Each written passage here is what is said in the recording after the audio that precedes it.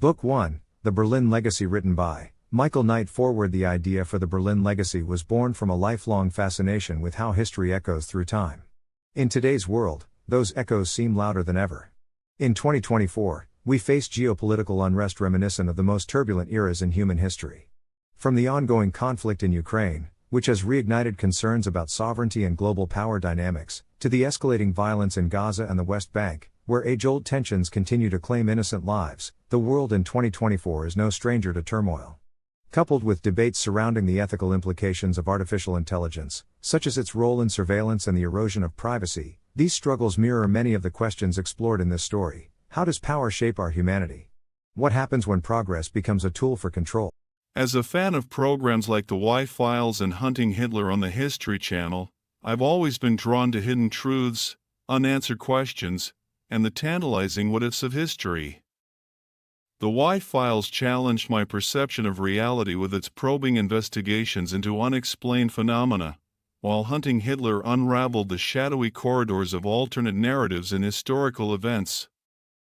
These programs inspired me to weave together elements of conspiracy, resilience, and the enduring impact of hidden truths into the narrative fabric of the Berlin Legacy. Each episode served as a reminder that history isn't just a static record, it's a living force that shapes and defines our present.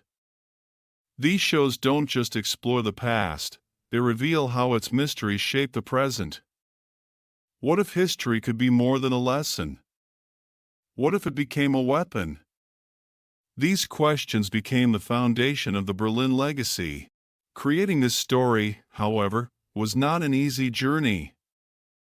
Writing a novel always demands effort, but working with artificial intelligence as a creative partner added an entirely new layer of complexity.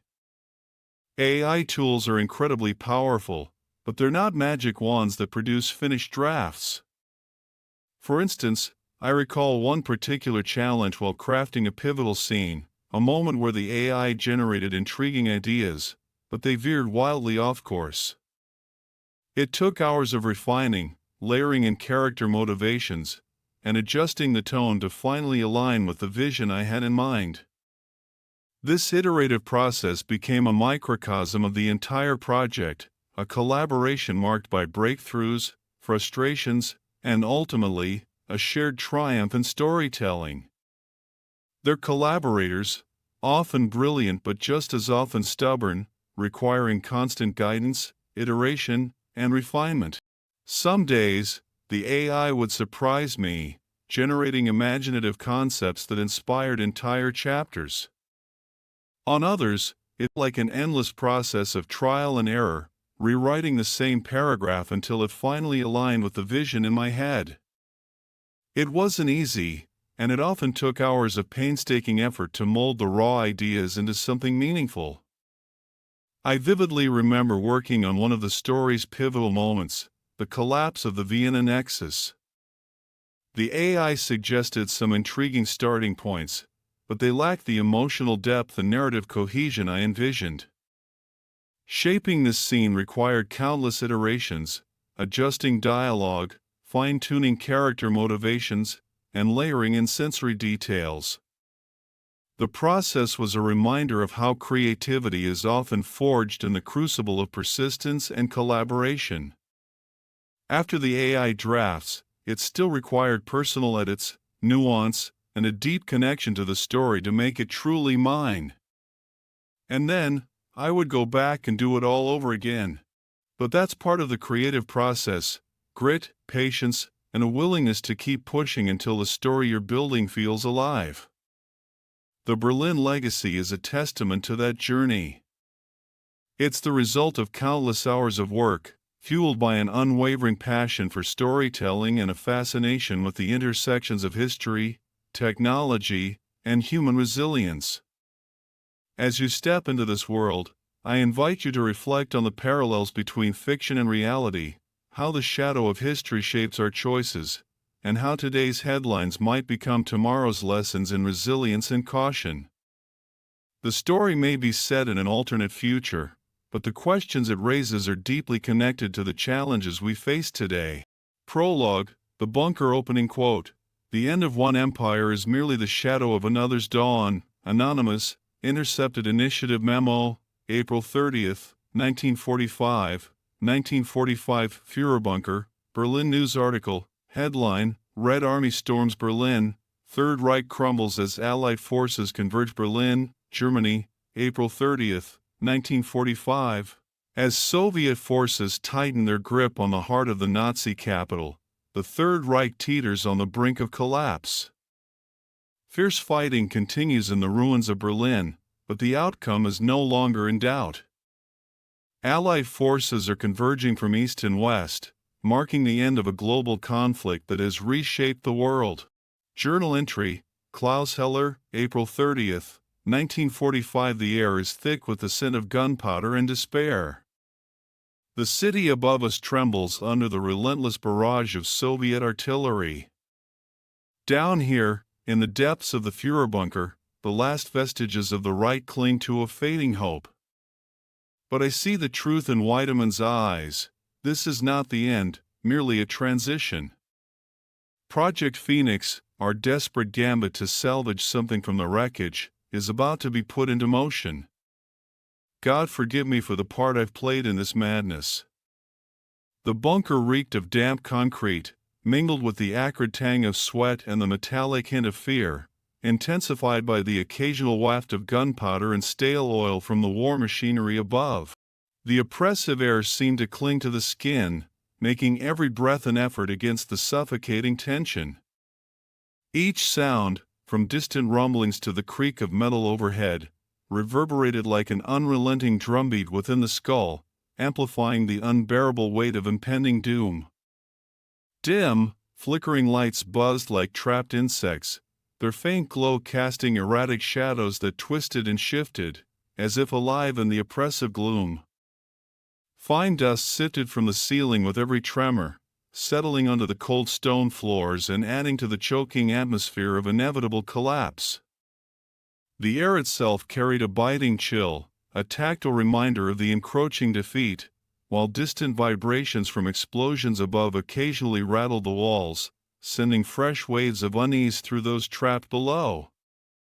In the farthest corner of the chamber, Klaus Heller stood motionless, his eyes fixed on the flickering blue sphere encased within a reinforced glass apparatus.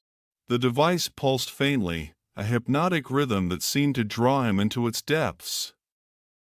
It was the culmination of years of work, Project Phoenix, his life's ambition and, perhaps, his greatest sin. Around him, the faint hum of machinery served as both a lullaby and a warning, a reminder of the power he had unlocked. "We can't let it fall into their hands," murmured Ernst Weidemann, his voice trembling as he shuffled through a stack of documents. The elderly scientist's hands shook, whether from age or fear, Klaus could not tell. Weidemann placed a trembling hand on Klaus's shoulder. "If the Allies get this, they'll destroy everything we've worked for." Klaus remained silent, his gaze never leaving the sphere. He knew Weidemann was right. Project Phoenix, his life's work, could not fall into Allied hands. But the thought of destroying it felt like erasing a piece of himself, a part of his soul that had been forged in the crucible of ambition and sacrifice. "We don't have time," Weidemann insisted, his voice rising. "They're closing in. You know what you have to do." Klaus finally turned to face his mentor. "Do you ever wonder," he said softly, "if we've gone too far? If the price of progress is too high?" Weidemann hesitated, his expression shifting from urgency to something deeper, almost sorrowful. "Every step forward demands a price, Klaus. The question is whether we're willing to pay it." The words hung in the air, heavy and unresolved. Klaus turned back to the sphere, his mind a storm of conflicting emotions. He thought of the lives already lost, the countless sacrifices made in the name of discovery. Was it worth it? Could the potential of Project Phoenix justify the devastation it had wrought? The distant rumble of explosions grew louder, a stark reminder that time was running out. Klaus reached for the control panel, his hand hovering over the button that would initiate the self-destruction sequence. His heart pounded as he hesitated, the weight of his decision pressing down on him like the walls of the bunker itself. Suddenly, the door burst open, and a young officer stumbled in, his face pale and slick with sweat. "Herr Heller," he gasped, "the enemy is almost here. We need to evacuate now." Klaus looked at the officer, then back at the sphere. In that moment, he made his decision. He pressed the button, and the sphere began to pulse faster, its glow intensifying. The hum of the machinery grew into a deafening roar as the fail-safe mechanisms activated. "Let's go," Klaus said, his voice steady despite the chaos erupting around him. He grabbed the stack of documents from the table and followed the officer out of the chamber, leaving Weidemann behind to ensure the destruction of the lab was complete. As they navigated the labyrinthine corridors of the bunker, Klaus couldn't shake the feeling that he was leaving a part of himself behind. The echoes of the explosions followed them, a haunting reminder of what had been lost, and what still remained to be fought for. Outro Extra, The Watchmaker's Shadow, fragmented occult document, discovered among the ruins of a Dresden manor linked to the Nazi occult division. This text details rituals allegedly used to harness the lifeblood of the earth, an ancient energy network now known as ley lines. The document's descriptions reveal a chilling blueprint for the Phoenix Initiative's ambitions, illustrating how their scientific goals were rooted in these arcane explorations. By fusing ancient principles with cutting-edge research, the initiative sought not only to transcend traditional scientific boundaries but to weaponize this synthesis for global dominance. This early work foreshadows specific moments in the narrative where ley line disruptions threaten global stability. For instance, a catastrophic node failure in Eastern Europe triggers seismic events that force the resistance and initiative into direct confrontation. These chain reactions escalate as both sides struggle to stabilize the volatile network, highlighting the stakes of their experiments and the unforeseen consequences of tampering with such primal forces. Closing quote, "The past is not a shadow to escape, but a weight we carry forward, shaping the choices we make and reminding us of the legacies we build, or destroy. Each decision I made in that bunker still reverberates, haunting me with the consequences I could not foresee." Klaus Heller, Resistance Memoirs, 2052. Chapter 1, The Spark of Rebellion. Opening quote, "Hope is a dangerous weapon. It can ignite the soul and shatter empires." Greta Heller, Resistance Dispatches, 2040 news article, headline, Buenos Aires blackout sparks unrest. Authorities blame terrorist sabotage as initiative denials ring hollow. Buenos Aires, Argentina, June 22, 2041. A massive blackout has plunged Buenos Aires into chaos, crippling critical infrastructure and sparking widespread unrest. The Phoenix Initiative, which maintains a significant presence in the region, has denied any involvement, attributing the outage to a coordinated act of sabotage by anti-progress elements. However, independent sources point to evidence of ley line energy fluctuations originating from a known initiative facility on the outskirts of the city. Journal entry, Klaus Heller, June 22, 2041. The jungle air is thick with the scent of smoke and despair. Word has just reached us of the Buenos Aires blackout, a catastrophic failure that has plunged millions into darkness and fear. The initiative's denials are hollow echoes, their propaganda machine already spinning a narrative of terrorist sabotage. But I know the truth. I see the cracks in their facade, the growing desperation masked by their pronouncements of order and progress. They are playing with forces they do not fully comprehend, and the consequences will be devastating. Narrative, the jungle stretched endlessly, its dense canopy absorbing even the faintest echoes of the compound's mechanical hum. In this remote region of Argentina, the Phoenix Initiative thrived in its obscurity. Klaus Heller sat at a battered wooden desk, poring over schematics illuminated by a dim kerosene lamp. His hands trembled as he adjusted his glasses, the glow highlighting the deep lines etched into his face. Years of relentless experimentation had taken their toll. In his hands was a blueprint for the next phase of the Lazarus Protocol, one that promised to push the boundaries of human biology. Yet, doubts gnawed at him. Each breakthrough came with its price, and Klaus carried the weight of those sacrifices like a shroud. He glanced up at the framed photograph on his desk, a faded image of a younger Greta, her eyes sparkling with mischief. The memory of her laughter, a distant echo from a life he could barely remember, brought a pang of guilt. He had promised her a better world, a world free from the shadows that had haunted their family for generations. Instead, he had helped build a new kind of darkness, one that threatened to consume everything he held dear. A soft knock at the door startled him. "Father?" Greta's voice, hesitant yet determined, cut through his thoughts. She stood in the doorway, her silhouette framed against the dim hallway light, her expression a mixture of defiance and apprehension. "We need to talk," she said, her tone leaving no room for argument. He gestured for her to enter, pushing aside the schematics and forcing a weary smile. "Of course, Greta. What is it?" She stepped into the room, her movements betraying a tension that belied her calm demeanor. Her gaze swept the cluttered laboratory, lingering for a moment on the energy containment unit humming softly in the corner. "I know what you're doing," she said, her voice low. Journal entry, Greta Heller, June 22, 2041. The weight of the secret is crushing. For months, I've been living a lie, playing the dutiful daughter while secretly working to dismantle the initiative from within.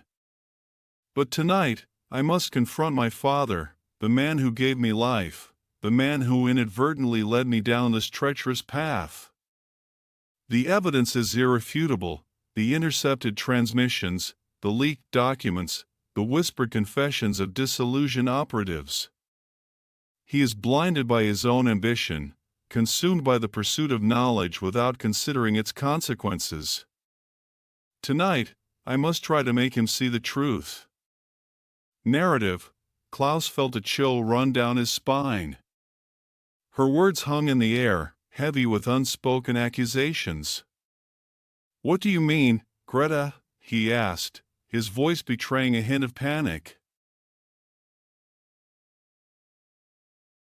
Wavering. The ley line experiments. The Buenos Aires blackout. You're playing with forces you don't understand. You're risking everything, not just our lives, but the future of humanity. He tried to laugh it off, to dismiss her concerns as youthful idealism. "Greta, you're exaggerating. The initiative is bringing order to a chaotic world. We're providing energy, stability, progress." Her eyes narrowed. "Order? Stability? At what cost, Father? You've seen the reports. The disappearances, the re-education camps, the forced neural synchronization. This isn't progress, it's tyranny." Klaus felt a wave of anger wash over him. "Don't be naive, Greta. The world is a dangerous place. Sometimes, sacrifices are necessary for the greater good." "Sacrifices?" Her voice dripped with sarcasm. "Is that what you call the people they're experimenting on? The ones they're silencing? The ones they're erasing from history?" He stood up, his voice rising. "Enough, Greta. You don't understand the complexities of this situation. You're letting your emotions cloud your judgment." She stood her ground, her eyes blazing with defiance. "No, Father, you are the one who's blind. Blind to the suffering you're causing, blind to the monster you've helped create. He stared at her, his heart pounding, a chasm of misunderstanding widening between them. In that moment, he saw not just his daughter, but a reflection of his own fractured soul, a soul torn between ambition and regret, between the pursuit of knowledge and the weight of its consequences. He wanted to reach out, to bridge the gap, to explain the years of rationalizations that had led him to this point. But the words caught in his throat, strangled by a truth he could no longer deny. Extra, Phoenix Initiative Internal Memo, Subject, Klaus Heller compiled by, Security Division, Buenos Aires Facility Date, June 23, 2041 Classification, Confidential Summary, Recent surveillance data indicates a potential security breach involving Dr. Klaus Heller, lead researcher on the Lazarus Protocol. Intercepted communications suggest that his daughter, Greta Heller, a known resistance sympathizer, has confronted him regarding the initiative's operations and the ethical implications of his work. Heller's emotional response suggests a heightened level of internal conflict and a potential vulnerability that could be exploited. Analysis: Heller's scientific brilliance is undeniable, but his emotional stability has been a concern since his daughter's defection to the resistance. The Buenos Aires blackout has further exacerbated his anxieties, as he appears to be wrestling with guilt over the potential consequences of his research. His personal connection to Greta poses a significant security risk. She is a known master of manipulation and psychological warfare, capable of exploiting her father's weaknesses to gain access to sensitive information or even turn him against the initiative. Recommended actions: increase surveillance of Klaus Heller's communications, amplify counterpropaganda targeting his ethical misgivings. Use Greta Heller as a key leverage point to destabilize his loyalty further. End of report. Extra, Resistance Intelligence Report, Subject, Project Lazarus compiled by, Resistance Command Date, November 8, 2040 Classification, High Priority Summary, Project Lazarus, spearheaded by Dr. Klaus Heller, represents the Phoenix Initiative's most ambitious and dangerous undertaking to date. Initial objectives focused on extending human lifespans, but recent intelligence suggests a shift towards weaponizing cellular regeneration technology. Reports from defectors and intercepted data transmissions point to the following developments. 1. Augmented operatives. The initiative is creating elite soldiers with enhanced physical capabilities and accelerated healing abilities. These operatives, known as Reavers, are ruthlessly efficient and pose a significant threat to resistance forces. 2. Lazarus Serum, a refined version of the Lazarus Protocol, designed for rapid deployment in combat scenarios. This serum can instantly heal wounds and even revive recently deceased individuals, turning the tide of battle in the initiative's favor. 3. Extended lifespans for key leaders. Intelligence suggests that the initiative's leadership, including Elias Richter, has undergone Lazarus treatments, extending their lifespans and solidifying their control. 4. Potential for mind control. Disturbing reports from former initiative scientists indicate that Project Lazarus is being integrated with neural synchronization technology. The goal: to create soldiers who are not only physically enhanced but also mentally controlled, eliminating free will and ensuring absolute obedience. Analysis: Project Lazarus represents a paradigm shift in the global power balance.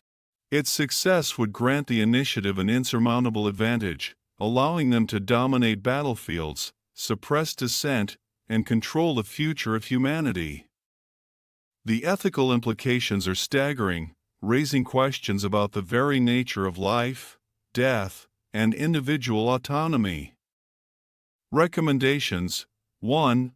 prioritize infiltration of Project Lazarus research facilities to gather intelligence, disrupt operations, and potentially sabotage the program. 2. Develop countermeasures against augmented operatives. Focus on exploiting their potential weaknesses, such as vulnerability to specific frequencies or EMP disruptions. 3. Expose the true nature of Project Lazarus to the world, highlighting its ethical implications and the initiative's disregard for human life. 4. Recruit scientists and medical personnel with expertise in cellular regeneration and neural technology to counter the initiative's advancements. Closing quote. That night, in the heart of the initiative's fortress, I saw the spark of rebellion ignite. It wasn't a grand explosion, but a quiet, resolute flame that refused to be extinguished. It was the moment my father, the architect of their ambitions, began to question the foundation upon which he had built his life's work. It was the moment I knew that hope, however fragile, still had a fighting chance. Greta Heller, Resistance Memoirs, 2050. Chapter 2, Rising Shadows opening quote. Fear is a virus, more contagious than any plague. Control the fear, and you control the masses. Elias Richter, Phoenix Initiative Directives, 2039 news article, headline, Global Unrest Escalates, Initiative blames anti-progress elements as critics decry crackdown on dissent. Geneva, Switzerland, June 20, 2041. A wave of anti-initiative protests has swept across major cities worldwide, fueled by growing public anxieties about the organization's expanding influence and increasingly authoritarian tactics. The initiative, in a carefully orchestrated global PR campaign, has dismissed these demonstrations as orchestrated chaos by anti-progress elements seeking to undermine global stability. However, leaked internal documents reveal the initiative's plans to intensify propaganda efforts, framing resistance operatives as dangerous anarchists responsible for societal unrest. Greta Heller's journal entry, June 20, 2041. The world is waking up. From the bustling streets of London to the crowded plazas of Rio de Janeiro, people are finally seeing the initiative for what it truly is, a wolf in sheep's clothing, promising progress while delivering tyranny. The protests are a spark of defiance, a refusal to surrender to their carefully crafted illusions. Our network is expanding. Disillusioned initiative operatives, scientists burdened by guilt, everyday citizens yearning for freedom, they are all finding their way to us. The tide is turning. Narrative, the resistance encampment nestled deep within the Carpathian Mountains buzzed with a nervous energy. Sofia Alvarez, her face illuminated by the flickering screen of a salvaged laptop, briefed Greta Heller on the latest intelligence reports. The initiative's propaganda is working, Sofia said, her voice grim. Public opinion is shifting. People are buying their narrative of stability and order, even as their freedoms are eroded. Greta, her brow furrowed in concentration, studied the holographic map projected above the table. Red markers, representing initiative strongholds, glowed ominously across the globe. Blue markers, representing nascent resistance cells, flickered like fireflies in the encroaching darkness. They're playing on people's fears, Greta said, her voice low.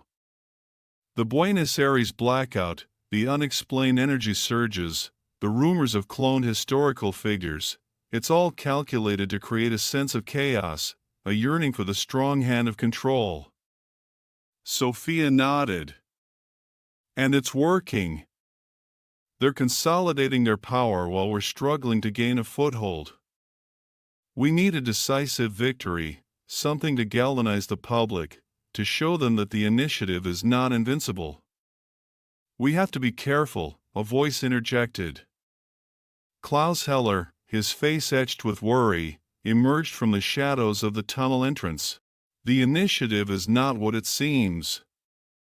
They are experimenting with forces they do not fully comprehend.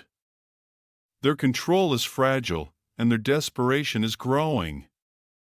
Greta met her father's gaze, her expression a mix of concern and resolve.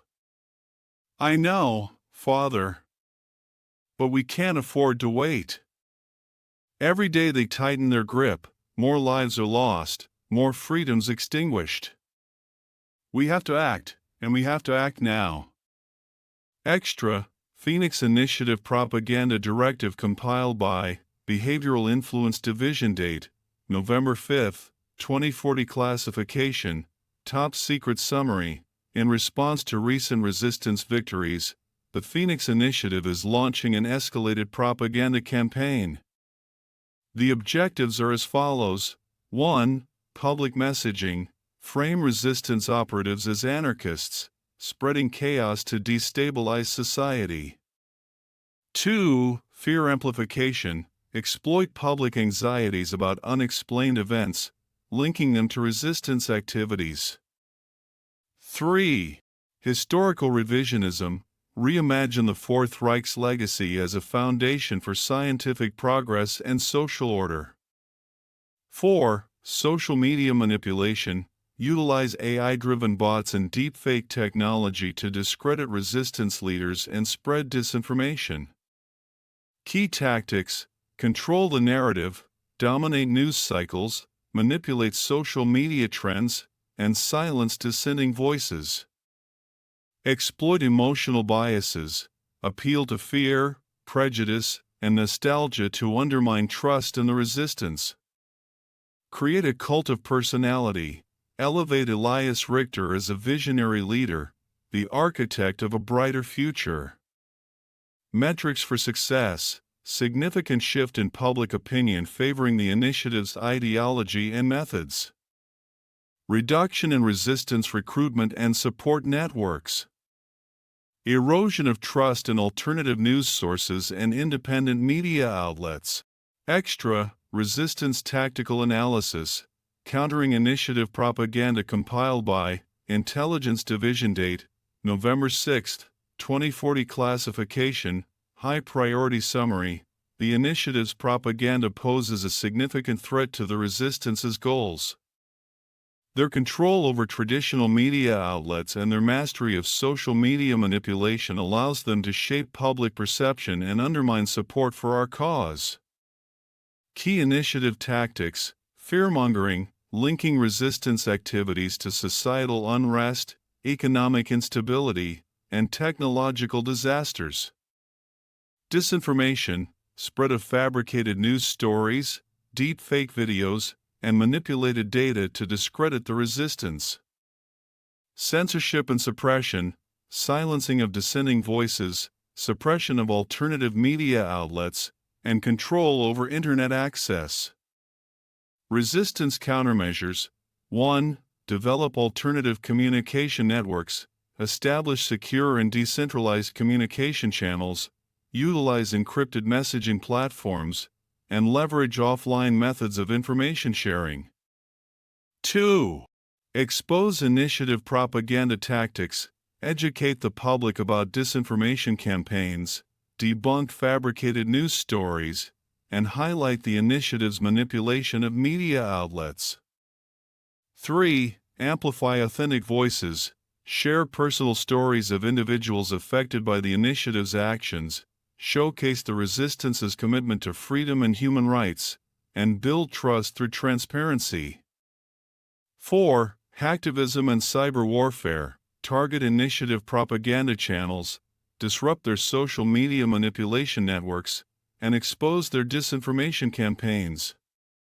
Recommendations: establish a dedicated resistance media unit to counter initiative propaganda. Train resistance operatives in information warfare tactics.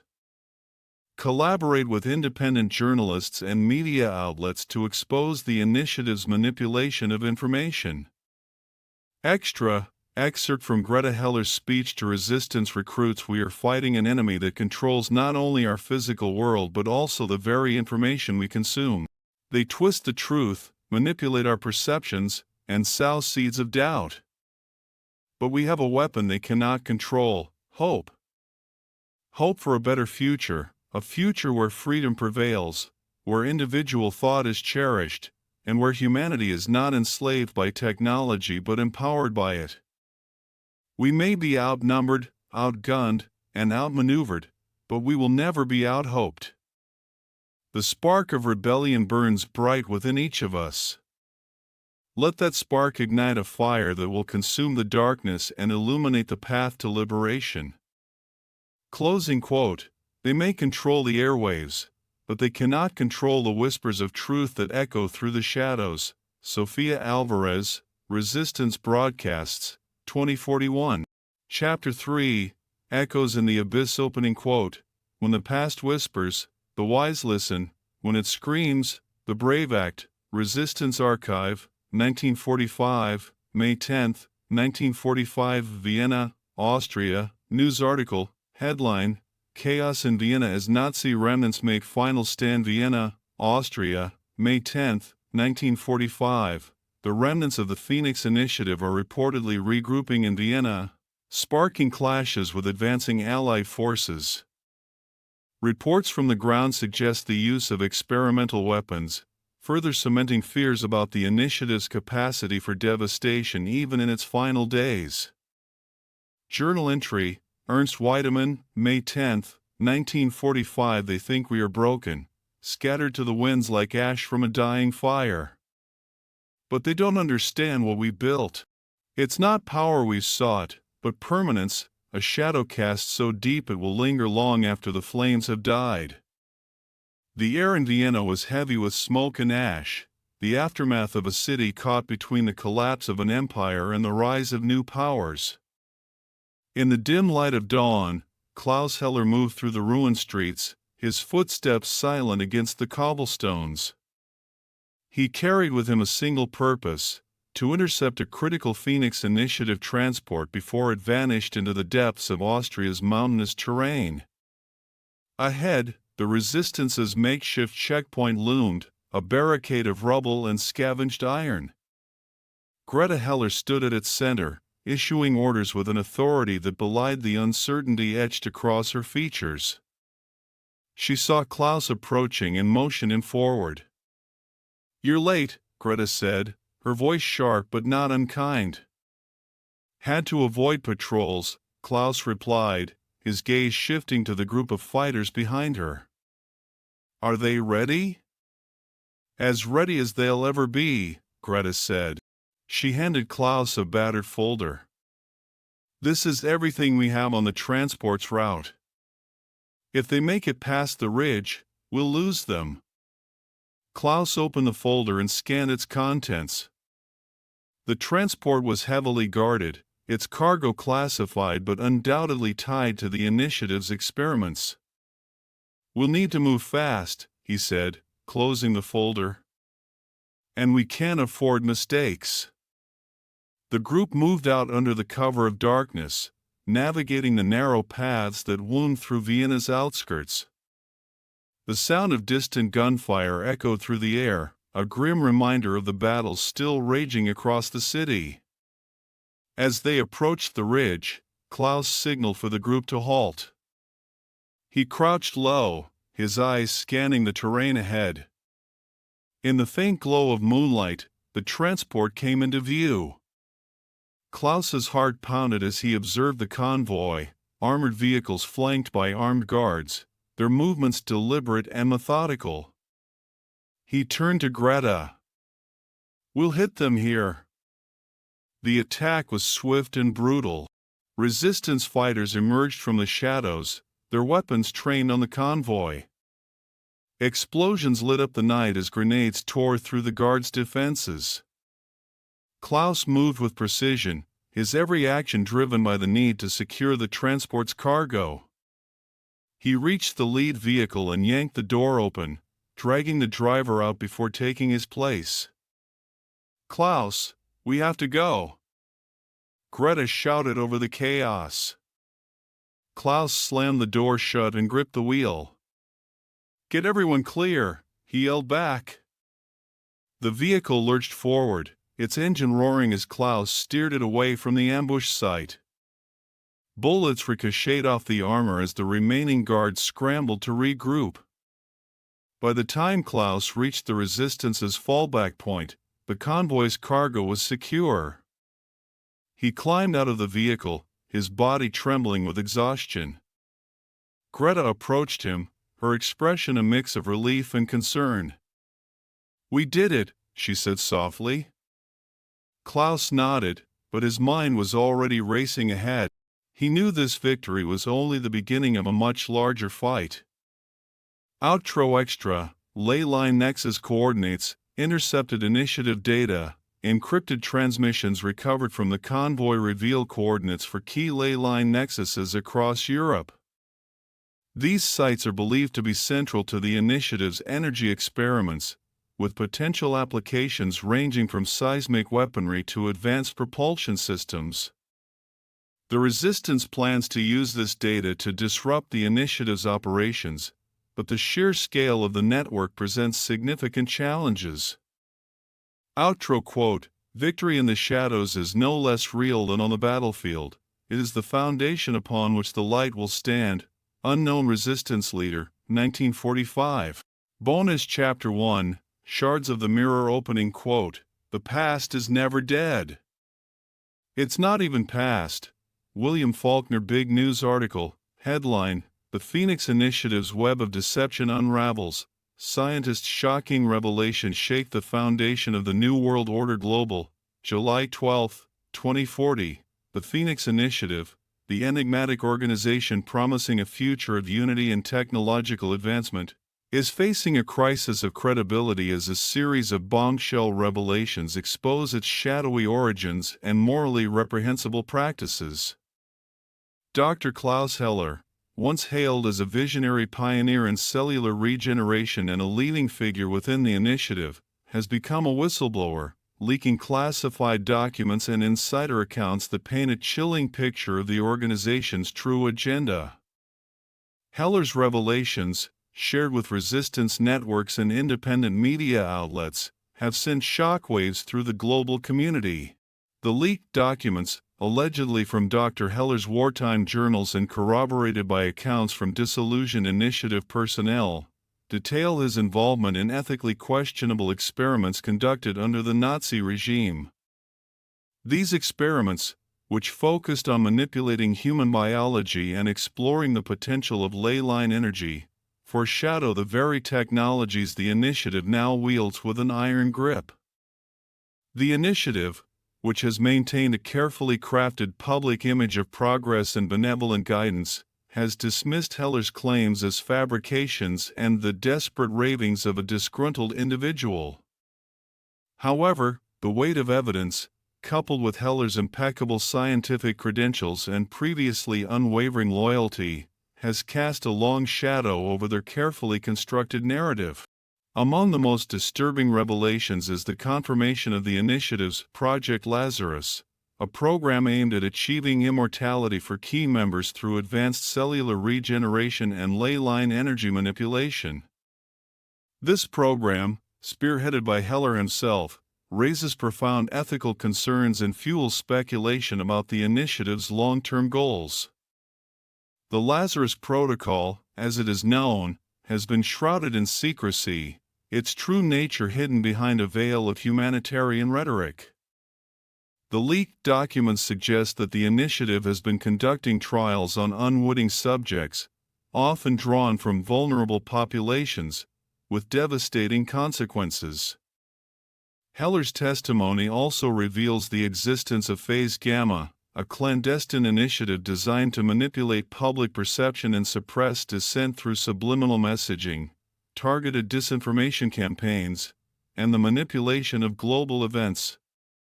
This revelation has sparked outrage among human rights groups and ignited protests across the globe, as citizens realize the extent of the initiative's insidious control. The emergence of historical clones, figures like Ramses II and Napoleon Bonaparte resurrected with their memories and personalities intact, has further destabilized the initiative's carefully constructed image. These clones, initially intended as strategic assets, are exhibiting increasing autonomy and ambition, creating a volatile power dynamic within the organization. As the initiative's grip on power weakens, the resistance, a network of freedom fighters dedicated to exposing the initiative's lies and reclaiming human autonomy, has gained momentum. Heller's revelations have provided them with invaluable intelligence, galvanizing their efforts and inspiring new recruits to join their cause. The world watches with bated breath as the Phoenix Initiative's facade crumbles, revealing the darkness beneath its promises of progress. The battle lines are drawn, the stakes higher than ever before, as humanity struggles to reclaim its future from the clutches of those who would control its very essence. Extra, excerpt from OSS report, The Shadow of Operation Paperclip, compiled by Office of Strategic Services, OSS, date, December 1947. Classification, Top Secret Summary, Operation Paperclip, the covert program to extract Nazi scientists and integrate them into Allied research efforts, may have inadvertently sown the seeds for a future threat. While the program yielded valuable technological advancements, it also allowed former Nazi ideologues to continue their work under new banners, potentially embedding their twisted vision into the fabric of the post-war world. Dr. Klaus Heller, a brilliant biochemist with expertise in cellular regeneration, was among those recruited. While his initial contributions were deemed valuable, recent intelligence suggests that Dr. Heller may have maintained contact with former Nazi colleagues, raising concerns about the potential resurgence of their dangerous ideology. Analysis: the recruitment of Nazi scientists under Operation Paperclip, while strategically advantageous in the short term, presented a significant long-term risk.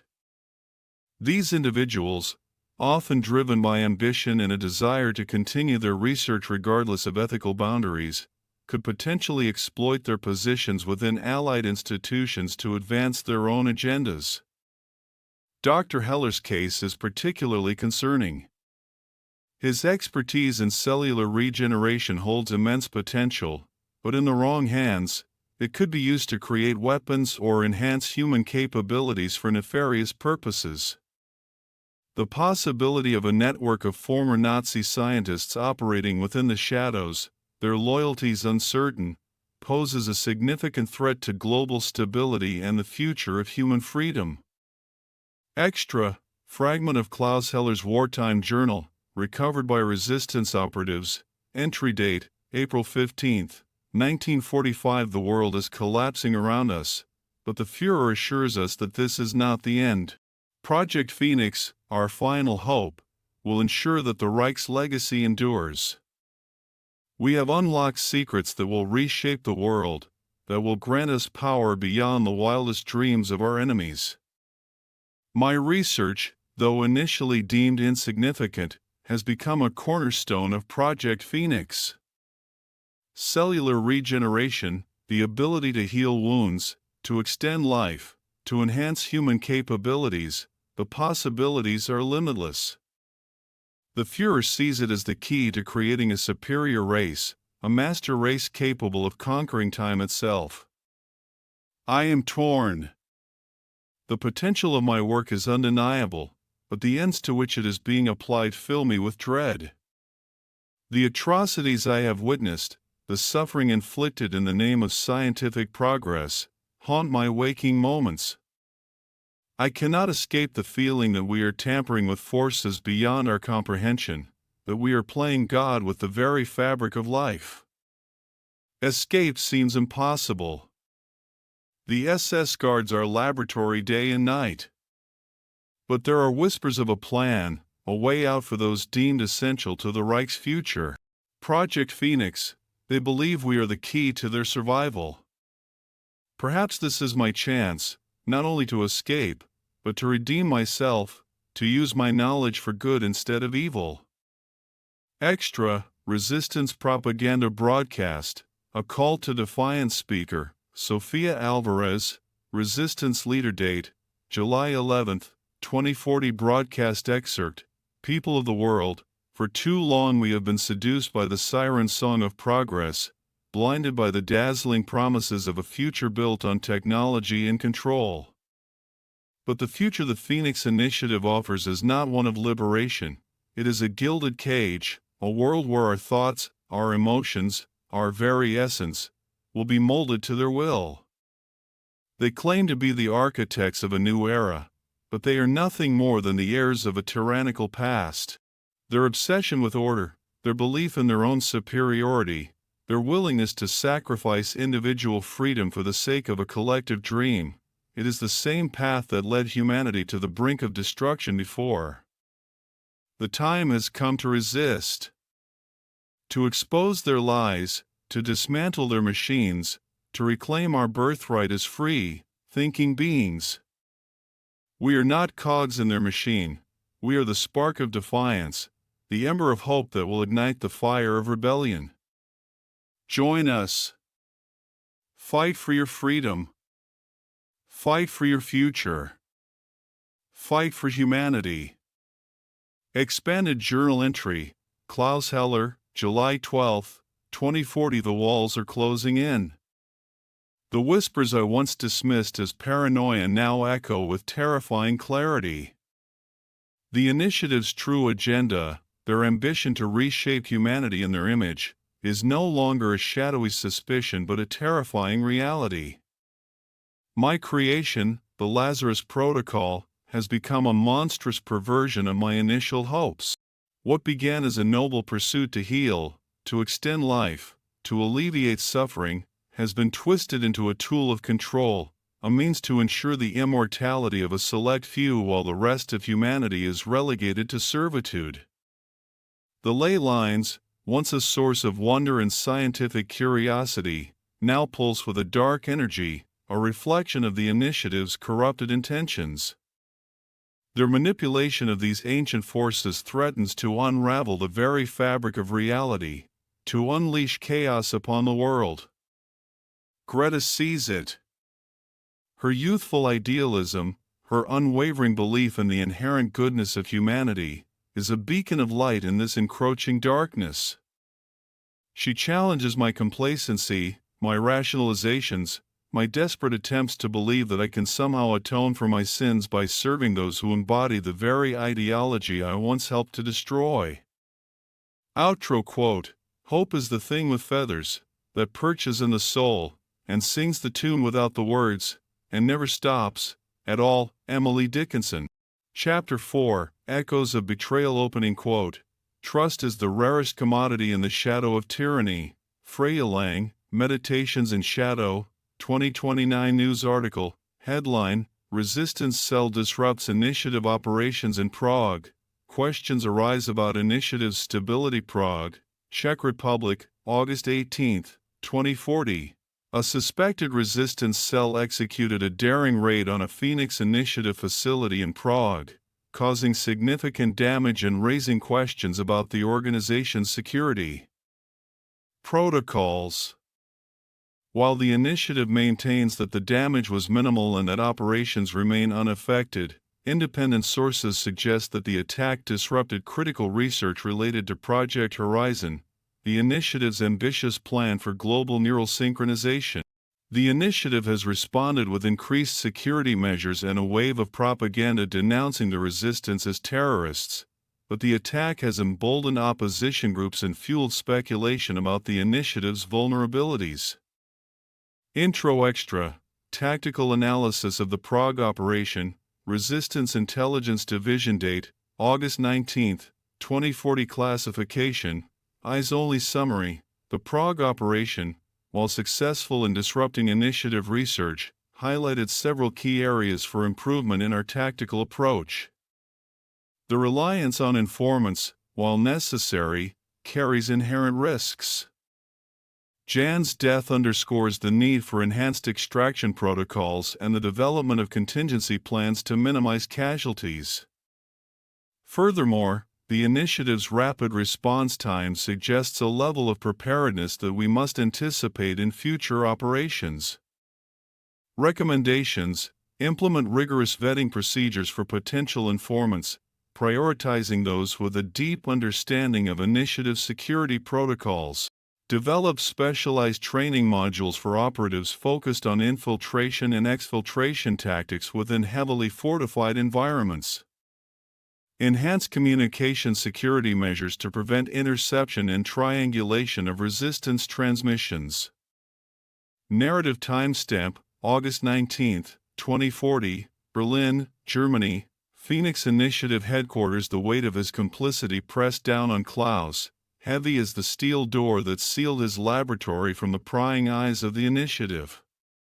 He stared at the intricate diagrams of the Lazarus Protocol, a testament to his brilliance and a symbol of his shame. Each genetic sequence, each meticulously crafted equation, represented a step further down the path of moral compromise. He had joined the initiative with the naive belief that he could harness its power for good, that his research could heal the wounds of a fractured world. But the reality was far more sinister. The Lazarus Protocol, intended to extend human life and alleviate suffering, had become a tool of control, a means of ensuring the longevity of the initiative's elite while the rest of humanity withered under their oppressive rule. The news of the Prague attack, though a setback for the initiative, had kindled a spark of hope within him. The resistance, once a disorganized band of dissidents, was evolving, becoming a force to be reckoned with. Their daring raid, their willingness to sacrifice everything for their cause, mirrored Greta's own defiant spirit. Klaus knew he couldn't remain a passive observer any longer.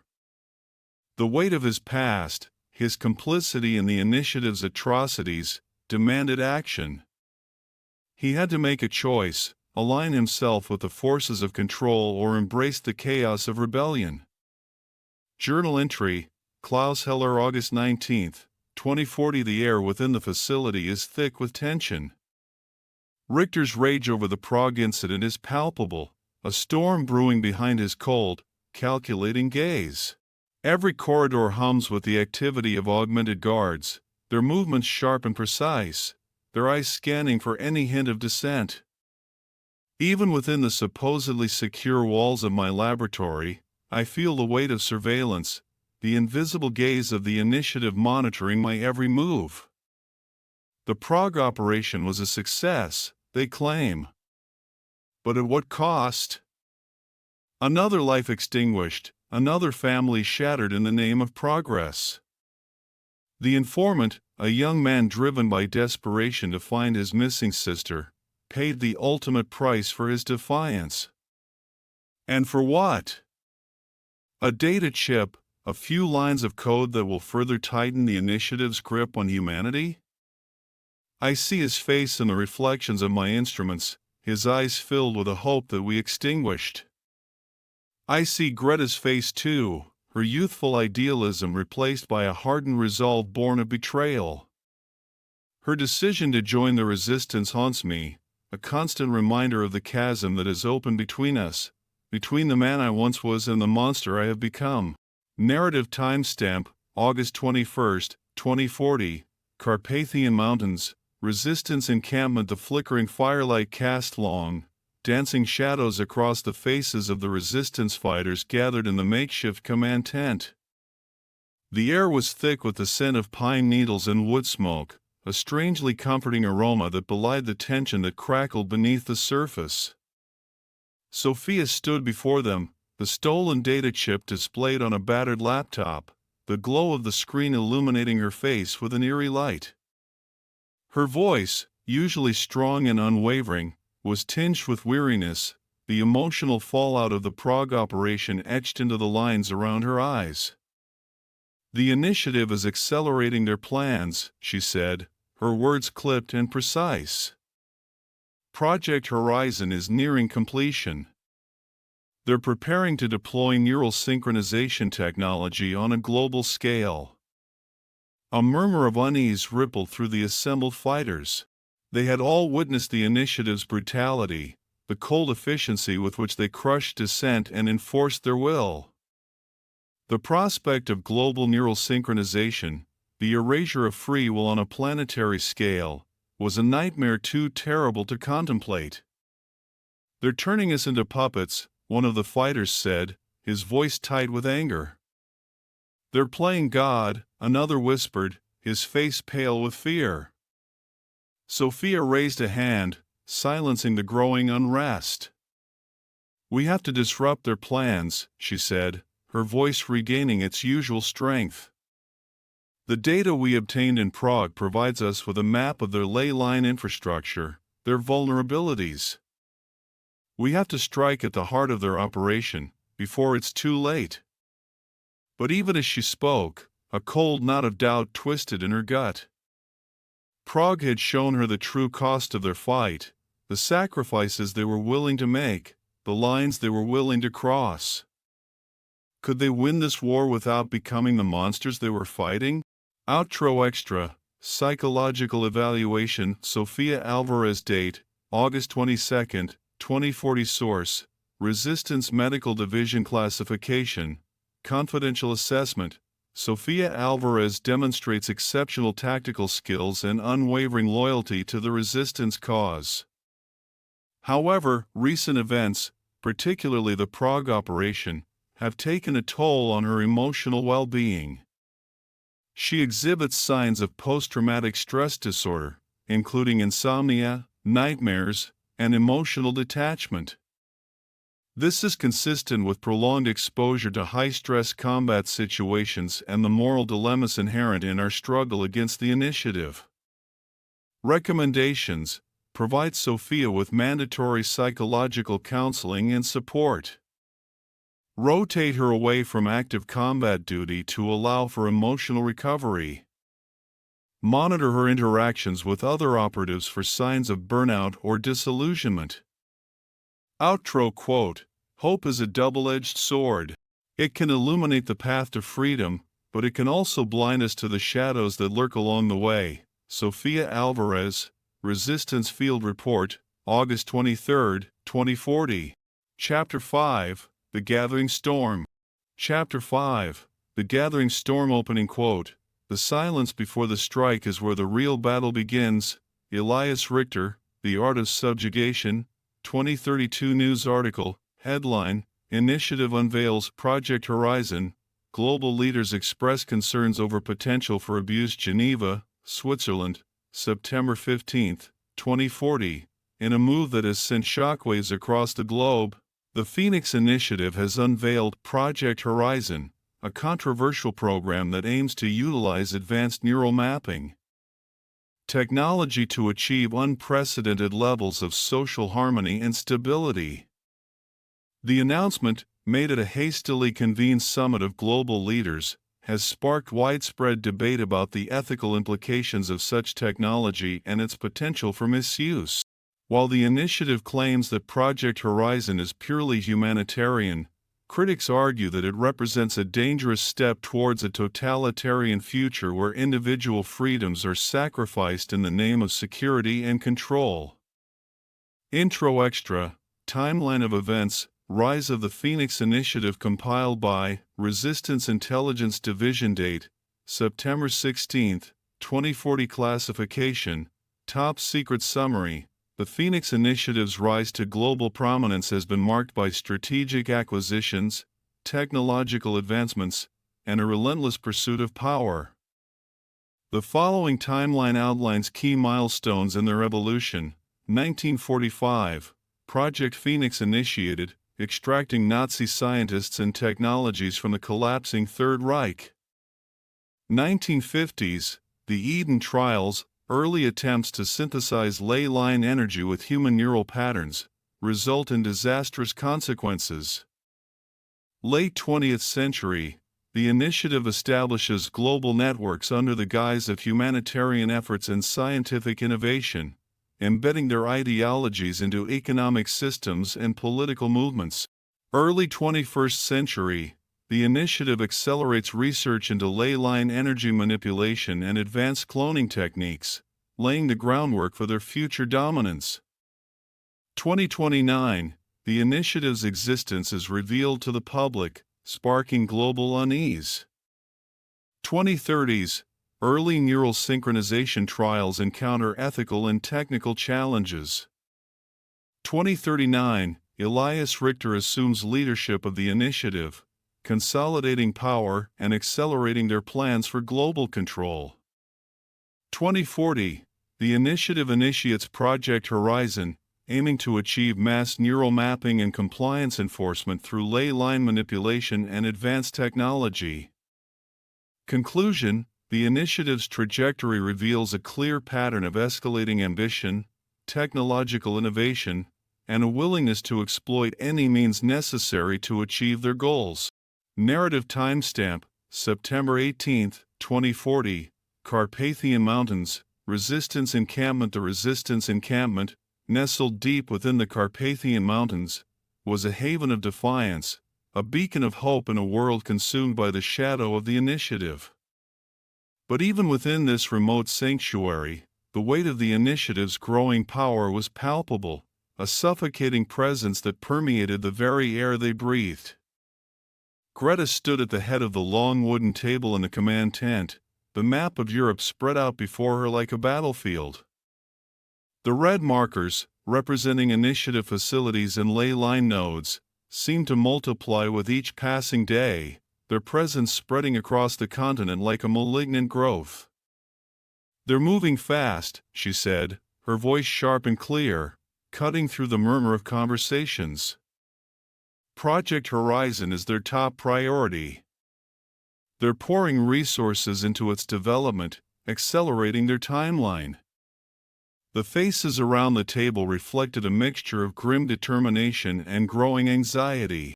They had all witnessed the initiative's ruthlessness, their willingness to sacrifice anything, ethics, morality, human lives, in their pursuit of absolute control. "They're targeting population centers," Sofia Alvarez said, her voice low and urgent.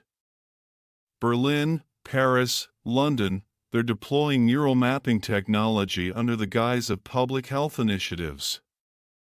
They're using fear of disease, fear of instability, to manipulate the masses into accepting their control."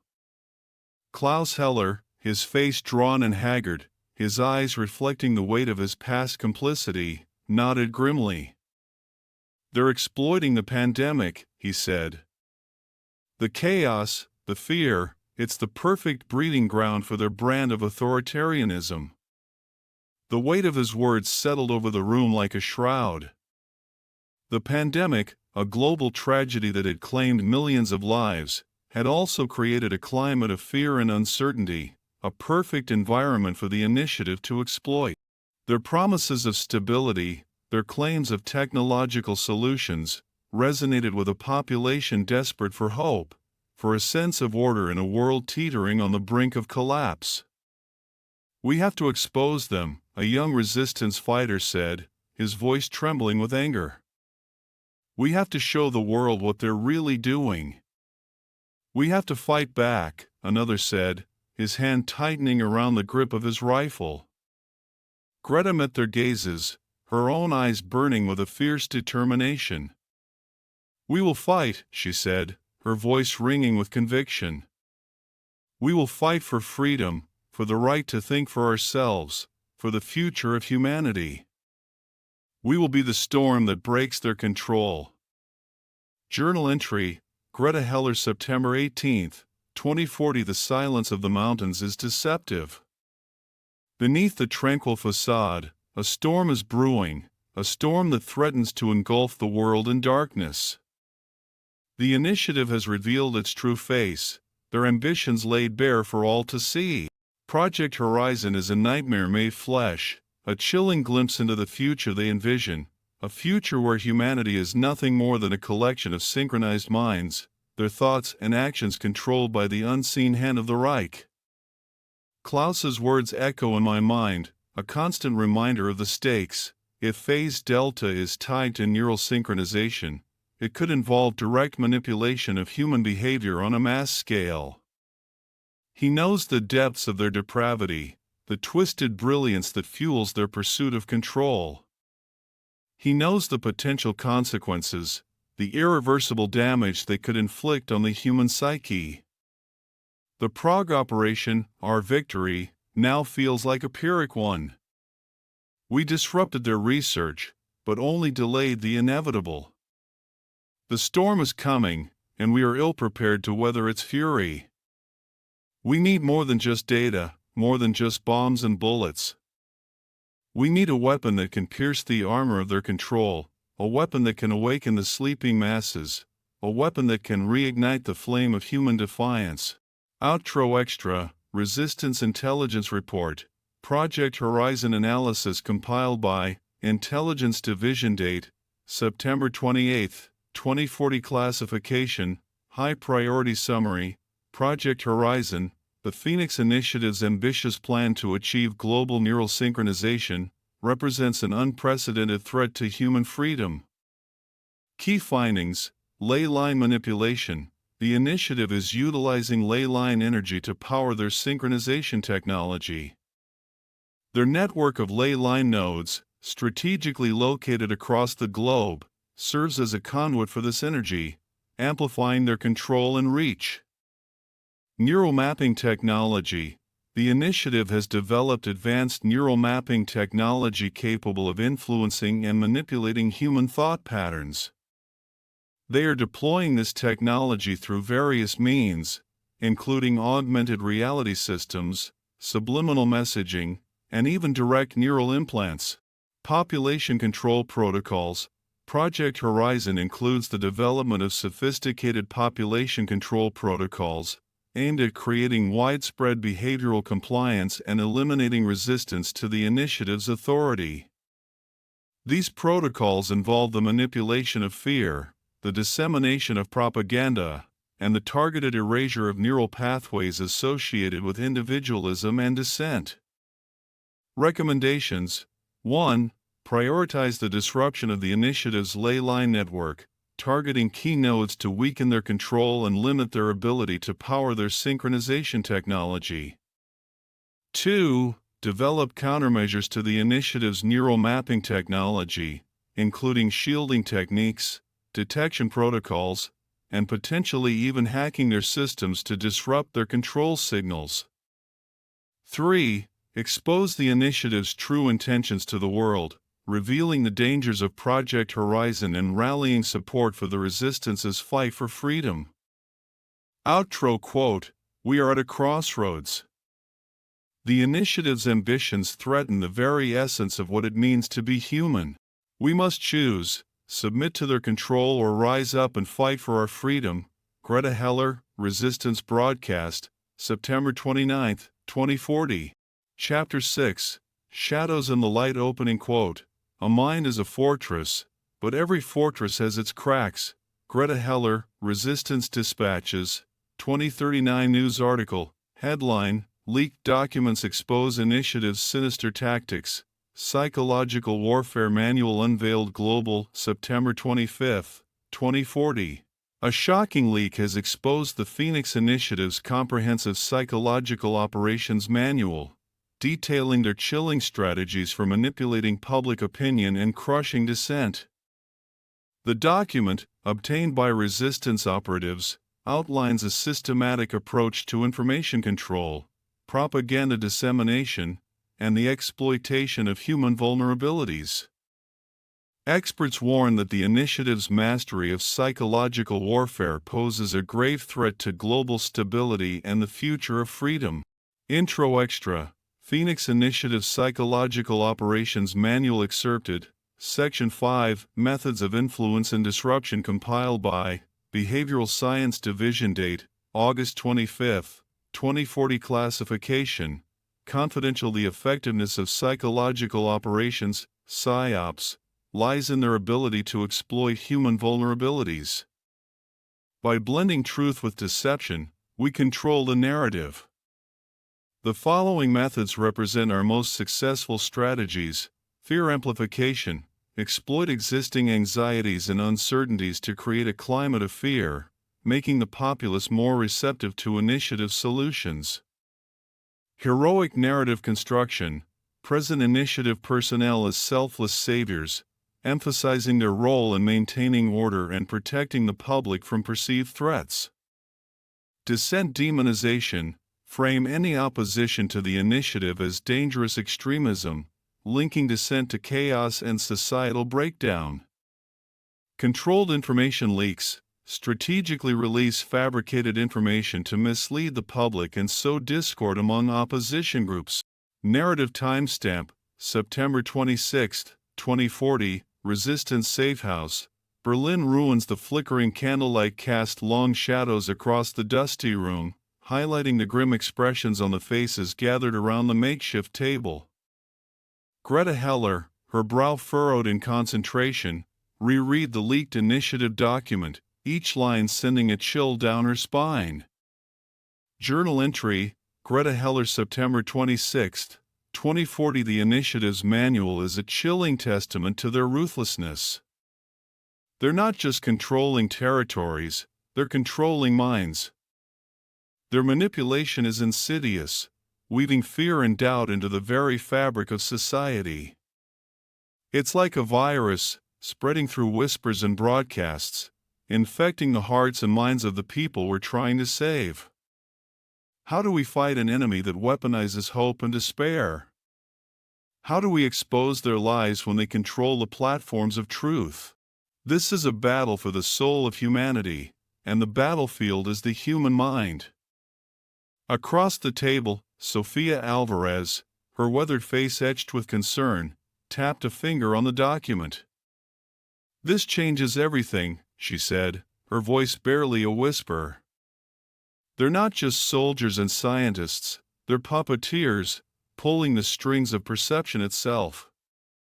Klaus Heller, his gaze distant, rubbed his temples as if trying to erase a persistent headache. "It's a tactic as old as time itself," he murmured. "Control the narrative, control the people." He closed his eyes, a shadow of guilt flickering across his face. He knew, perhaps better than anyone, the seductive power of a well-crafted lie. "But this isn't just propaganda," Greta interjected, her voice sharp with urgency. "This is psychological warfare, a calculated assault on the human psyche. Which is why we need to fight back with truth," Sofia declared, her voice regaining its usual strength. "We need to expose their lies, amplify the voices of dissent, and remind people that hope is not a weapon to be wielded by tyrants." The weight of their task settled over the room, a palpable tension in the air. They knew that countering the initiative's narrative control would require more than just courage. It would demand strategic cunning, a deep understanding of human psychology, and an unwavering belief in the power of truth to prevail. Later that night, Greta found herself alone in a corner of the dilapidated safe house, poring over the initiative's manual, searching for weaknesses, for cracks in their carefully constructed facade. Her eyes fell on a section detailing a program called Phase Delta, its objectives shrouded in chilling ambiguity. Phase Delta, to achieve global synchronization of human neural patterns, ensuring societal harmony through advanced neural mapping and ley line energy modulation. The words sent a shiver down her spine. Global synchronization? Neural map? It sounded like a dystopian nightmare, a world where free will was eradicated, and individuality subsumed into a collective hive mind. This wasn't just about controlling information. This was about controlling the very essence of what it meant to be human. Outro Extra, Resistance Intelligence Report, Phase Delta Summary compiled by Intelligence Division. Date, September 27, 2040. Classification, High Priority Analysis of Intercepted Initiative Communications reveals the alarming scope of Phase Delta. Key findings include, Ley line nexus. The initiative is constructing massive ley line hubs, designed to amplify and direct energy flows for neural synchronization experiments. Neural implants. Development of advanced neural implants, capable of interfacing with ley line energy to influence cognitive processes and behavior. Pilot programs. Evidence of Phase Delta pilot programs in isolated populations, indicating the initiative is already testing their technology on unsuspecting civilians. Outro quote, "They may control the shadows, but we will fight in the light, for the heart of humanity beats strongest where truth prevails." Greta Heller, Resistance Broadcast, 2040. Bonus Chapter 2, The Architect's Gamble. Opening quote, "To control the future, one must first master the echoes of the past." Elias Richter, Phoenix Initiative Internal Directives, 2035. Big News article headline, Shadowy Initiative Unveils Project Horizon. Global leaders express concern as speculation mounts about mass surveillance and control. Geneva, Switzerland, September 16, 2040. A chilling announcement from the enigmatic Phoenix Initiative has sent shockwaves through the global community. In a carefully orchestrated address broadcast worldwide, Commandant Elias Richter unveiled Project Horizon, a technological initiative touted as a leap forward in human progress. However, the project's true objectives, shrouded in ambiguous language and veiled threats, have sparked alarm among world leaders and human rights organizations. Richter, speaking from the initiative's heavily fortified headquarters in Berlin, described Project Horizon as a harmonizing force, claiming it would usher in an era of unparalleled stability and prosperity. He alluded to the initiative's mastery of ancient energies and advanced cognitive mapping, technologies widely believed to involve manipulation of ley lines, a network of powerful energy currents coursing through the Earth, and the potential for mass neural monitoring. Despite the initiative's assurances of benevolent intentions, critics have voiced deep concerns about the project's implications. Amnesty International condemned Project Horizon as a potential tool for totalitarian control, warning of a future where individual freedoms are sacrificed in the name of enforced order. Leaked documents, allegedly obtained from within the initiative, corroborate these fears, detailing plans for mass surveillance, behavioral modification, and the suppression of dissent. The United Nations Security Council has convened an emergency session to address the initiative's announcement. However, with the initiative's influence extending across multiple nations and their technological superiority unmatched, the international community faces a daunting challenge in containing their ambitions. As Project Horizon takes shape, the world watches with a mixture of hope and dread. The question remains, will this initiative truly usher in a golden age of progress, or will it mark the descent into a dystopian future where humanity is enslaved by its own creations? Extra 1, Phoenix Initiative Internal Directive, Project Horizon, Phase 1 Deployment compiled by Commandant Elias Richter. Date, September 18, 2040. Classification, Ultra Top Secret. Objective, initiate Phase 1 of Project Horizon, establishing the foundational infrastructure for global synchronization and population control. Key components, ley line network expansion, expand ley line energy extraction and distribution networks to encompass key strategic locations worldwide. This will ensure sufficient power for Project Horizon's operational requirements and facilitate the establishment of regional synchronization hubs. Neural mapping deployment. Commence covert deployment of augmented reality systems integrated with neural implants in select urban populations. These systems will gather data on civilian thought patterns, emotional responses, and social interactions, providing valuable insights for behavioral modification protocols. Synchronization node activation. Activate synchronization nodes in designated urban centers.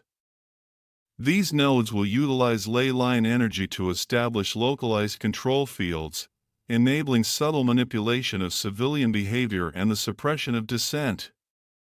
Propaganda campaign intensification. Escalate public relations efforts to portray Project Horizon as a benevolent initiative aimed at improving human lives. Utilize mass media, educational institutions, and social networks to disseminate positive messaging and counter any negative narratives disseminated by the resistance. Implementation timeline: immediate, secure ley line nodes identified in strategic locations, including major urban centers, resource-rich regions, and historical sites of significance. Within 30 days, commence deployment of neural mapping systems in target populations, prioritizing those exhibiting high levels of social influence and susceptibility to behavioral modification. Within 60 days, activate initial synchronization nodes in selected cities, focusing on areas with high population density and a history of dissent. Ongoing, continuously monitor and adapt propaganda campaigns to maintain public support and counter resistance narratives. Contingency protocols: resistance interference. In the event of resistance interference with ley line network expansion or node activation, deploy augmented enforcer units and utilize preemptive neural disruption techniques to neutralize threats. Public backlash: should unforeseen public backlash arise due to the deployment of neural mapping systems or the activation of synchronization nodes, initiate disinformation campaigns and utilize scapegoat tactics to deflect blame and maintain public trust. Addendum: Project Horizon represents the culmination of years of meticulous planning and scientific innovation. Its success is paramount to the initiative's vision of a unified and harmonious world. All personnel involved must exhibit unwavering loyalty and dedication to the cause. Failure is not an option. Extra 2, Resistance Intelligence Report, Project Horizon Decrypted, compiled by Intelligence Division, Resistance Command Node. Alpha date, September 20, 2040. Classification: High Priority Summary. The Resistance has successfully intercepted and decrypted a highly classified Phoenix Initiative directive outlining the initial deployment phase of their ambitious Project Horizon. Analysis reveals a chilling agenda aimed at achieving global population control through the manipulation of ley lines and advanced neural mapping technologies. Key findings: ley line weaponization. The initiative has developed sophisticated technologies to harness ley line energy, utilizing it to power not only their advanced weaponry and surveillance systems but also devices capable of manipulating human neural pathways. Mass neural mapping. Project Horizon incorporates the covert deployment of neural implants within target populations, enabling the initiative to monitor and influence civilian thought patterns on an unprecedented scale. Synchronization nodes. Strategic deployment of synchronization nodes, powered by ley line energy, will create localized control fields capable of subtly manipulating civilian behavior, suppressing dissent, and enforcing compliance with the initiative's directives. Potential threats: erosion of free will. The initiative's neural mapping and synchronization technologies pose a grave threat to individual autonomy and freedom of thought. Unchecked, these technologies could lead to the eradication of free will and the creation of a society ruled by enforced compliance. Unforeseen consequences. The manipulation of ley lines, a powerful and poorly understood energy network, carries inherent risks. Unforeseen consequences, such as energy surges, environmental disruptions, or even psychological anomalies, could have catastrophic implications for human civilization and the planet itself. Recommended actions: disrupt ley line network, prioritize operations aimed at disrupting the initiative's ley line energy extraction and distribution networks. Sabotaging key nodes and infrastructure will hinder their ability to power Project Horizon's infrastructure. Expose neural mapping program. Gather evidence of the initiative's covert neural implant program and expose it to the global community. Public awareness and outrage could create pressure on governments and international organizations to condemn the initiative's actions. Develop counter-synchronization technologies. Invest in research and development of technologies capable of counteracting or disrupting the initiative's synchronization nodes. This will provide a crucial defense against their attempts to manipulate civilian behavior. Conclusion: Project Horizon represents a clear and present danger to the future of humanity. The resistance must act decisively and strategically to counter the initiative's ambitions and preserve individual freedom. Time is of the essence. Extra 3. Klaus Heller's research notes, The Moral Calculus. Date, September 21, 2040. The ley lines hum with a power both alluring and terrifying. We have unlocked secrets that could reshape the world, but at what cost? Project Horizon. A masterpiece of engineering and a monument to hubris. Richter believes we are architects of a new order, but I fear we are building a prison for the human soul. The Lazarus Protocol, my creation, was meant to heal, to extend life, to offer hope. Now it is twisted, used to perpetuate the initiative's control. I see the fear in the eyes of the subjects, the hollow obedience instilled by neural synchronization. Their bodies may be whole, but their spirits are fractured. Greta, my daughter. She sees the truth. Her defiance is a beacon in the encroaching darkness. I must find a way to help her, to redeem myself, to break free from this web of deceit. The equations haunt me. Each variable represents a life, a choice, a consequence. The moral calculus is complex, the path forward uncertain. But inaction is no longer an option.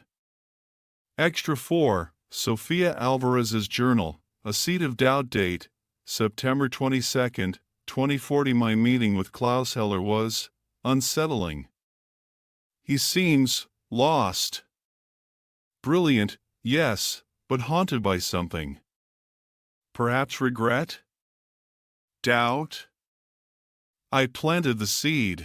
The information about Greta's escape, the growing resistance movement. I saw a flicker in his eyes, a recognition of the truth he's been trying to ignore. He's a key piece in this game.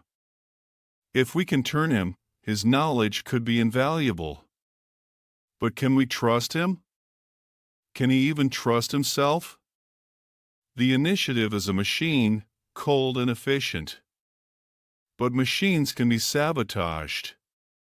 It starts with a single malfunction, a tiny seed of doubt. And sometimes, the most powerful weapons are the ones you turn against their creators. Extra 5. Resistance Broadcast, A Call to Action. Speaker, Sofia Alvarez. Date, September 23, 2040. People of the world, the Phoenix Initiative has unveiled its true intentions. Project Horizon is not a path to progress, it is a blueprint for enslavement. They seek to control our minds, our bodies, our very souls. But we will not surrender. The resistance is growing, fueled by the courage of those who refuse to kneel. We are scientists, soldiers, artists, everyday citizens united by a common purpose, to protect humanity from those who would enslave it. The initiative believes they are architects of a new world. But we are the builders of our own destiny. We will not be pawns in their game. We will fight for freedom, for choice, for the right to think for ourselves. Join us. Stand with us. Resist. Our future depends on it. Extra 6. Phoenix Initiative Propaganda Broadcast, A Vision of Harmony. Speaker, Commandant Elias Richter. Date, September 24, 2040. Citizens of the world, we stand at the threshold of a new era. Project Horizon is a beacon of hope, a testament to human ingenuity and our potential for greatness. For too long, we have been plagued by conflict, division, and chaos. Our own flaws have held us back from achieving our true potential. But now, we have the tools to transcend these limitations, to create a world where peace, order, and prosperity reign supreme. Project Horizon will harness the power of ancient energies to harmonize our world, to synchronize our efforts, to guide us toward a brighter future. It will eliminate the sources of conflict, the seeds of discord, the very notion of dissent. Embrace this opportunity. Embrace the future. Embrace the Phoenix Initiative. Together, we will build a world worthy of our dreams. Expanded Journal Entry, Journal of Dr. Klaus Heller. Entry date, September 25, 2040. The weight of my choices presses down on me, a burden heavier than any scientific theory or technological breakthrough. The echoes of the past mingle with the anxieties of the present, creating a cacophony of doubt and regret within my mind. Project Horizon is a symphony of deception, its harmonious facade concealing a sinister intent to control the very essence of human thought. I see the blueprints, the intricate diagrams detailing neural pathways and energy manipulation techniques. I hear the whispers in the corridors, the hushed conversations about behavioral modification protocols and synchronization node deployments. My creation, the Lazarus Protocol, was intended to extend life, to offer hope in the face of mortality. Now, it is a tool for the perpetuation of power, a means to ensure the initiative's control extends beyond the limitations of a single lifespan. I see the faces of those granted this gift, their eyes gleam with ambition, their movements carry a newfound vitality, yet a shadow of unease lingers beneath their smiles. I am haunted by the knowledge that I helped build this machine, that my brilliance fueled the initiative's rise. I see the fear in the eyes of the subjects, the vacant stares of those subjected to neural synchronization. Their bodies may be healed, their minds enhanced, but their spirits are broken, their individuality erased. Sofia Alvarez. A name that whispers of dissent, of rebellion. She planted the seed of doubt, reminding me of my daughter Greta's defiance, of the resistance movement fighting for the very freedoms the initiative seeks to eradicate. Her words echo in my mind, a call to action, a challenge to redeem myself from the consequences of my actions. I cannot remain silent. I cannot be complicit in this tyranny. I must find a way to disrupt the initiative's plans, to expose their true intentions to the world. The equations are complex, the risks immeasurable, but the cost of inaction is far greater. I must find a way to use my knowledge, my skills, to turn the initiative's creations against them. The ley lines hum with a power that can both create and destroy. I have harnessed this power for the initiative's ambitions. Now, I must find a way to wield it for humanity's salvation. Outro quote: The architect of a prison is often its first prisoner. Greta Heller, Resistance Broadcast, 2040. Chapter 8, Echoes in the Abyss. Opening quote: Every war is fought twice, once on the battlefield and again in the stories we tell. Sofia Alvarez, Resistance Chronicles, 2041. News article headline: Initiative suffers major setback. Resistance strikes deep. Crippling key synchronization hub in Munich. Global, October 18, 2040. In a stunning turn of events, the Resistance has dealt a significant blow to the Phoenix Initiative, successfully infiltrating and sabotaging a critical synchronization hub in Munich. The attack, executed with precision and daring, has disrupted the initiative's global network, causing widespread chaos and undermining their control over key territories.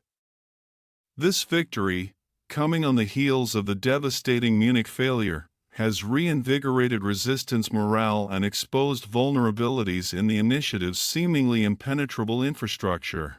While the initiative scrambles to contain the damage and reassert its authority, questions arise about their ability to maintain control in the face of a resurgent and emboldened resistance. Intro Extra, Phoenix Initiative Incident Report, Sublevel Breach compiled by Security Division, Munich Facility Date, October 16, 2040. Classification, Eyes Only Summary, the breach of Sublevel 3 has exposed significant security vulnerabilities within the Munich synchronization hub. Initial analysis reveals coordinated resistance activity targeting the core synchronization apparatus. Although the intruders were repelled, the operation resulted in extensive damage to critical systems. The incident has raised serious concerns about the security protocols of other initiative facilities and the potential for further breaches. Key findings: point of entry, resistance operatives utilize forged access codes to bypass primary checkpoints, suggesting a compromise within the initiative's security systems or potential insider assistance. Damage assessment: synchronization core irreparably damaged, resulting in a 40% reduction in global synchronization capacity. This disruption has significantly hampered the initiative's control over ley line energy flow, impacting their advanced weaponry, surveillance systems, and neural mapping operations.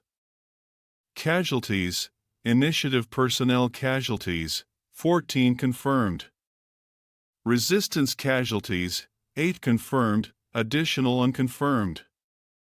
The relatively low number of resistance casualties suggests a highly coordinated and efficient operation. Response effectiveness: initial response delays attributed to communication disruptions in Sector 7.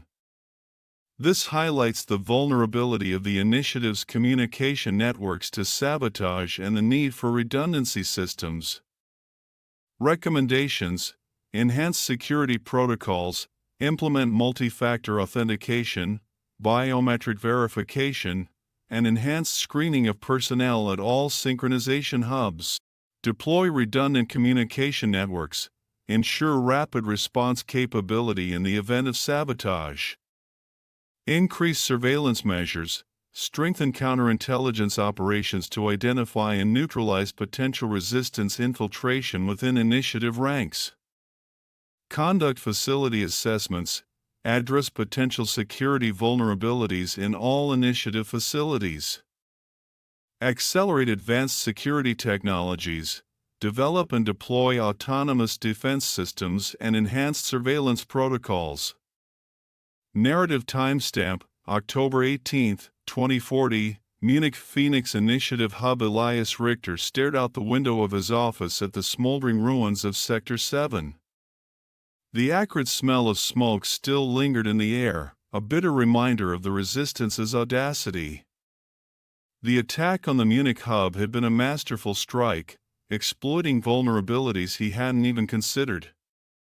They had bypassed his security protocols, infiltrated his inner sanctum, and crippled a vital component of Project Horizon. Journal entry: Elias Richter, October 18, 2040. The Munich breach is a stain on the initiative's record, a testament to the cunning and ruthlessness of our enemies. They struck at the very heart of our operations, exploiting a momentary lapse in vigilance to inflict a blow that has reverberated throughout our network. The synchronization disruptions, the casualties, the propaganda damage, it is a setback of unprecedented scale. I feel a burning rage at this humiliation, a fury that fuels my resolve. The resistance will pay for their insolence. We will hunt them down, dismantle their networks, and crush their hopes of freedom. They will learn that defiance against the Phoenix Initiative is a path to oblivion.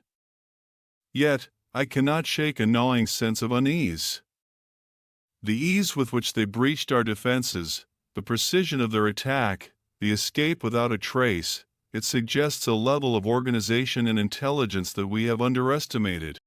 There is a shadow at play here, a hidden hand guiding their moves. I must uncover its identity, its motives, its weaknesses. Only then can we truly secure our victory. Narrative: a technician hurried into his office, her face pale. Commandant Richter, we've analyzed the access codes used by the resistance. They were generated internally. Richter's blood ran cold. Internal? Are you suggesting a security breach within our ranks? It's the only explanation, sir. The codes were authorized at the highest level. Richter clenched his fists. Betrayal. It cut deeper than any external attack, eroding the very foundation of the initiative. He had built this organization on loyalty, on shared ambition, and now it seemed that trust, like the Munich hub, lay in ruins. He turned to the technician, his voice as cold as steel. Find them. I want the names of everyone who had access to those codes. No exceptions. The initiative will not tolerate treachery. Later that day, Richter convened an emergency meeting of the High Command. Tension crackled in the air as the assembled leaders, both human and cloned, grappled with the implications of the Munich breach and the specter of betrayal. The resistance grows bolder, Hitler, clone, declared, his voice laced with a chilling echo of his predecessor. They strike at our strongholds, sow discord among our ranks. We must crush them before they gain further momentum. Brutal force alone will not suffice, Napoleon, clone, interjected, his strategic mind already calculating countermeasures. We must be cunning, decisive. We must strike at their heart, dismantle their leadership, and break their spirit. Ramses II, his eyes glowing with an almost supernatural intensity, remained silent throughout the debate, his expression unreadable. He seemed to exist on a different plane, aloof from the concerns of mere mortals. Richter listened to the arguments, his mind racing. He knew that this attack was not merely a tactical setback, it was a challenge to his authority, a test of his leadership. He would not allow doubt to fester, weakness to spread. He would respond with strength, with ruthlessness, with a demonstration of power that would leave no room for question. We will rebuild, Richter declared, his voice echoing with unwavering resolve. The Munich hub will be restored, stronger than before. We will tighten our security protocols, purge any trace of treachery, and accelerate the deployment of Project Horizon. The resistance has awakened a sleeping giant. They will soon learn the true meaning of fear. Outro Extra, Resistance Intelligence Report Richter's Network compiled by Intelligence Division. Date, October 10, 2040. Classification, High Priority Summary. Elias Richter's network spans multiple continents, utilizing advanced neural mapping and ley line energy manipulation to consolidate power. The following points outline key aspects.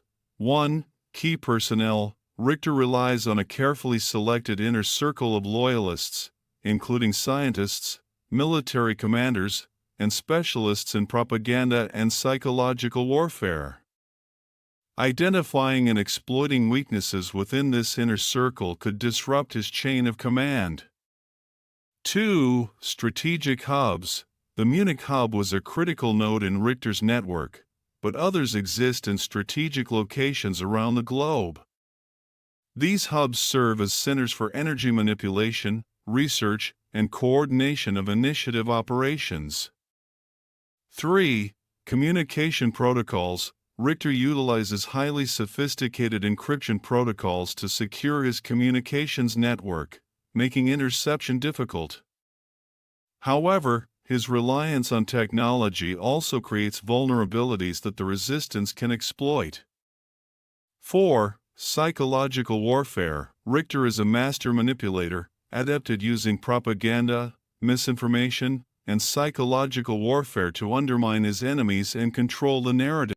Recommendations: prioritize intelligence efforts, identify key personnel within Richter's network and exploit their vulnerabilities.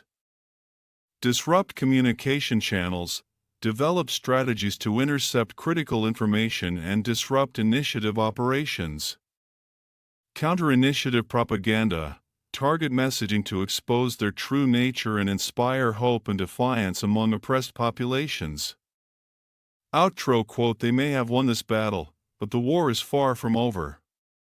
We have struck a blow at the heart of the initiative, and their response will be swift and brutal. But we will not be cowed. We will adapt, we will evolve, and we will fight on, for the future of humanity hangs in the balance. Greta Heller, Resistance Broadcast, October 19, 2040. Chapter 9, The Threshold of Dominion. Opening quote, When the world is shrouded in shadow, only those who dare to wield the light can forge a path forward. Greta Heller, Resistance Broadcast, November 2040. News article headline, Berlin experiences unprecedented energy surge. Initiative claims controlled experiment as critics raise concerns. Berlin, Germany, October 21, 2040. A massive energy surge, visible as a pulsating aurora borealis-like phenomenon, emanated from the heart of Berlin last night. While the Phoenix Initiative attributed the event to a controlled experiment related to their ongoing ley line research, independent observers have expressed deep concern about the scale and potential impact of such energy manipulation. Intro Extra, Phoenix Initiative Security Log. Berlin Synchronization Hub compiled by Automated Surveillance Systems. Date, October 21, 2040. Classification, Top Secret Log Entry, 22 hours. Ley line energy fluctuations detected within synchronization chamber. Amplitude exceeding projected thresholds. 22 hours and 5 minutes. Emergency containment protocols initiated. Synchronization matrix stabilizing. 22 hours and 10 minutes. Energy surge reaching critical levels. Visual manifestation confirmed in external atmosphere. 22 hours and 15 minutes. Commandant Richter overriding safety protocols. Manual synchronization override initiated. 22 hours and 20 minutes. Energy surge stabilized. Synchronization matrix locked at 98% efficiency. 22 hours and 25 minutes. Commandant Richter issuing commendation to technical staff. Project Horizon timeline accelerated. End log entry narrative timestamp, October 22, 2040, Berlin, Germany. Phoenix Initiative headquarters deep beneath the bustling streets of Berlin, in a subterranean complex that hummed with the power of harnessed ley lines. Elias Richter surveyed the aftermath of the night's events. The synchronization chamber, a cathedral of gleaming metal and pulsing energy, bore the scars of the surge, scorch marks etched into the floor, consoles flickering erratically, the air still thick with the scent of ozone. Richter, however, felt no remorse. The risks had been calculated, the outcome a necessary step toward achieving the initiative's ultimate goal, Project Horizon. The surge, a controlled demonstration of their mastery over ley line energy, had sent a clear message to the world: the Phoenix Initiative was ascendant. He turned to the technician monitoring the synchronization matrix, her face pale with lingering anxiety. Report. Synchronization level stable, Commandant, she replied, her voice tight. Minor structural damage sustained, but repairs are underway. Project Horizon remains on schedule. Richter nodded, his expression unreadable. He knew the risks were great, but the potential rewards were even greater. Project Horizon, the culmination of decades of research, promised to usher in a new era of order, a world where chaos and dissent were eradicated, replaced by the unwavering harmony of a synchronized humanity. Excellent, Richter said, his voice laced with steel. Inform the scientific teams to accelerate their efforts. Time is a luxury we can no longer afford. Journal entry, Klaus Heller, October 22, 2040. The air in Berlin is heavy tonight, charged with an unnatural energy that prickles the skin and sets my teeth on edge. The surge last night, a spectacle witnessed by half the city, was a terrifying display of the initiative's power. They call it progress, but it feels more like a threat, a warning to anyone who dares to question their authority. They've pushed too far. The ley lines are not meant to be manipulated in this way. There's a fragility to their power, a delicate balance that we're disrupting. The tremors, the energy fluctuations, the whispers I hear in the dead of night, they're warning signs, echoes of an ancient power we barely understand. I fear we've unleashed something we cannot control. The reports from the Munich breach, the whispers of strange occurrences near active nodes, they suggest that the ley lines are more than just a source of energy.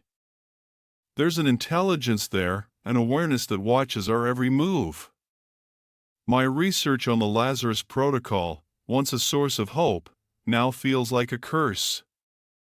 We've tampered with the very fabric of life, extending our lifespans, enhancing our abilities, but at what cost? The augmented operatives, the clones, they're not human, not entirely. There's a void in their eyes, a hollowness that chills me to the bone. We're playing God, and I fear we're not qualified. End entry narrative. The Carpathian Mountains, shrouded in mist and cloaked in the shadows of ancient forests, provided a stark contrast to the cold, sterile efficiency of the Berlin headquarters. Here, nestled within a network of caves and hidden bunkers, the resistance struggled to survive, their resources stretched thin, their morale tested with each passing day. Greta Heller, her face etched with fatigue but her resolve unwavering, stood before a map of Europe, her finger tracing the glowing red dots that represented initiative strongholds. The surge in Berlin, a demonstration of raw power that had shaken even their most hardened operatives, hung heavy in the air, a constant reminder of the enemy's growing strength. "They're escalating," she said, her voice firm despite the tremor of unease that ran through her. The Munich breach, the surge in Berlin, they're pushing their limits, testing the boundaries of what they can control. Sofia Alvarez, her gaze fixed on the map, nodded grimly. They're desperate. The resistance is gaining ground, their propaganda is faltering, and the clones are becoming increasingly unpredictable. They need a win, a decisive victory to regain control. Klaus Heller, his brow furrowed in thought, paced the room restlessly. "The ley lines are the key," he muttered. "They're the source of their power, their control over energy, their ability to manipulate everything. But they're also their weakness," Greta added, her eyes gleaming with a flicker of hope. "If we can disrupt their control over the ley lines, we can cripple their operations, buy ourselves time, maybe even turn the tide." The plan, audacious and fraught with risk, began to take shape. They would target the Buenos Aires hub, a critical nexus point for the initiative's South American operations. Its location, remote and heavily fortified, made it a daunting challenge, but the potential rewards were too great to ignore. "We'll need to be swift, precise," Sophia said, her voice low and urgent. "And we'll need to be prepared for anything." Klaus, his gaze hardening with resolve, nodded. "I've been studying the Buenos Aires blueprints, the energy flow patterns, the security protocols. There's a vulnerability, a blind spot in their defenses. If we exploit it correctly, we can overload the node, trigger a cascading energy surge that will cripple their operations for months." The risks were enormous, the potential consequences devastating. Failure meant not only their own deaths but the potential collapse of the resistance, the crushing weight of the initiative's dominion extending across the globe. But the alternative, surrender, submission to a world where freedom was a forgotten dream, was unthinkable. Outro Extra, Resistance Field Report Operation, Sunstorm compiled by Sofia Alvarez, Resistance Command Date, October 26, 2040 Classification, Ultra Top Secret Mission Objective, Infiltrate and Sabotage the Buenos Aires Synchronization Hub, disrupting the initiative's South American ley line network. Exploit identified vulnerability in node defenses to trigger a controlled energy overload. Minimize civilian casualties while maximizing damage to initiative infrastructure. Team composition: Greta Heller, Team Leader, Tactical Command, Infiltration Specialist. Klaus Heller, Technical Expert, Ley Line Manipulation, Sabotage Specialist. Sofia Alvarez, Field Commander, Communications, Extraction Specialist. Resistance Operatives, specialized skills in infiltration, demolition, and combat. Operational risks: high security perimeter at the Buenos Aires hub. Augmented operatives and advanced surveillance systems present significant threats. Unpredictable nature of ley line energy manipulation. Overload could trigger unforeseen consequences, including localized seismic events or energy surges beyond projected radius.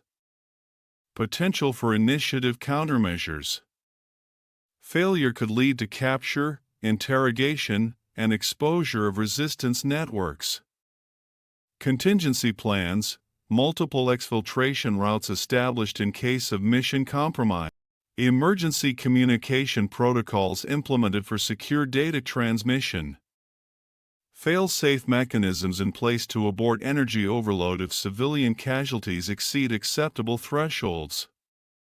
Mission authorization: Operation Sunstorm approved by Resistance High Command. All personnel understand the risks and potential consequences. Sofia Alvarez, Resistance Command Outro quote: "We stand at the threshold of a new era, a crossroads where the shadows of the past converge with the uncertainties of the future. Our choices now will determine whether humanity succumbs to the darkness or rises to meet the dawn." Klaus Heller, Personal Journal, October 2040. Bonus Chapter 3, The Phoenix Manifesto opening quote: "When the world is burning, some see only ashes, while others see the phoenix rising from the flames." Krauss, The Phoenix Manifesto, 2040. Big News article headline: Leaked Manifesto exposes Phoenix Initiative's chilling ideology. World leaders condemn dangerous and delusional vision. Global, November 10, 2040. A leaked document, purported to be the ideological foundation of the Phoenix Initiative, has sent shockwaves across the globe. The document, titled The Phoenix Manifesto, outlines a chilling vision of a world reshaped by technological control, social engineering, and the eradication of individual freedoms.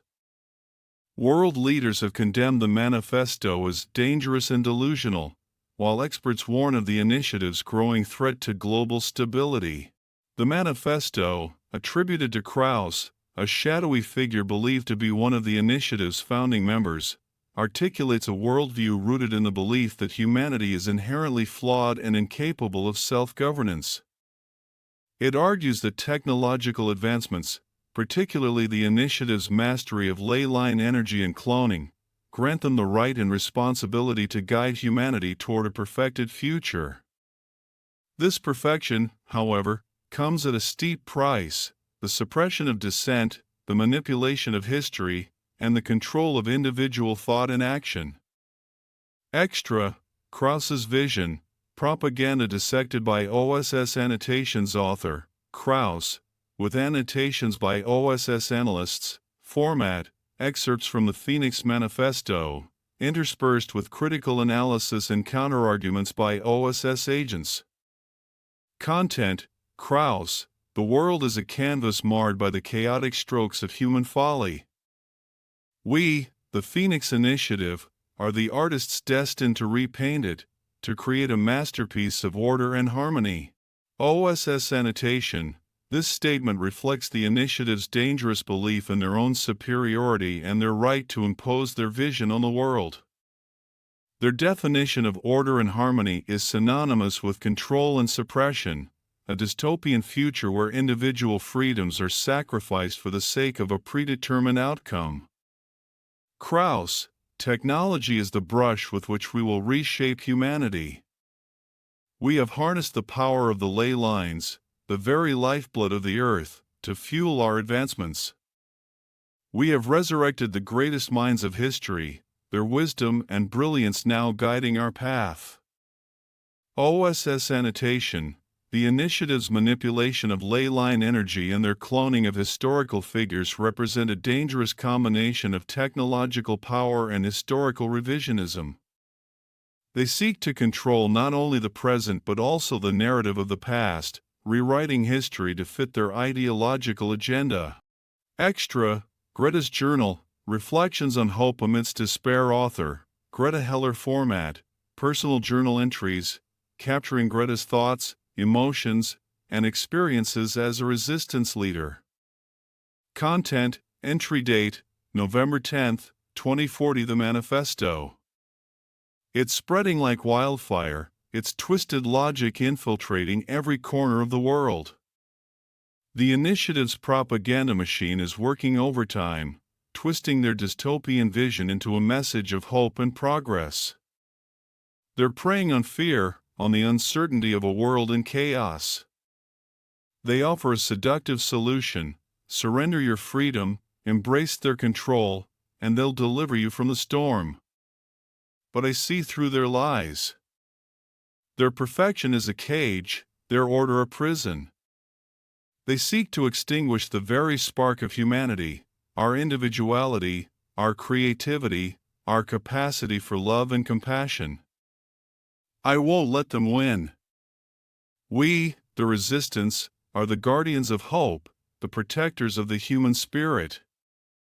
We fight not just for our own survival but for the future of a world where freedom can flourish. The road ahead is long and perilous. We've lost good people, brave souls who sacrificed everything for the cause. Doubt gnaws at me, whispers of despair in the quiet moments. But then I see the faces of those who fight alongside me, the determination in their eyes, the unwavering belief in something greater than themselves. And I know we cannot afford to give up. Hope is a fragile flame, but it's the only light that can pierce the darkness. End entry. Extra, a defector's tale of redemption. Author, narrator, third-person limited perspective. Format, short story, focusing on the journey of a former initiative member who joins the resistance.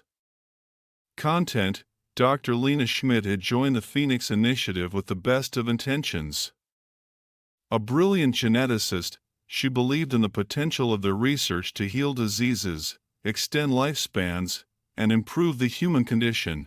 But as she delved deeper into the initiative's inner workings, she began to see the cracks in their facade, the dark truth hidden beneath their promises of progress.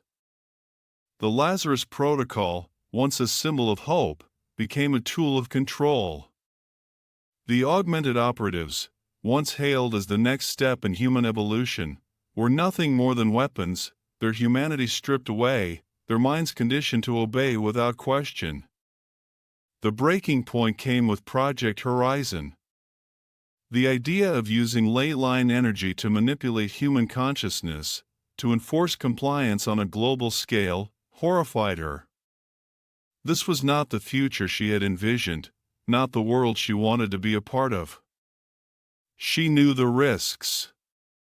Defection was treason, punishable by death. But she couldn't stay silent any longer. She had to act, to atone for her complicity, to fight for the future she had once believed in. Her escape was a desperate gamble, a heart-pounding race against time. But with the help of a sympathetic contact within the resistance, she managed to slip through the cracks, leaving behind the gilded cage of the initiative for the uncertain freedom of the underground. Her journey to redemption had just begun. Extra, OSS Report, The Seductive Nature of Power. Author, Office of Strategic Services, OSS, Format, Declassified Intelligence Report, analyzing the psychological factors contributing to the appeal of authoritarian ideologies. Content, The Phoenix Manifesto provides a chilling glimpse into the mindset of those who seek absolute power.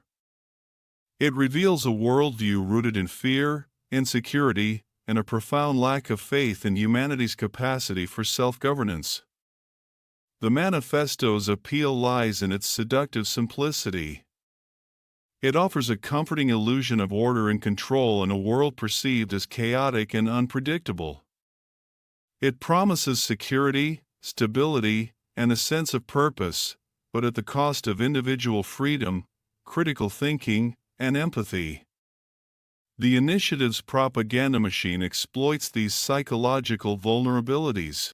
It targets those who feel disenfranchised, disillusioned, or fearful, promising them a better future if they simply surrender their autonomy to a higher power. The OSS recognizes the danger posed by such ideologies.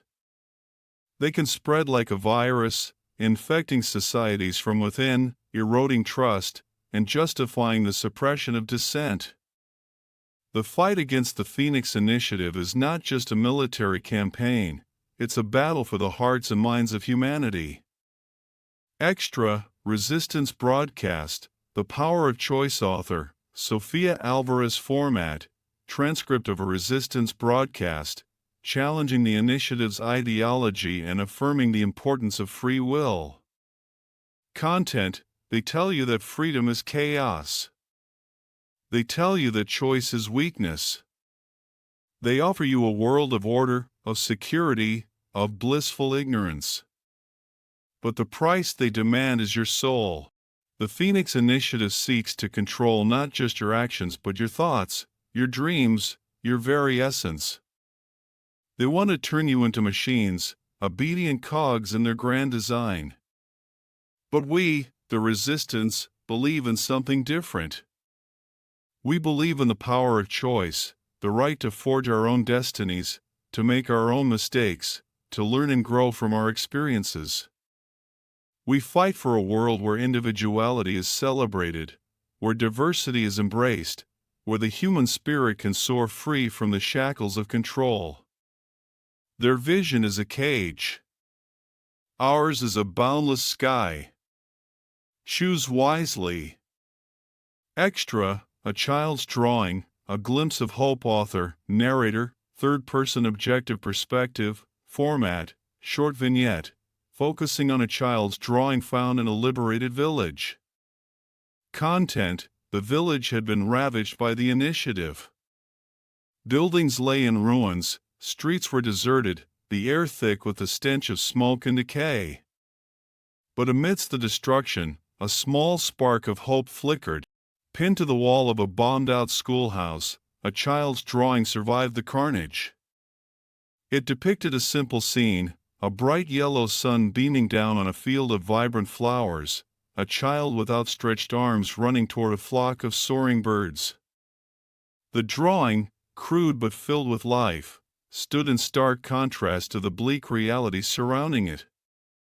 It was a reminder that even in the darkest of times, the human spirit, particularly the innocence of a child's imagination, could find beauty and hope. The drawing was carefully removed, preserved as a testament to the resilience of the human spirit and the importance of fighting for a future where children could dream freely, without fear of the shadows. Expanded Journal Entry Journal of Dr. Klaus Heller Entry Date, November 12, 2040 The Manifesto. Krauss's words, twisted and venomous, haunt my waking thoughts and bleed into my dreams. He speaks of order, of a world remade in the image of perfection, but his vision is a nightmare. His words are seductive, I'll admit. There's a part of me, the scientist who yearns for control, for predictable outcomes, that finds a perverse comfort in his logic. But then I see Greta, her eyes ablaze with defiance, her heart filled with an unwavering belief in humanity's capacity for good, and I'm reminded of the truth. We are not machines. We are not algorithms to be programmed, emotions to be suppressed, free will to be extinguished. We are complex, messy, contradictory creatures, capable of both great love and unimaginable cruelty. And that's what makes us human. That's what makes us worth fighting for. The Lazarus Protocol, my creation, my legacy. It was meant to heal, to extend life, to offer a chance at a better future.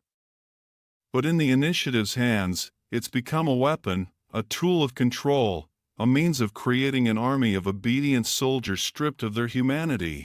I've seen the augmented operatives firsthand, their eyes vacant, their movements precise and robotic, their emotions dampened by the neural implants that bind them to the initiative's will. They are shadows of their former selves, ghosts trapped in a technological purgatory. The guilt gnaws at me, a constant ache in my soul. My research, my ambition, my desire to transcend the limitations of human existence, it's led me down a path paved with good intentions but ending in a chasm of moral compromise. I can't undo the past, but I can choose to fight for a different future. A future where freedom triumphs over control, where individuality thrives amidst diversity, where the human spirit is not extinguished but allowed to burn brightly, illuminating the path toward a world worthy of our hopes and dreams. That's the future I choose to believe in. That's the future I choose to fight for. End entry outro quote. They may have the weapons, the technology, the power of fear on their side, but we have something they can never truly control, the human spirit's unwavering will to be free. Sofia Alvarez, Resistance Broadcast, November 2040. Chapter 10, Whispers of Truth. Opening quote. To rule the world, one must first master its whispers. Elias Richter, Phoenix Initiative Internal Directives, 2038 News article headline, Resistance operatives launch daring raid on initiative facility, critical data retrieved at high-cost Buenos Aires, Argentina, November 3, 2040. Resistance operatives have launched a daring raid on a key Phoenix Initiative facility in Buenos Aires, successfully disrupting their global communications network. While the mission was deemed a success, sources indicate heavy casualties on both sides. The attack, attributed to a faction led by Greta Heller, targeted a heavily fortified complex believed to house critical components of the initiative's Project Horizon, a controversial program aimed at global population control through neural manipulation. Intro Extra, Resistance After Action Report, Buenos Aires Infiltration compiled by Sofia Alvarez, Resistance Field Commander. Date, November 4, 2040. Classification, High Priority Mission Objective, Infiltrate Phoenix Initiative Facility in Buenos Aires, Disrupt Communications Network, Retrieve Data on Project Horizon. Personnel, Resistance Strike Team Alpha, augmented by local operatives familiar with Buenos Aires infrastructure.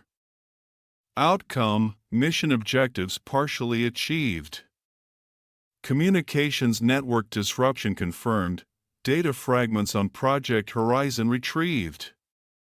Heavy casualties sustained during extraction. Key observations, initiative security protocols more robust than anticipated. Increased presence of augmented guards and automated defense systems. Target data heavily encrypted and compartmentalized. Retrieval of complete blueprints for Project Horizon impossible within mission parameters. Resistance operatives demonstrated exceptional courage and tactical proficiency under extreme pressure. Recommendations: analyze retrieved data fragments for actionable intelligence on Project Horizon. Review infiltration protocols. Develop countermeasures for augmented security. Memorialize fallen operatives. Provide support for families and surviving team members. Narrative timestamp, November 5, 2040, Buenos Aires, Argentina. Hours after the raid, the air was thick with the metallic tang of blood and the acrid scent of burnt electronics. The once sterile corridors of the Phoenix Initiative facility were now scarred with bullet holes and debris, the aftermath of a brutal struggle. Bodies, both resistance operatives and initiative guards, lay scattered amidst the wreckage, their lifeless eyes staring into the flickering emergency lights. Greta Heller moved through the carnage, her heart pounding with a mixture of grief and adrenaline. Each fallen comrade was a gut punch, a reminder of the cost of their defiance. Yet, there was a grim satisfaction in the knowledge that they had struck a blow against the initiative, a disruption that would buy them precious time. She reached the central control room, where Klaus stood amidst a tangle of wires and shattered consoles. His face was pale, his hands stained with blood, but his eyes burned with a newfound intensity. "It's done," Greta said, her voice hoarse. "We got what we came for." Klaus nodded, holding up a data drive. "Partial schematics, but enough to give us a glimpse into Project Horizon. It's worse than we feared." Greta sank into a nearby chair, the weight of their victory pressing down on her. "What did we lose?" she asked, her voice barely a whisper.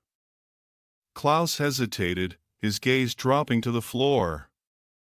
"Too many," he finally said. "But their sacrifice will not be in vain." Journal entry, from the Journal of Klaus Heller, date, November 5, 2040 entry, "The Buenos Aires raid was a victory, but a Pyrrhic one. We disrupted the initiative's communications network, retrieved vital data on Project Horizon, but the cost was staggering. So many brave souls lost, their lives cut short in the pursuit of freedom. The data we retrieved is both terrifying and enlightening. Project Horizon is far more insidious than we initially believed.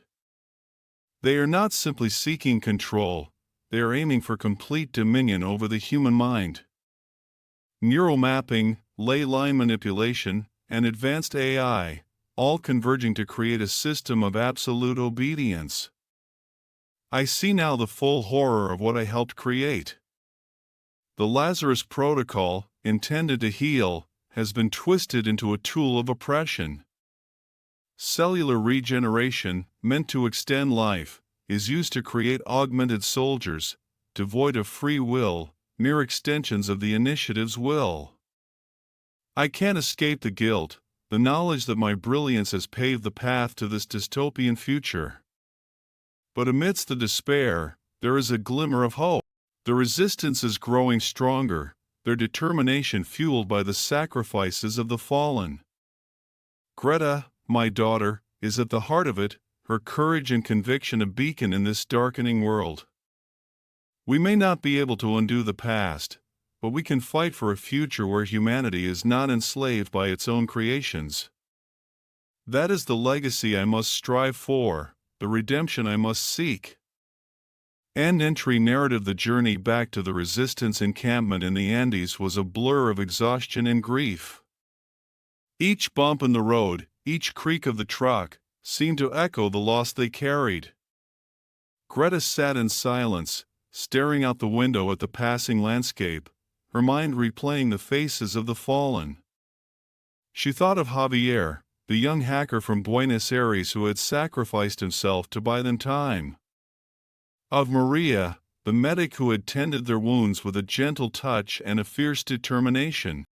Of all those who had given their lives to strike a blow against the initiative, their dreams of a free world extinguished too soon. Klaus sat beside her, lost in his own thoughts. Greta knew the weight of his guilt, the burden of his past, but she also saw a flicker of hope in his eyes, a resolve to redeem himself through their fight. They arrived at the encampment as the sun dipped below the horizon, casting long shadows across the mountain valley. Sophia met them at the entrance, her face etched with concern. "We heard the reports," she said, her voice low. "We mourn with you." Greta nodded, unable to speak past the lump in her throat. Sophia led them to the makeshift memorial that had been erected for the fallen. Candles flickered in the twilight, casting a soft glow on the names etched into a rough-hewn wooden plaque. Greta knelt before the memorial, tracing the name of Javier with her finger. A wave of grief washed over her, threatening to drown her in its intensity. But she pushed it back,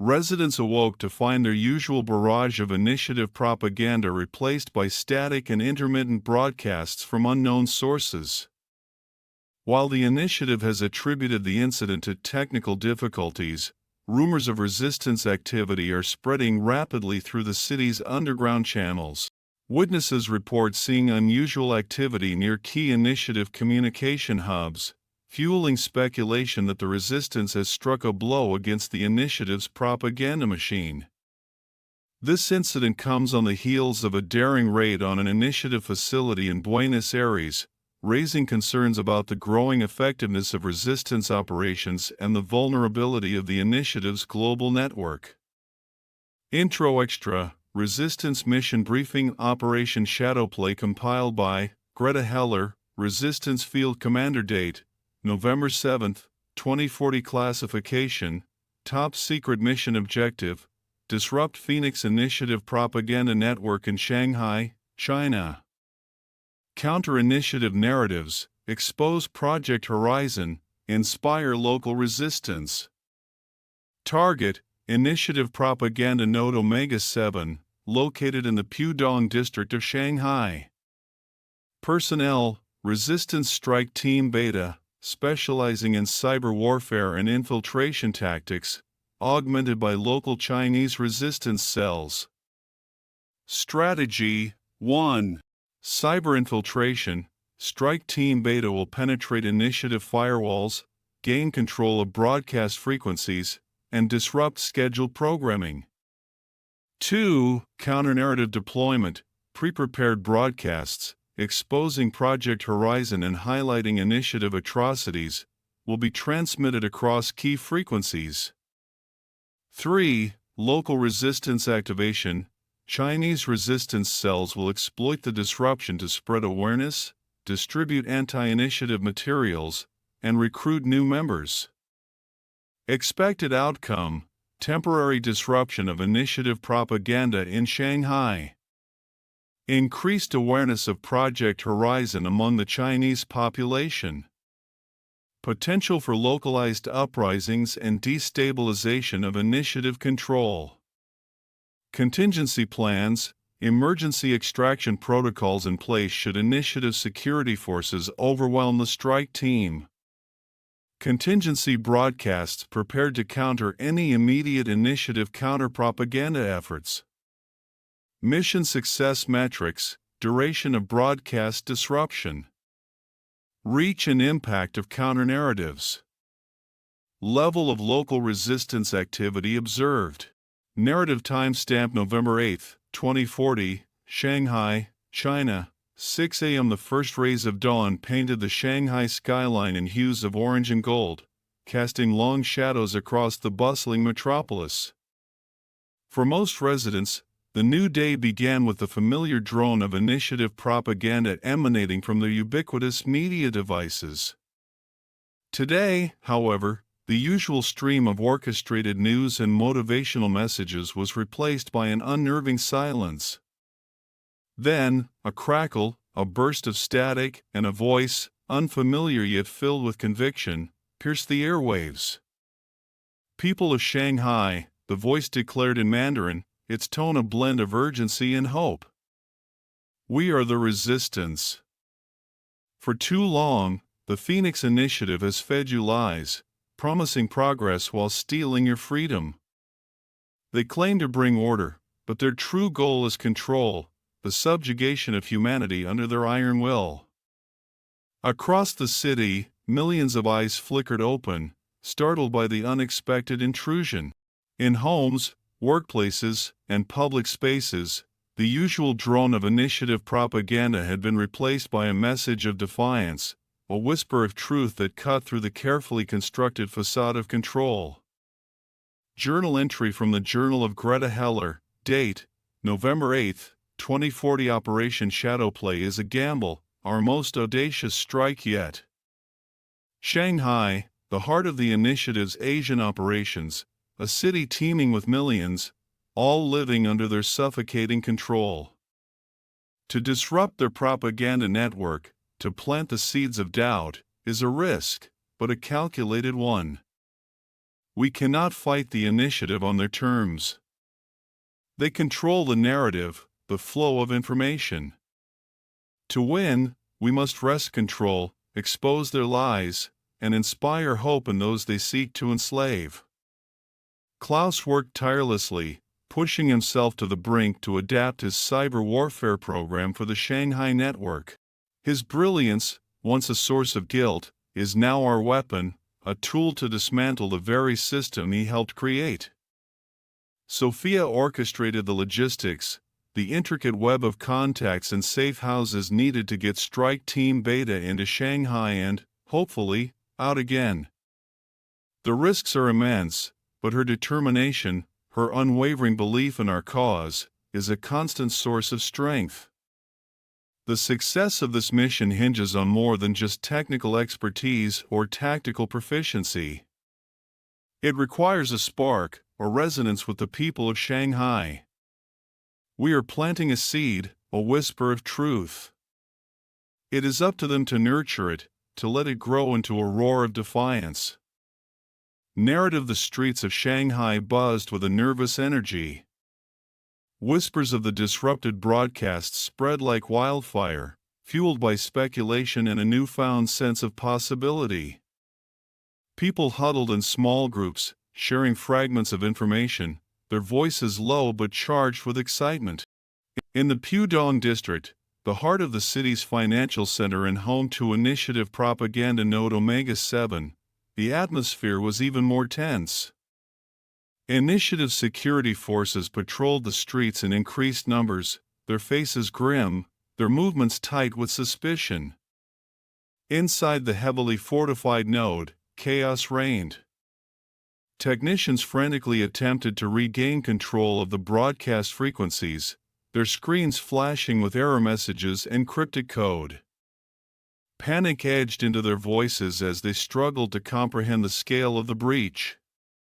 In a dimly lit control room, Elias Richter, his face pale with fury, slammed his fist against a console.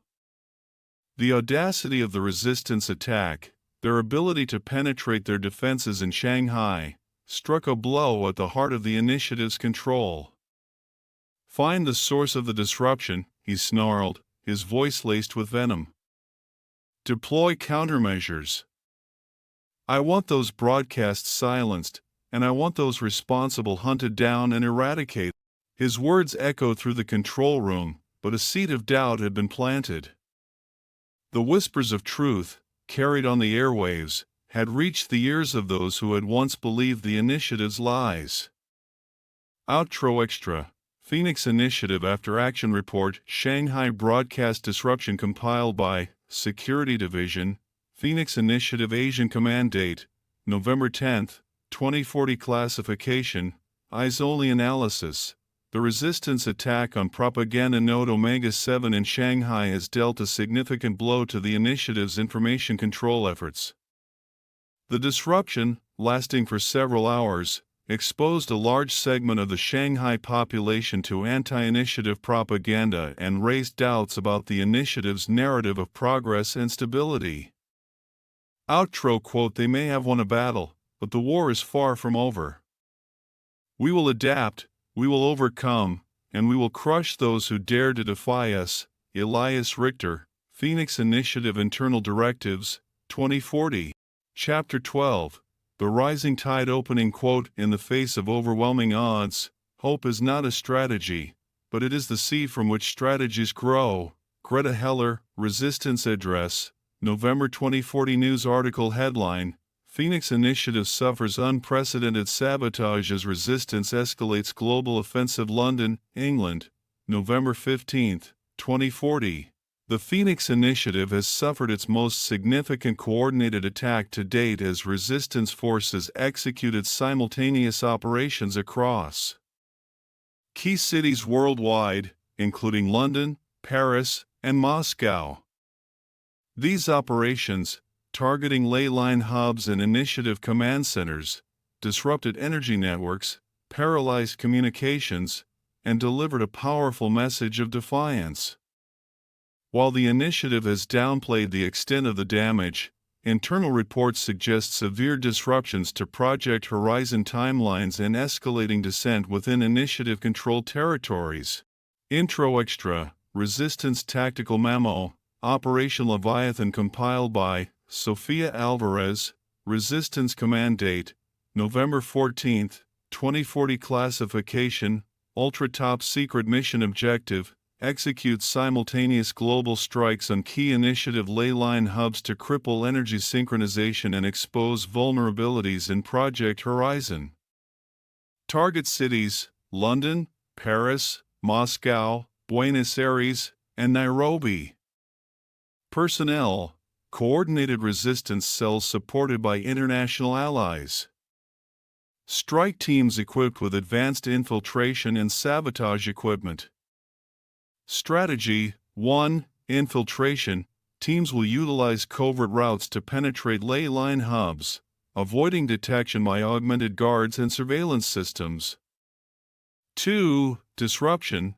Deploy EMP devices to disable key systems, followed by physical sabotage of synchronization nodes.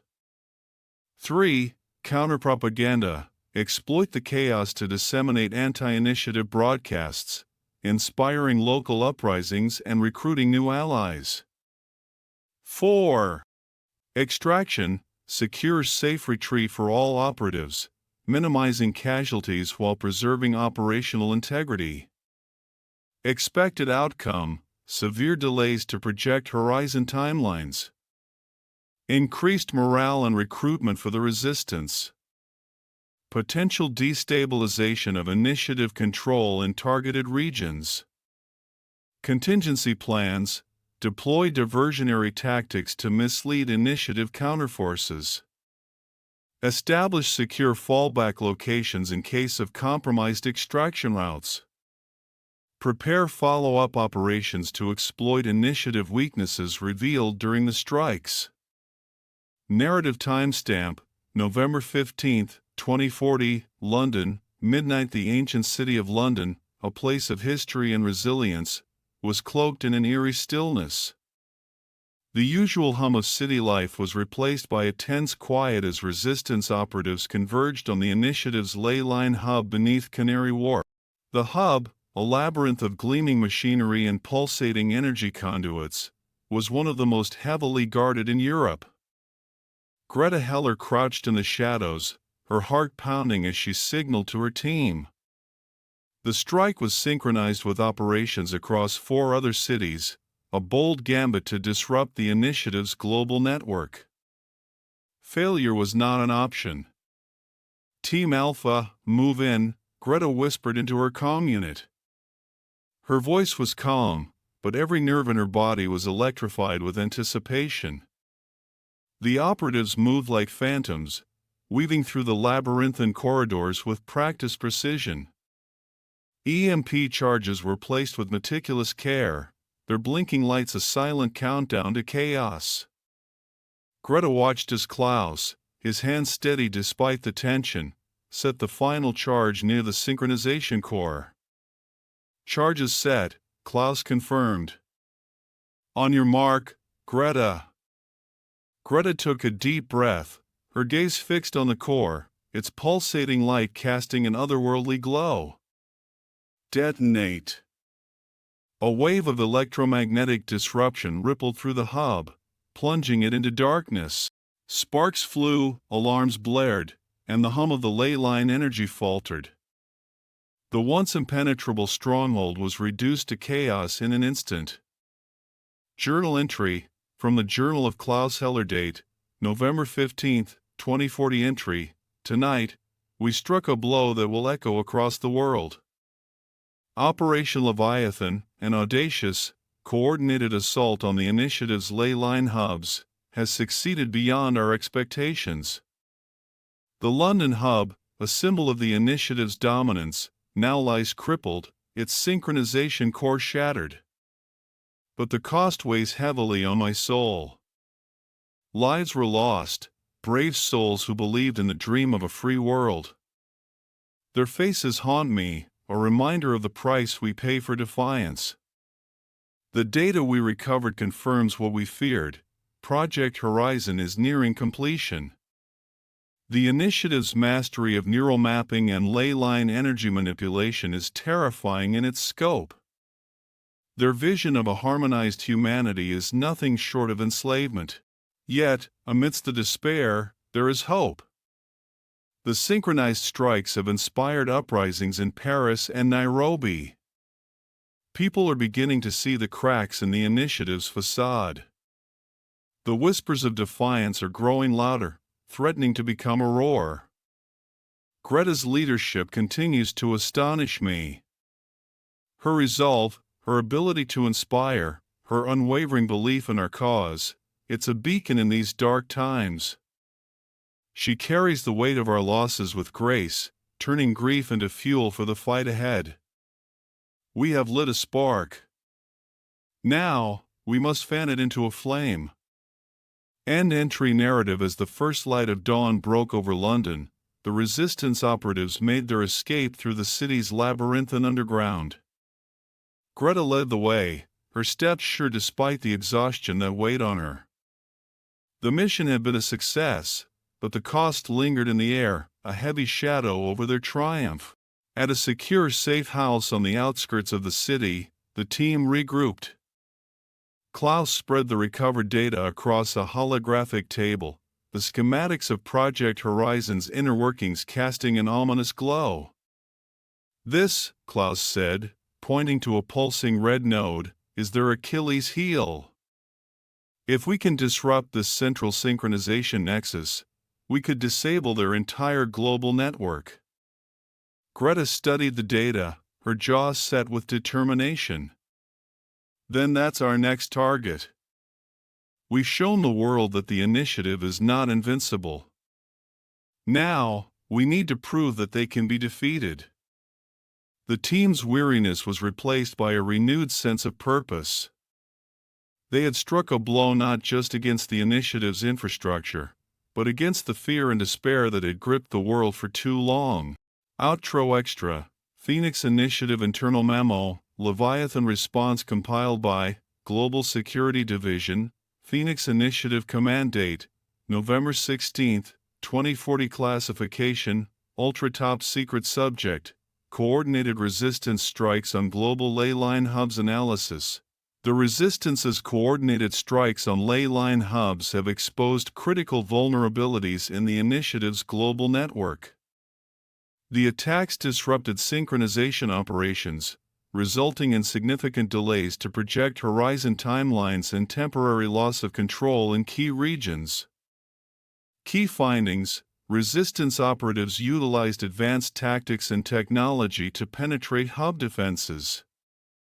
Public morale in affected cities has shifted, with increased dissent and uprisings reported.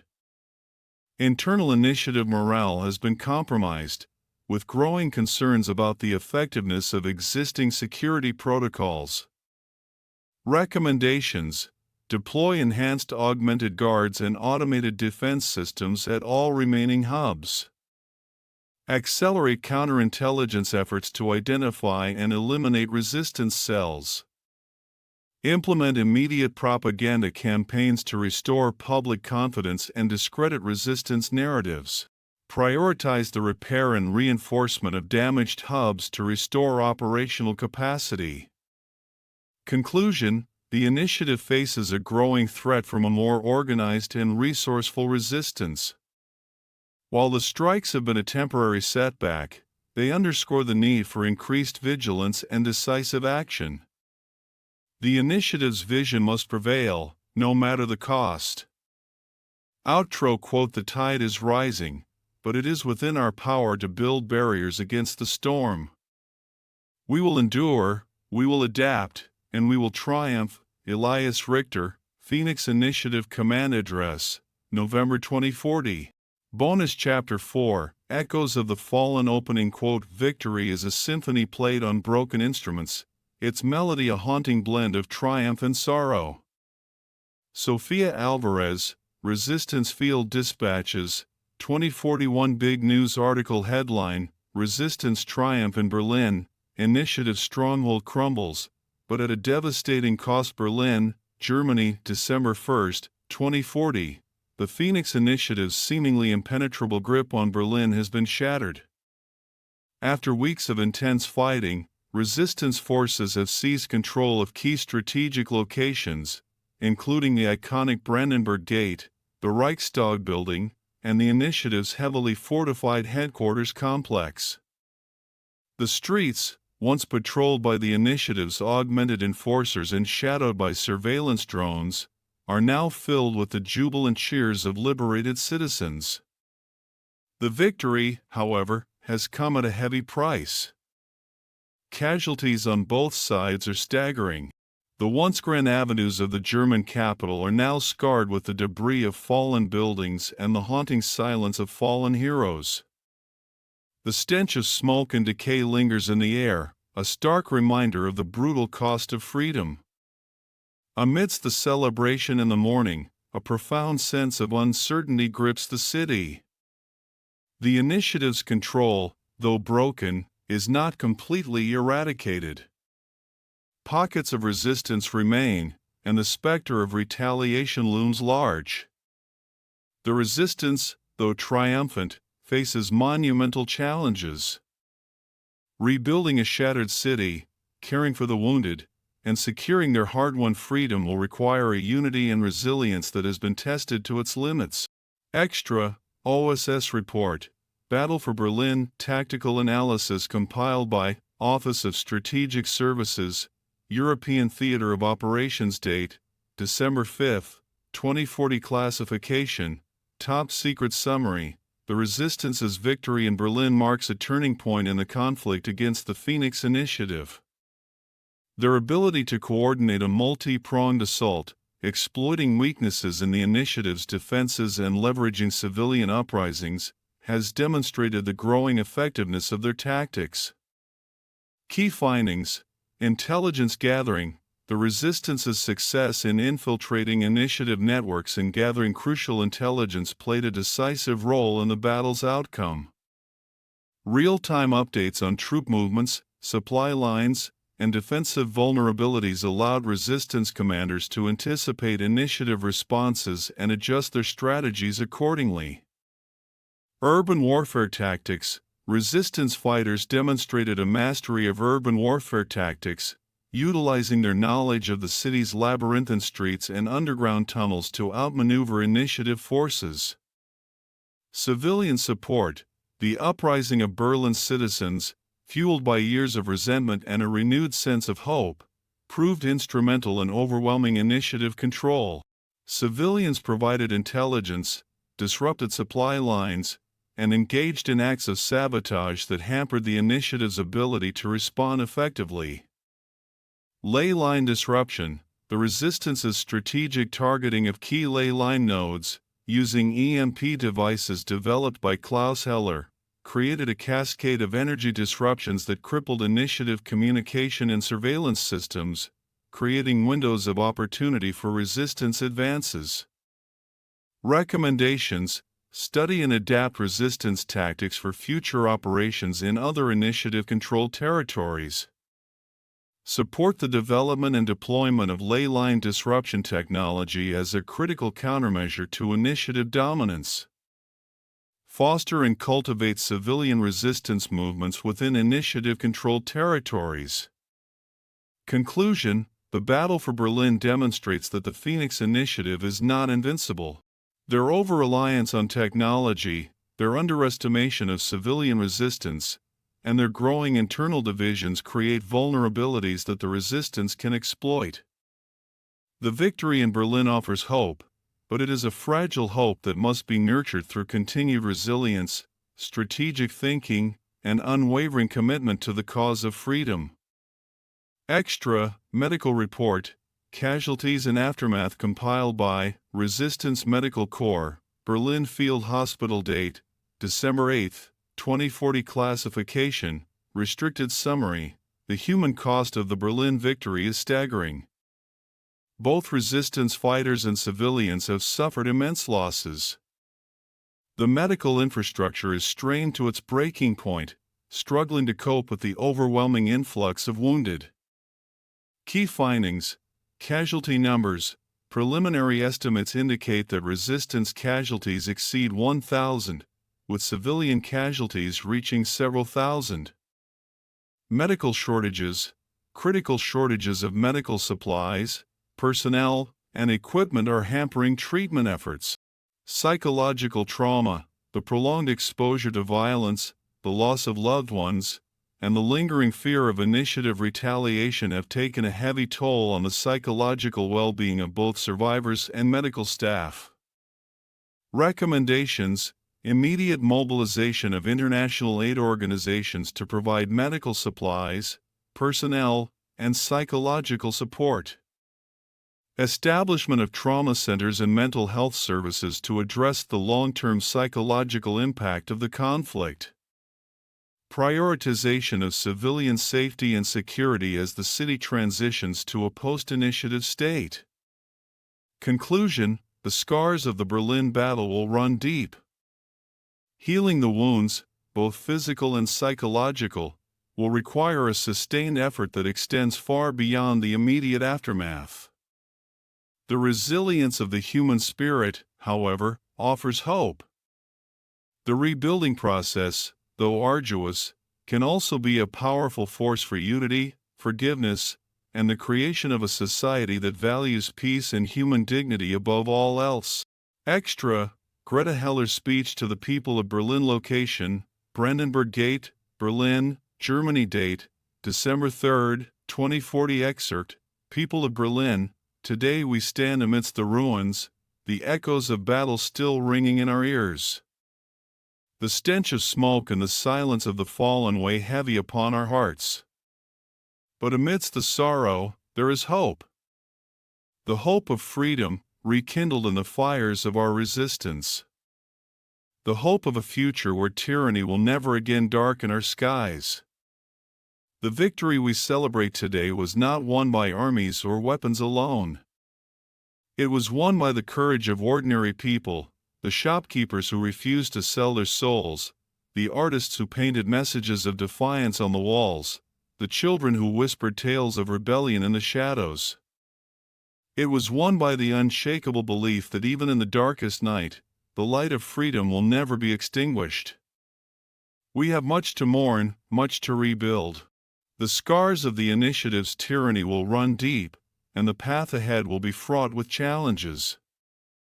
But we will face them together, as one people, united in our determination to create a world where humanity's potential is not chained by fear, but unleashed by the power of hope.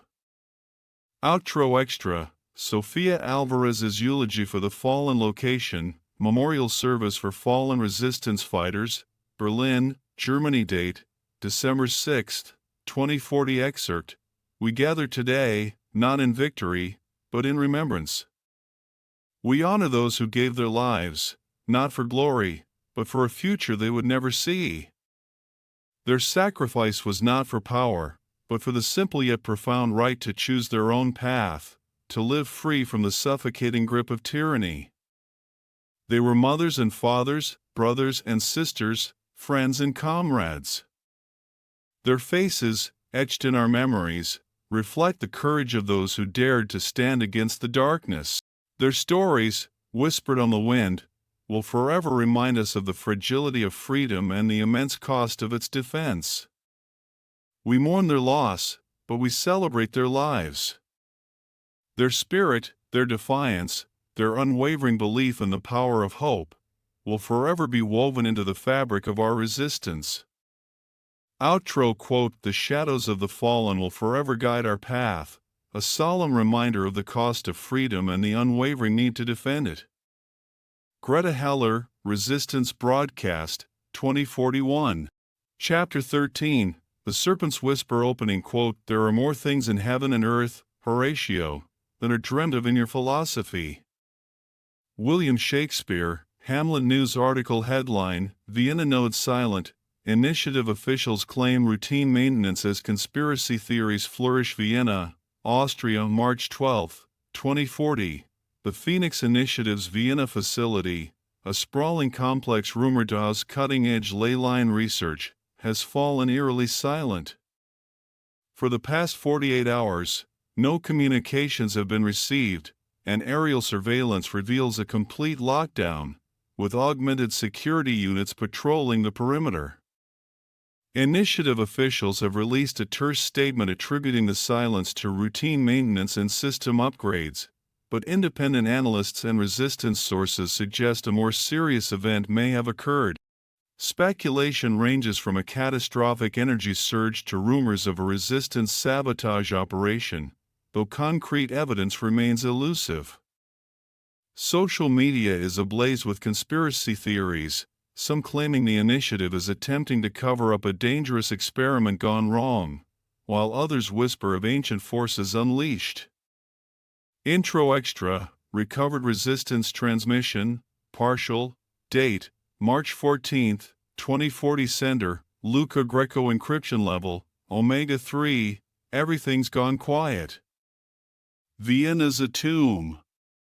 Whatever they were doing down there, it backfired. Big time. Picked up chatter about the Serpent's Whisper. No clue what that means, but it can't be good. They're scrambling. Augmented units everywhere. Something spooked them. Whatever it is, we need to exploit it. Narrative timestamp, March 15, 2040. Resistance Safe House, outskirts of Vienna. The safe house, a cramped, musty apartment above a disused bakery, reeked of stale bread and desperation. Greta Heller sat hunched over a makeshift workbench, her brow furrowed in concentration as she studied a jumble of schematics and intelligence reports. Her fingers traced the intricate lines of a ley line map, her mind struggling to piece together the fragmented clues surrounding the Vienna node's sudden silence. Luca's intercepted transmission lay beside the map, its cryptic message a chilling counterpoint to the official pronouncements of routine maintenance. The Serpent's Whisper. The phrase echoed in her mind, conjuring unsettling images of ancient powers and unforeseen consequences. The initiative had been playing with fire, delving into the very essence of the Earth's energy, wielding forces they barely understood. And now, it seemed, the flames had begun to lick back. A soft knock on the door jolted her from her thoughts. Sofia Alvarez entered, her face etched with worry. "Any updates?" Greta shook her head. "Just fragments. The initiatives locked down the entire sector. Nothing gets in or out. What about our contacts inside?" "Gone dark." Greta tapped the transmission. "Luca thinks they've been silenced." Sophia swore softly. "This is worse than we thought." "It's a black hole," Greta said, her voice tight. "We need to shed some light on it, fast." Journal entry Greta Heller date, March 15, 2040 Vienna's silence is deafening. Every hour that passes, the initiative's grip tightens. They're masters of control, weaving narratives of stability and progress while they tighten the chains around humanity's neck. But Vienna, their prized nexus, has cracked. And in that crack, I see a glimmer of hope. Luca's transmission, cryptic as it is, confirms what my gut has been screaming. The initiative has overreached. They've tampered with forces they can't control, and now those forces are pushing back. I can feel it, too. A shift in the energy, a subtle hum that's both unsettling and exhilarating. It's like the earth itself is waking up, stretching its ancient limbs, ready to shake off the parasites that have been feeding on its power.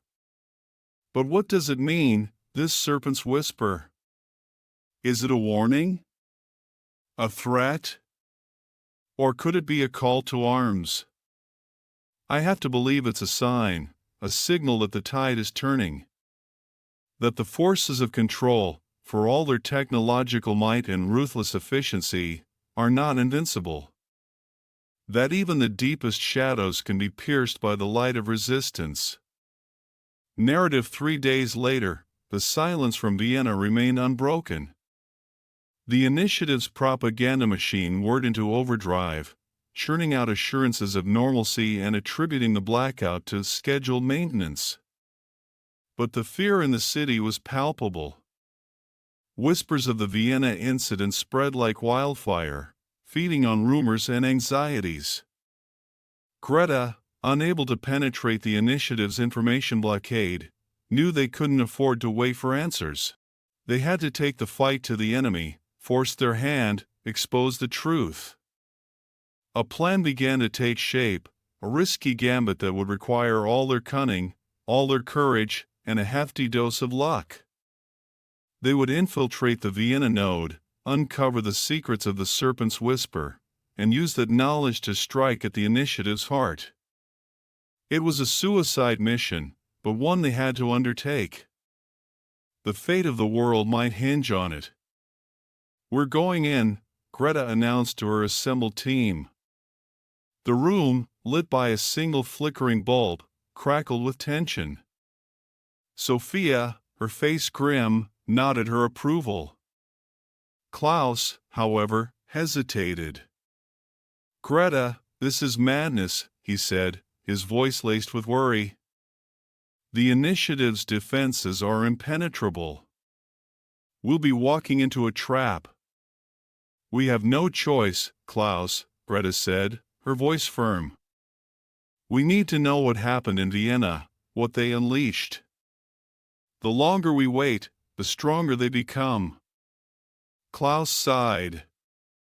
"You're right. But we need a plan, a way to get past their security." "I have an idea," Sophia said, stepping forward. "The initiative's arrogance is their weakness. They believe their technology is infallible. We'll exploit that." Sophia outlined her plan, a daring scheme that involved using captured initiative technology to create a diversion, allowing them to slip past the outer security cordon. It was risky, reliant on perfect timing and a hefty dose of luck, but it was their only chance. As they finalized the details, Greta couldn't shake the feeling that they were walking into the belly of a beast. The Serpent's Whisper, whatever it was, had awakened something ancient and powerful, something that threatened to consume them all. But fear, she knew, was a luxury they couldn't afford. They had to act, to confront the shadows and fight for the light, even if it meant facing their own destruction. Outro Extra, excerpt from Albert Speer's Clone, journal date, March 16, 2040. The rumors are spreading like a virus. Whispers of the Vienna incident, distorted by fear and speculation, are seeping into even the most secure corners of the initiative. Control is slipping. Richter's grip tightens, his paranoia growing with each passing hour. Security protocols have been escalated to unprecedented levels.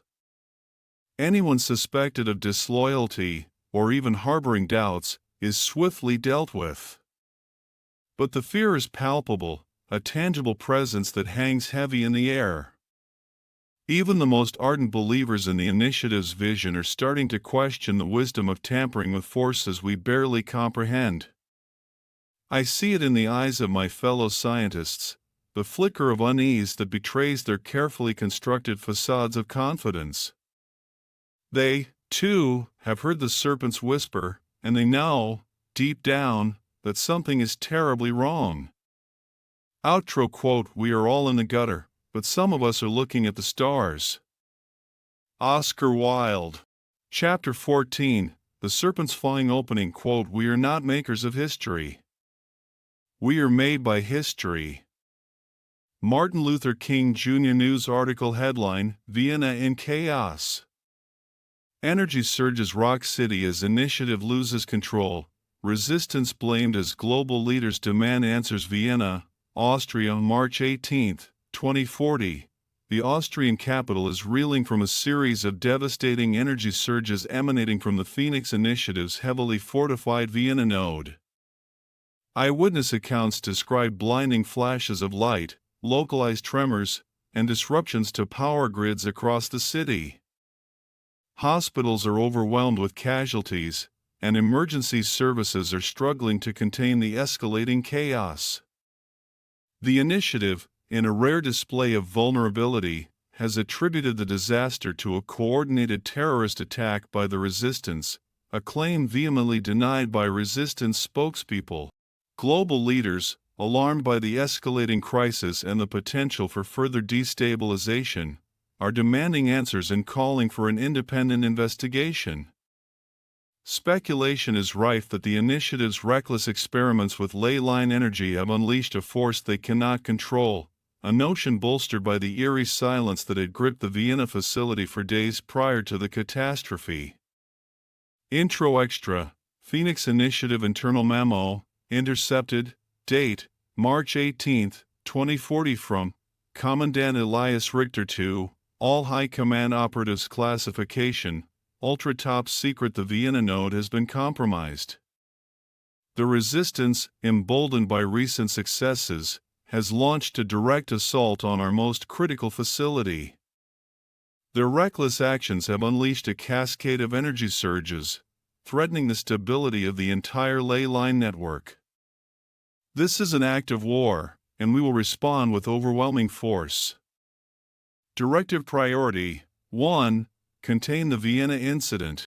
Deploy all available augmented units to secure the facility and neutralize any remaining resistance operatives. No survivors. 2. Initiate Operation Black Sunday. Activate contingency protocols to stabilize the ley line network. Prepare for potential cascading disruptions and energy fluctuations across Europe. 3. Propaganda Offensive. Disseminate disinformation blaming the resistance for the Vienna disaster. Emphasize the initiative's role in restoring order and protecting humanity from these terrorist threats. Failure is not an option. The Phoenix Initiative will not be deterred. Narrative timestamp, March 19, 2040. Resistance encampment, Carpathian Mountains. The Carpathian Mountains, ancient and shrouded in mist, had always offered sanctuary. But now, even the dense forests and jagged peaks couldn't fully shield the resistance from the shockwaves of the Vienna incident. News of the disaster, fragmented and distorted by the initiative's propaganda blackout, reached them through clandestine channels. The air within their makeshift command center crackled with tension. Greta, her face pale but resolute, stood before a large map of Europe, the location of the Vienna node marked with a stark red circle. The lines radiating from that circle, representing the ley line network, pulsed with an ominous red glow. "We struck a blow," Sophia said, her voice a mix of triumph and apprehension. "But the price?" "We knew the risks," Klaus said, his gaze fixed on the map. "But I didn't anticipate this level of chaos." "The initiative is lashing out," Greta said, her voice tight. "They're blaming us, painting us as terrorists. They're using Vienna to justify their crackdown, to tighten their control." "And what about the Serpent's Whisper?" Sophia asked. "Is that what caused this catastrophe?" "We don't know," Greta admitted. "But whatever it is, the initiative is terrified of it. They're trying to contain it, to regain control, and they'll stop at nothing to achieve that." Journal entry Greta Heller date, March 19, 2040. Vienna is burning. And the fire is spreading. The initiative's propaganda machine is working overtime, churning out lies and distortions, blaming the resistance for their own recklessness. But the truth is out there, flickering beneath the surface. The world saw the chaos, felt the tremors. They know, deep down, that the initiative is playing with forces beyond their comprehension. And what about the Serpent's Whisper? Is it a force of nature, an ancient power unleashed by the initiative's hubris? Or is it something else entirely, something more sinister? I feel a growing sense of dread, a premonition that this is just the beginning. The Vienna incident has shattered the illusion of stability, exposed the fragility of the initiative's control. But it has also ignited a spark of defiance, a realization that the initiative is not invincible. The world is watching, and the tide, I believe, is beginning to turn. Narrative: the days that followed the Vienna incident were a blur of activity. The resistance, now operating under a global threat level, went to ground, dispersing into smaller cells, disappearing into the shadows. Greta, Sophia, and Klaus relocated to a remote safe house in the Scottish Highlands, a bleak, windswept landscape that mirrored the turmoil within. Klaus, consumed by guilt and a renewed sense of urgency, threw himself into deciphering the data they had recovered from the Vienna node. He worked tirelessly, fueled by coffee and a desperate need to understand the forces they had unleashed. Sophia focused on intelligence gathering, coordinating with resistance cells across Europe, piecing together the fragments of information that trickled through the initiative's tightening information blockade. Greta, burdened by the weight of leadership, wrestled with their next move. The initiative was reeling, but they were also regrouping, consolidating their power, preparing for a counterstrike. The resistance needed to act, to exploit this window of vulnerability, to strike a decisive blow. But how? One evening, as Klaus pored over a particularly cryptic data file, he let out a sharp gasp. "I think I've found something," he said, his voice trembling with excitement. "It's a resonance pattern, a frequency embedded within the ley line network. It's faint, almost undetectable, but it's there." "What does it mean?" Sophia asked, her brow furrowed. "I don't know for sure," Klaus admitted. "But it's unlike anything the initiative has ever created. It's organic, almost sentient. It's like the Earth itself is communicating." "The serpent's whisper," Greta said, a chill running down her spine. "Maybe," Klaus said. "But it's more than just a whisper. It's a signal, a call for help." "A call for help?" Sophia echoed. "Yes," Klaus said, his eyes gleaming with a newfound determination. "And I think I know how to answer it." Outro Extra, excerpt from Ramses II's Clone, addressed to the Initiative Assembly, secretly recorded by Resistance Operative, date, March 20th, 2040. Fools! You tamper with forces you do not comprehend. The ley lines are not merely conduits of energy, they are the veins of the earth, the pathways of a power older than time itself. You have awakened the serpent, and its wrath will be swift and merciless. The Vienna incident is but a taste of what is to come. The earth will not be dominated, it will reclaim what is rightfully hers. Those who stand against her will be swept away like dust before a storm. Only through obedience, through submission to the natural order, can we hope to survive. The time for hubris is over. The time for reckoning is at hand. Outro quote: "The greatest glory in living lies not in never falling, but in rising every time we fall." Nelson Mandela.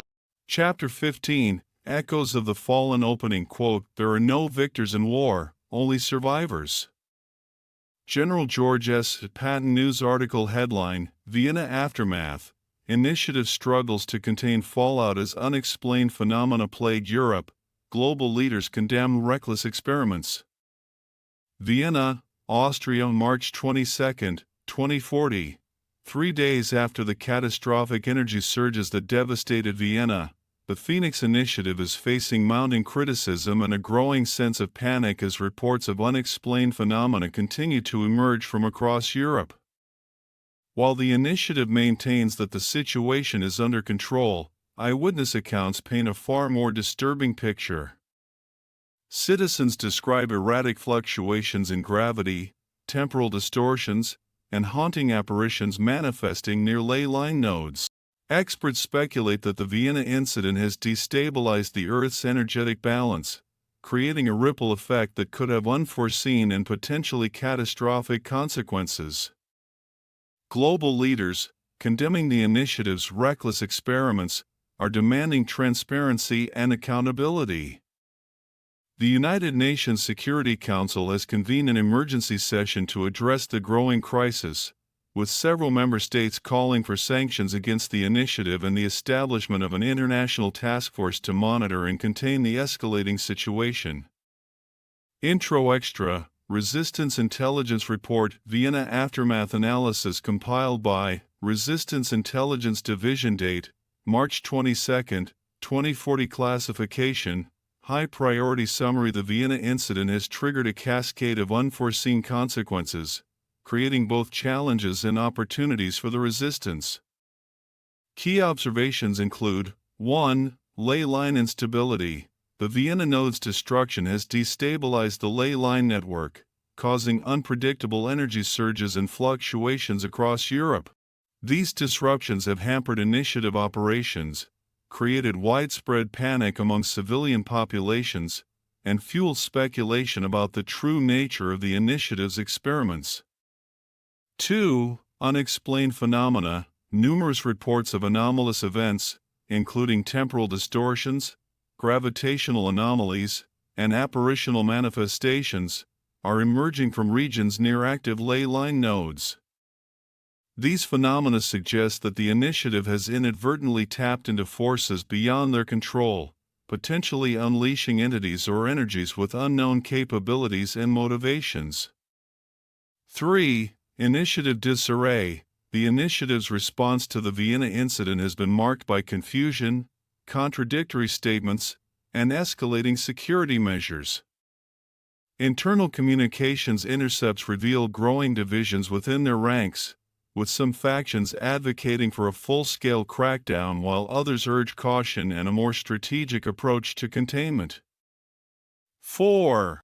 Global condemnation. The international community has condemned the initiative's actions, with many world leaders expressing alarm and calling for sanctions and investigations. This growing pressure could provide opportunities for the resistance to forge alliances with sympathetic governments and organizations, potentially isolating the initiative on the global stage.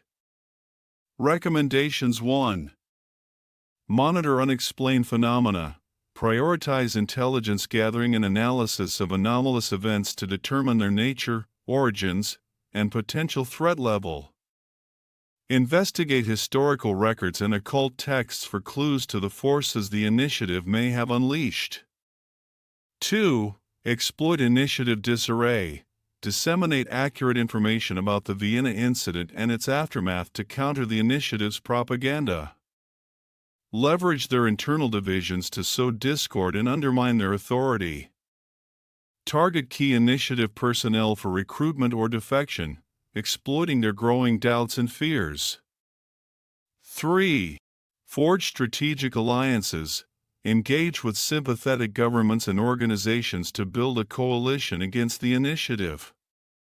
Highlight the global threat posed by their unchecked experimentation and advocate for international oversight and control of ley line technology.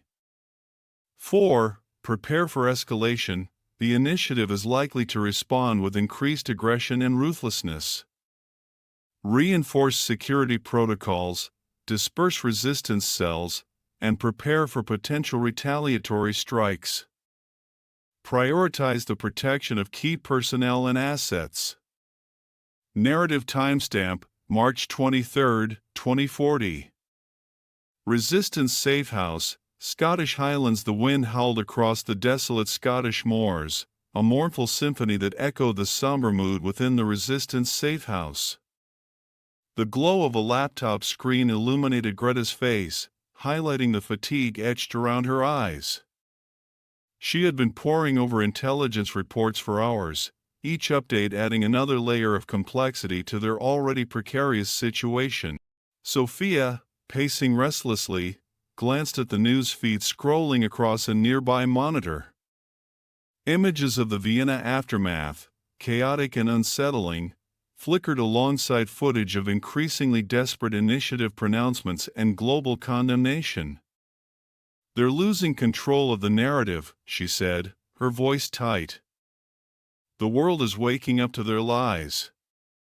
Klaus, hunched over his workstation, his brow furrowed in concentration, murmured, "But at what cost? They've unleashed something ancient and powerful. And they have no idea how to contain it." "The serpent's whisper," Greta said, her voice barely a whisper. The term, once dismissed as an ominous myth, now carried a chilling weight. "It's more than a whisper now," Klaus said, his eyes haunted. "It's a scream." Journal entry, Klaus Heller, date, March 23, 2040. The Vienna incident has changed everything. The arrogance, the hubris that drove us to unlock the secrets of ley line energy, it has unleashed a nightmare. The reports, the stories, they describe things that defy rational explanation. Distortions in time and space, apparitions that shimmer in and out of existence, whispers that drive men mad. It's as if the boundaries of reality itself are fraying. And the initiative, they're scrambling, desperate to regain control. They're deploying augmented units, intensifying their propaganda, silencing dissent. But the fear in their eyes, it's palpable. They know they've made a mistake, a catastrophic miscalculation. I feel a wave of guilt, a crushing realization that my research, my ambition, played a role in this disaster. But there's also a flicker of hope. The serpent's whisper, this force we've unleashed, it's not just a destructive entity. It's a manifestation of the Earth's power, its ancient wisdom. And I believe it can be harnessed, not for control, but for balance, for healing. It's a long shot, a desperate gamble. But it's the only path I see forward. Narrative. Klaus's discovery of the resonance pattern, the faint but persistent signal embedded within the ley line network, offered a glimmer of hope in the midst of escalating chaos.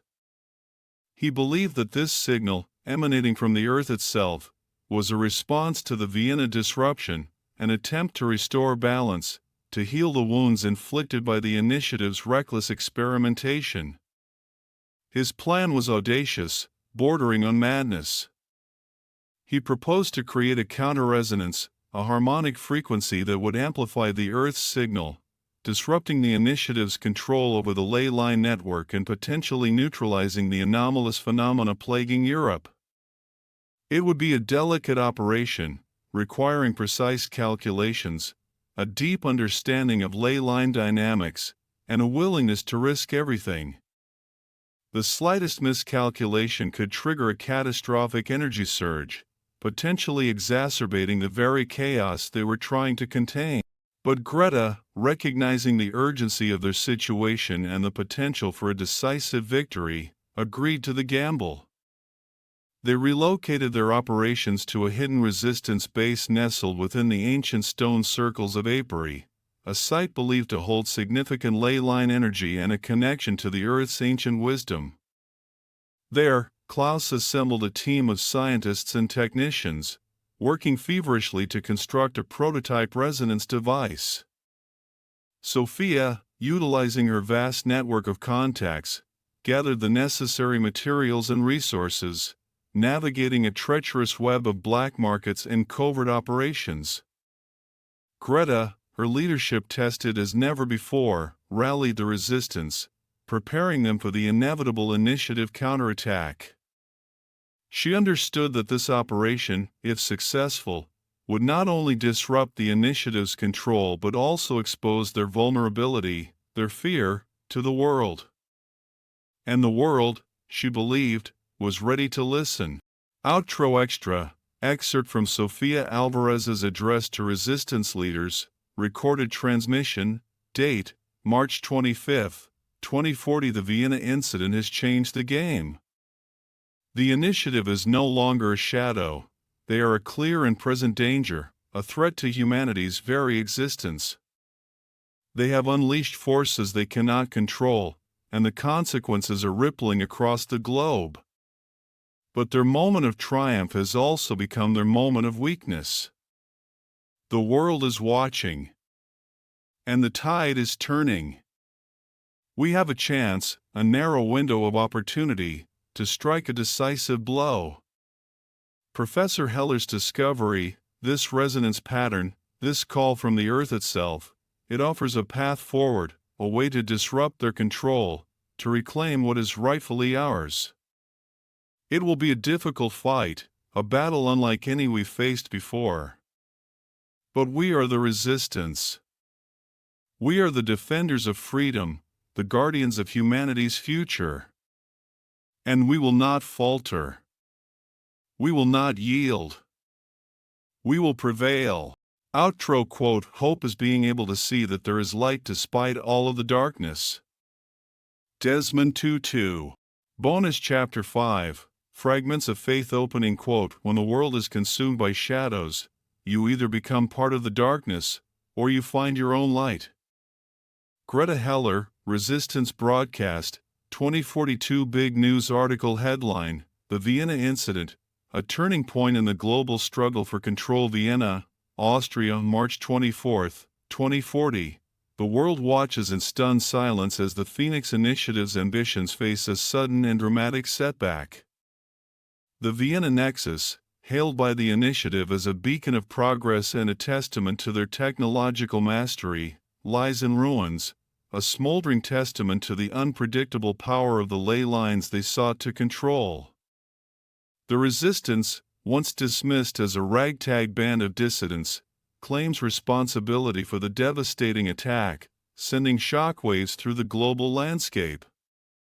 Details: the Vienna incident, as it is now being called, has shattered the illusion of the initiative's invincibility. Images of the once gleaming nexus, now a twisted wreckage of steel and concrete, are circulating across global media networks, undermining the initiative's carefully crafted narrative of control and progress. The attack itself remains shrouded in mystery, with conflicting reports about the extent of the damage and the casualties sustained. The resistance, through encrypted broadcasts and strategically placed leaks, claims to have exploited a critical vulnerability in the Nexus's energy matrix, triggering a catastrophic chain reaction that crippled the facility. The initiative, however, maintains that the incident was a controlled experiment gone awry, a calculated risk in their pursuit of harnessing the ley line's power. Their official statements, however, are met with growing skepticism, as independent analysts point to inconsistencies in their narrative and the unprecedented scale of the destruction.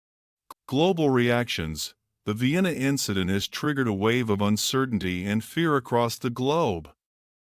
Nations that had remained neutral in the face of the initiative's growing influence are now reassessing their positions, wary of the organization's seemingly unchecked ambition and the potential consequences of their experiments.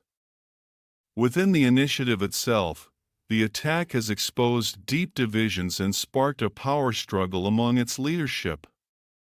Rumors of dissent among cloned historical figures, particularly Ramses II and Cleopatra, who had been granted control over key territories, are fueling speculation about a potential fracturing of the initiative's unity.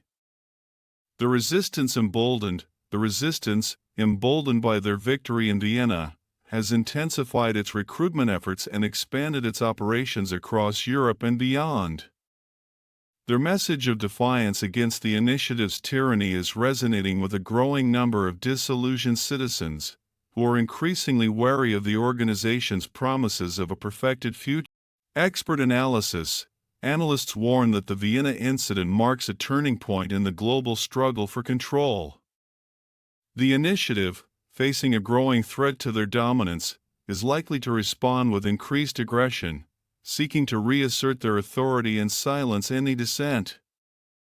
The future uncertain. The future remains uncertain, but one thing is clear: the Vienna incident has irrevocably altered the global landscape. The fight for humanity's future has entered a new and dangerous phase, with the stakes higher than ever before. Extra 1, Klaus Heller's research notes, exploring the dangers of human ambition. Date, March 25, 2040. The Vienna Nexus, a monument to hubris, a testament to the seductive allure of power. Even as I contributed to its creation, a part of me knew it was doomed to fail. The ley lines, they are not simply a source of energy. They are a force of nature, a network of interconnected energy that flows through the very fabric of our planet. To attempt to control them, to bend them to our will, is to invite disaster. The initiative, blinded by their ambition, their belief in their own superiority, failed to heed the warnings. They sought to harness a power they could not fully understand, and the consequences have been catastrophic. The serpent's whisper, the ancient texts spoke of it, a force that lies dormant within the ley lines, waiting to be awakened. The initiative's experiments, their reckless manipulation of the energy matrix, have stirred something ancient and powerful, something that may be beyond our ability to control. We have tampered with forces we do not fully comprehend, and the world will pay the price. Extra 2, ley line interference logs, phenomena during resistance missions. Date, March 26, 2040. Location, various resistance outposts across Europe. Summary: following the Vienna incident, resistance operatives across Europe have reported a surge in unexplained phenomena, seemingly linked to the ley lines. These reports, initially dismissed as post-traumatic stress or battlefield hallucinations, are now being taken seriously, as patterns emerge that suggest a connection to the initiative's experiments. Notable incidents: 1. Berlin outpost. Operatives reported experiencing vivid hallucinations and disorientation while on patrol near a known ley line node. Technical equipment malfunctioned, and communication systems experienced severe interference. 2. Paris safe house. Resistance members reported a sudden and intense feeling of dread and anxiety, accompanied by a low, humming sound that seemed to permeate the building. The incident coincided with a surge in ley line energy readings in the area. 3. London resistance cell. During a covert operation, operatives reported seeing shadowy figures moving at the periphery of their vision. These figures, described as tall and humanoid but lacking distinct features, seemed to vanish when approached. Analysis: the correlation between these incidents and the Vienna Nexus disruption suggests that the initiative's experiments have destabilized the ley lines, causing unpredictable energy fluctuations and potentially opening a pathway for something else. Further investigation is required to determine the nature of these phenomena and their potential threat to the resistance and the world at large. Extra 3, short story, a child's account of survival and hope. The world was a different place now. Anna, barely 8 years old, remembered the time before the initiative, before the soldiers in their sleek black uniforms marched through the streets, before the drones patrolled the skies, their cameras watching everything. Her father had told her stories of a time when people could travel freely, when they could speak their minds without fear, when the sky was filled with birds, not machines. But now, even those stories seem like fairy tales from a distant past. The Vienna incident, she had seen the flashes of light in the sky, felt the tremors that shook the ground, heard the whispers of fear and excitement among the adults. Her mother had held her close, her voice trembling as she said, "Something is changing, Anna. Something is happening." Anna didn't understand what it all meant, but she knew that fear was a constant companion now. The initiative, with their promises of order and progress, had brought only shadows and silence. But there were whispers of hope, too. Anna had heard them in the hushed voices of the neighbors, in the coded messages exchanged on hidden frequencies, in the defiant graffiti scrawled on the walls. The resistance, they were fighting back, fighting for a future where children like her could dream again. One night, while her parents thought she was asleep, Anna had seen a stranger slip into their apartment. A woman, her face hidden in the shadows, but her eyes burning with a fierce determination. Her father had called her Sophia, and they had spoken in whispers, their words laced with urgency and hope. As the woman left, she had touched Anna's head gently and said, "Don't ever lose your hope, little one. We're fighting for a better world, for you." And in that moment, despite the fear, despite the darkness, Anna felt a spark of something warm and bright ignite within her.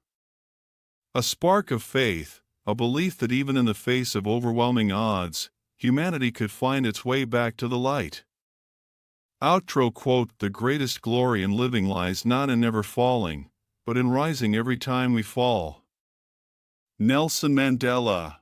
Chapter 16, Seeds of Discord opening quote: "The tapestry of history is woven with threads of ambition and betrayal. Those who seek to control its pattern often find themselves entangled in its unraveling." Sofia Alvarez, Resistance Dispatches, 2042 news article headline: "Clone Leaders Clash, Ramses II Consolidates Power as Initiative Unity Crumbles Global." April 10, 2042, the Phoenix Initiative, once a monolithic force driven by its pursuit of technological supremacy and enforced order, now faces its most significant threat: internal division. Resurrected historical figures, empowered by the initiative's advanced cloning and neural programming, are vying for control, their clashing personalities and ambitions fracturing the organization's unity. Ramses II, the clone pharaoh of ancient Egypt, has emerged as a dominant force, consolidating his power within the faction known as Zion. His charismatic leadership and ruthless tactics have drawn a significant following, challenging the authority of Commandant Elias Richter and setting the stage for a potential global conflict. Intro Extra, excerpt from The Watchmaker's Shadow, fragmented occult document, discovered amidst the ruins of a Dresden manor linked to the Nazi occult division. This enigmatic text predates the formation of the Phoenix Initiative. It speaks of harnessing the Earth's lifeblood, a network of energy now known as ley lines. This document, a chilling testament to the initiative's origins, reveals their scientific ambitions were rooted in arcane explorations, their quest for power entwined with ancient rituals and forgotten knowledge. Passage: "The awakening of the slumbering giants will herald a new age. Their wills, bound to the flow of the Earth's essence, shall reshape the tapestry of reality. Yet, beware, for their awakening may also stir forces beyond our comprehension, echoes of ancient conflicts that could shatter the fragile balance we seek." This passage foreshadows the rising tensions within the initiative. The slumbering giants, the historical clones, are no longer mere puppets of the organization. Their awakened wills, fueled by ley line energy and amplified by their unique personalities, threaten to disrupt the very order the initiative sought to impose. Narrative timestamp: April 12, 2042, Resistance Safehouse, Lisbon, Portugal. The safehouse, nestled within Lisbon's labyrinthine alleyways, reeked of damp stone and the lingering aroma of strong coffee, a feeble attempt to mask the pervasive scent of anxiety. Greta Heller sat hunched over a table littered with maps and intelligence reports, her brow furrowed as she studied the latest intercepted initiative communications. The news was grim, the fissures within the organization were widening, and open conflict seemed imminent. Journal entry: Greta Heller. Date: April 12, 2042. The weight of this fight grows heavier with each passing day. We've struck blows against the initiative, disrupted their plans, but the cost has been high. Lives lost, sacrifices made, and still, the enemy adapts, their reach expanding. Now, they face a new enemy, one born from their own hubris.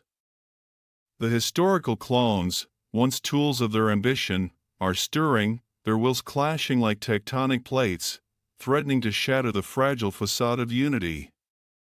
Ramses, he's different. Ruthless, ambitious, driven by a belief in his own divinity. His power over the ley lines is unlike anything we've encountered, and his hold on the Zion faction grows stronger with each passing day. He sees himself as a god-king, and the initiative as a mere stepping stone to reclaiming his ancient glory. And then there's Napoleon, a ghost of conquest awakened. His strategic brilliance is undeniable, but his ambition burns with an intensity that threatens to consume everything in its path. He seeks alliances, maneuvers for power, his eyes fixed on a prize that extends far beyond the initiative's grasp. These forces are in motion, colliding with a force that defies their control. And we, the resistance, must navigate this treacherous landscape, seeking advantage where we can, exploiting their weaknesses, and praying that the chaos they unleash doesn't consume us all. Narrative across the Atlantic, in a heavily fortified bunker beneath the Arizona desert, Elias Richter faced a crisis of his own making. The control room, usually a symphony of data streams and hushed commands, now buzzed with tension. Richter paced relentlessly, his frustration radiating outward like a shockwave. The holographic display before him, depicting the global ley line network, flickered with instability. Each node represented a point of control, a conduit for the initiative's power, but now, several pulsed erratically, their synchronization faltering. "Report," he barked, his voice echoing through the tense silence. A young technician, his face pale with apprehension, stammered, "Commandant, synchronization rates are plummeting in sectors controlled by the Zion faction." "Ramses," Richter muttered, his jaw clenching. The cloned pharaoh was proving to be more than a mere asset, his ambition a wildfire threatening to engulf the initiative's carefully constructed order. His growing influence within the organization, fueled by his mastery of ley line energy and his charismatic hold over the Zion loyalists, had become a thorn in Richter's side. "He's diverting resources, prioritizing his own agenda," another officer reported, his voice tight with concern. "Intelligence suggests he's consolidating power in the Middle East, establishing a power base independent of the initiative's command structure." Richter slammed his fist against the console. "He's playing a dangerous game. A game that threatens everything we've built." The reports from Europe were equally troubling.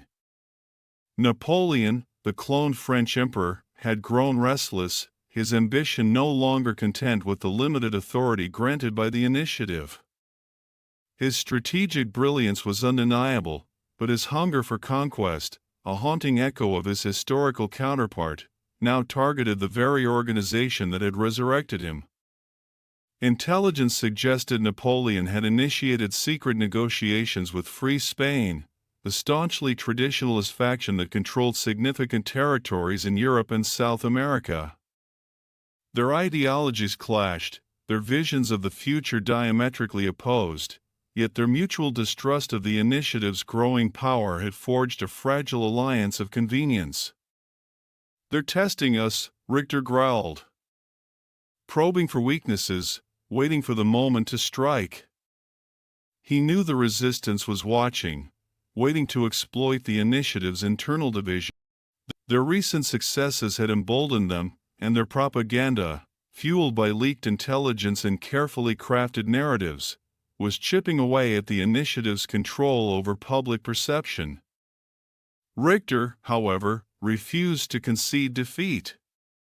His belief in the initiative's vision, in the necessity of their control, burned with an intensity that rivaled the ambitions of the very clones challenging his authority. He turned to his assembled officers, his gaze hardening.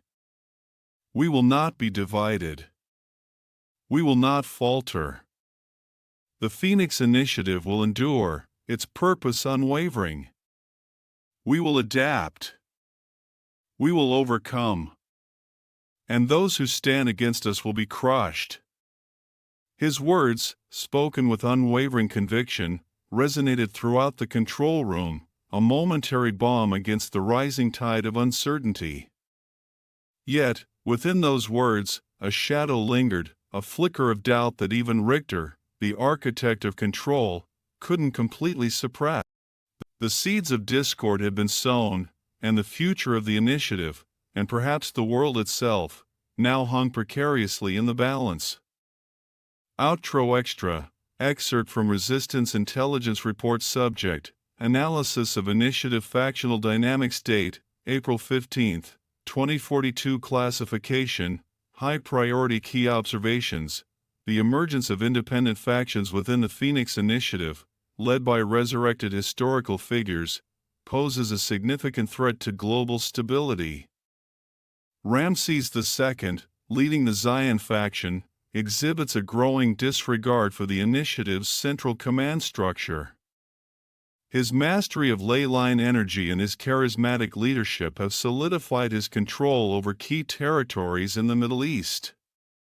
Napoleon Bonaparte, while still nominally aligned with the initiative, has initiated covert negotiations with Free Spain, suggesting a potential shift in alliances. The resistance must adapt its strategies to exploit these emerging divisions within the initiative. Opportunities exist to manipulate interfactional conflicts, disrupt their synchronization efforts, and undermine public trust in their authority. Recommendations: prioritize intelligence gathering on the motives and capabilities of the individual clone leaders. Explore potential alliances with factions opposed to both the initiative and Zion, including Free Spain and the Vatican. Develop contingency plans for responding to escalating conflict between the initiative factions, including the possibility of open warfare. Outro quote: We are witnessing the birth pangs of a new world order. The old empires crumble, the lines of loyalty blur, and from the ashes, new powers rise. Our choices in this moment will determine the shape of the future, and the legacy we leave for generations to come. Greta Heller, Resistance Broadcast, 2042. Chapter 17, Ghosts of Conquest opening quote: History repeats itself, first as tragedy, then as farce. But in the hands of those who wield the power of resurrection, it becomes a weapon that can shatter the very foundation of the present. Klaus Heller, Resistance Dispatches, 2042 News article headline: Napoleon's Gambit, Free Spain and the Clone Emperor forge unholy alliance, threatening global stability. Madrid, Spain, April 20, 2042.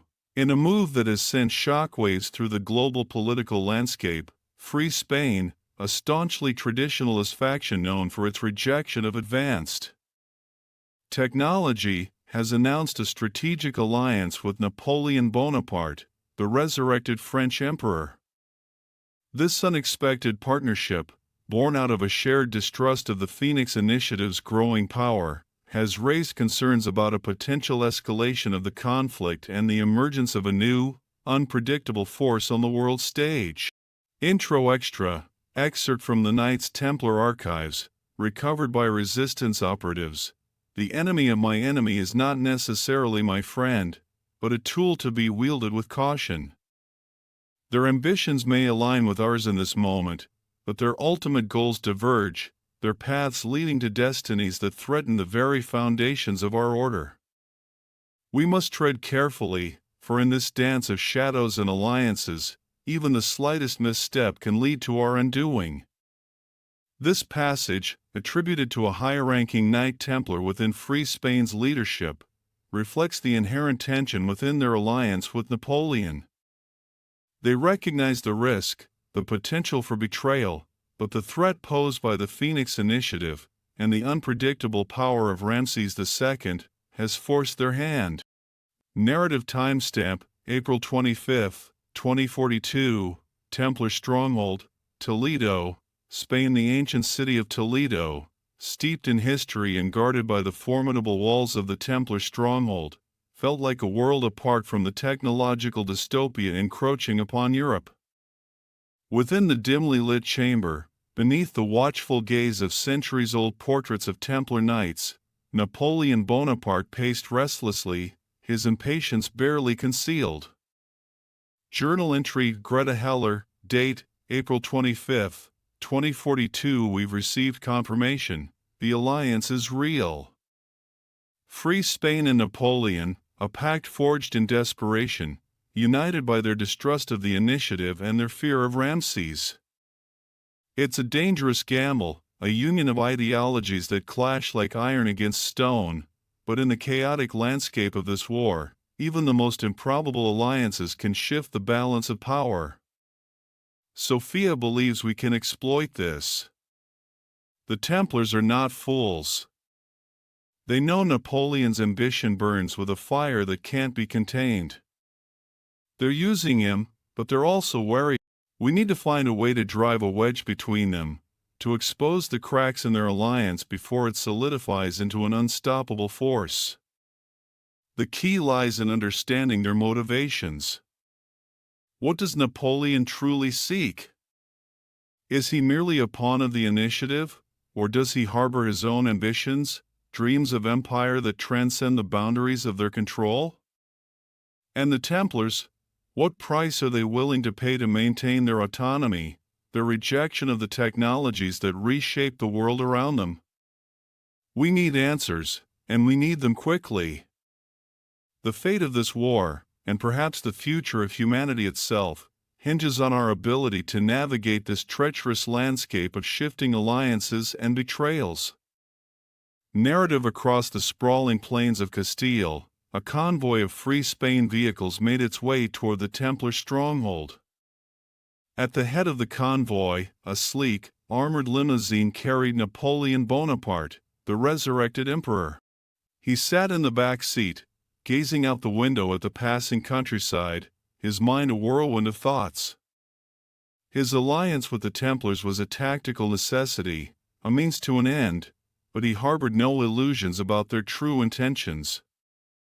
They were using him, just as the Phoenix Initiative had used him, seeking to exploit his military genius and his influence over the remnants of the Napoleonic loyalists scattered across Europe.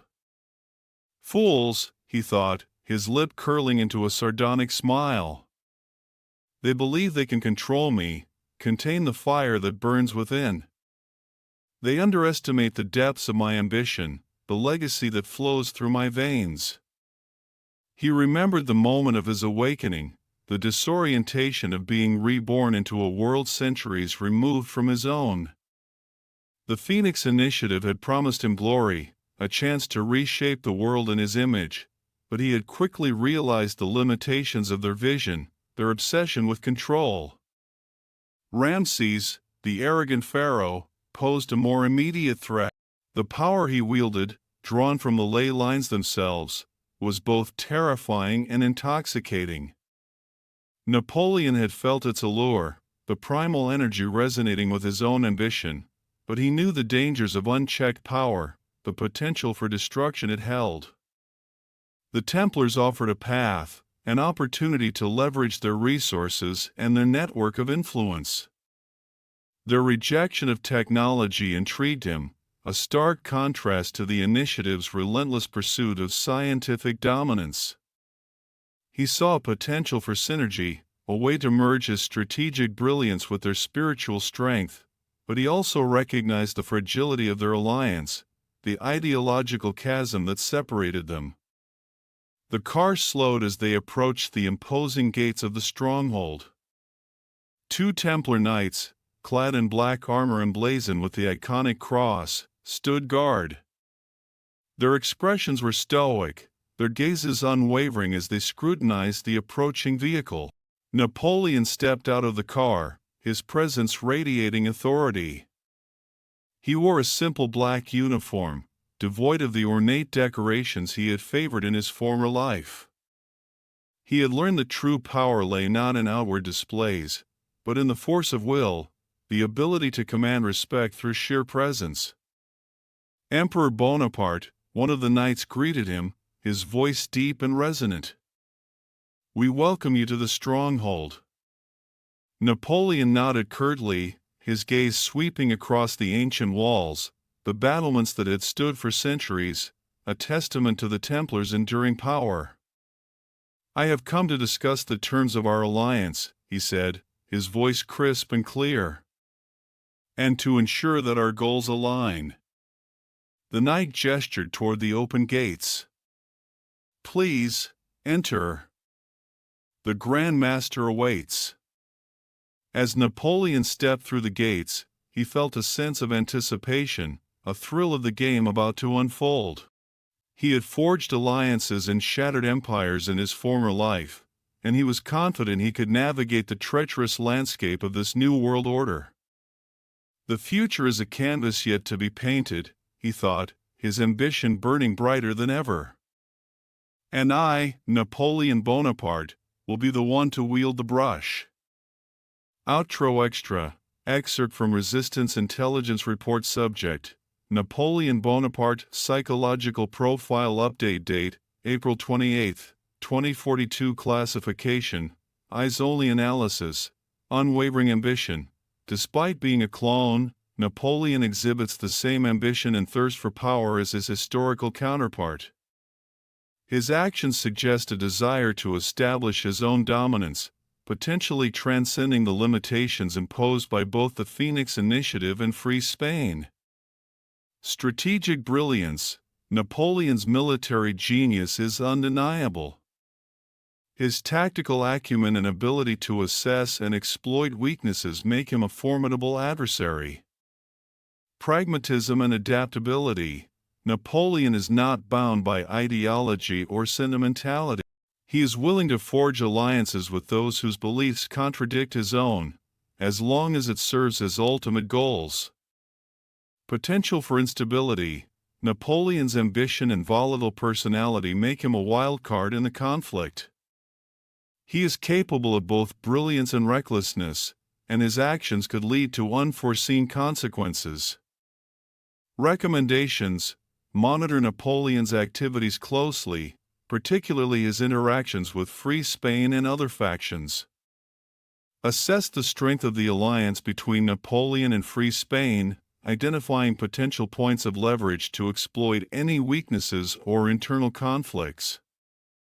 Develop contingency plans for a range of scenarios, including the possibility of Napoleon turning against both the initiative and Free Spain.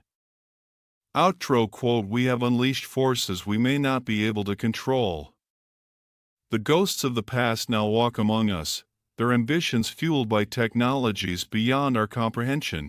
We must be vigilant, for the very foundations of our world are shifting, and the future we fight for hangs precariously in the balance."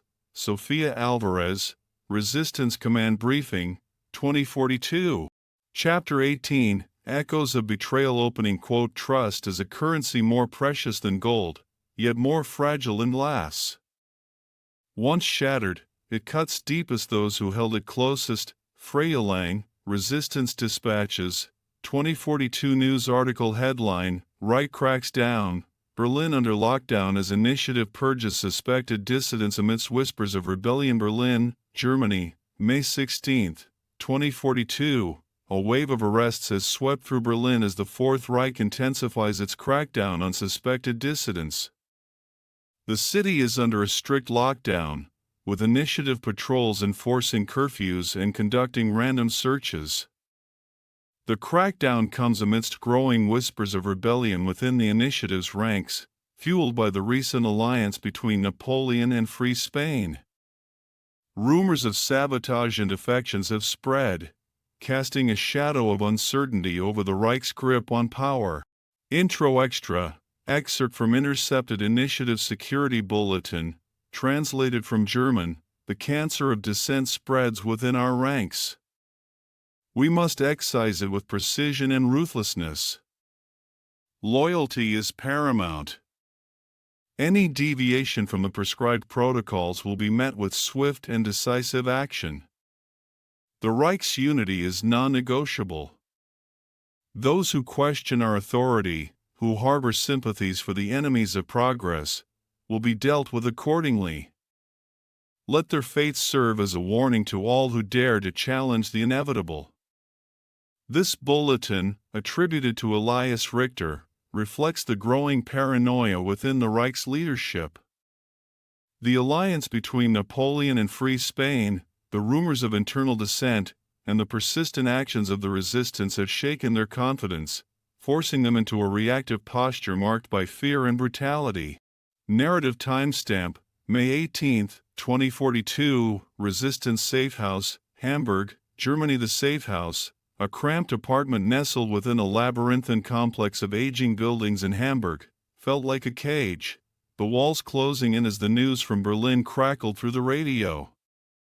Greta Heller, her face pale and drawn, listened intently, her mind racing, each word a hammer blow against the fragile hope they had clung to.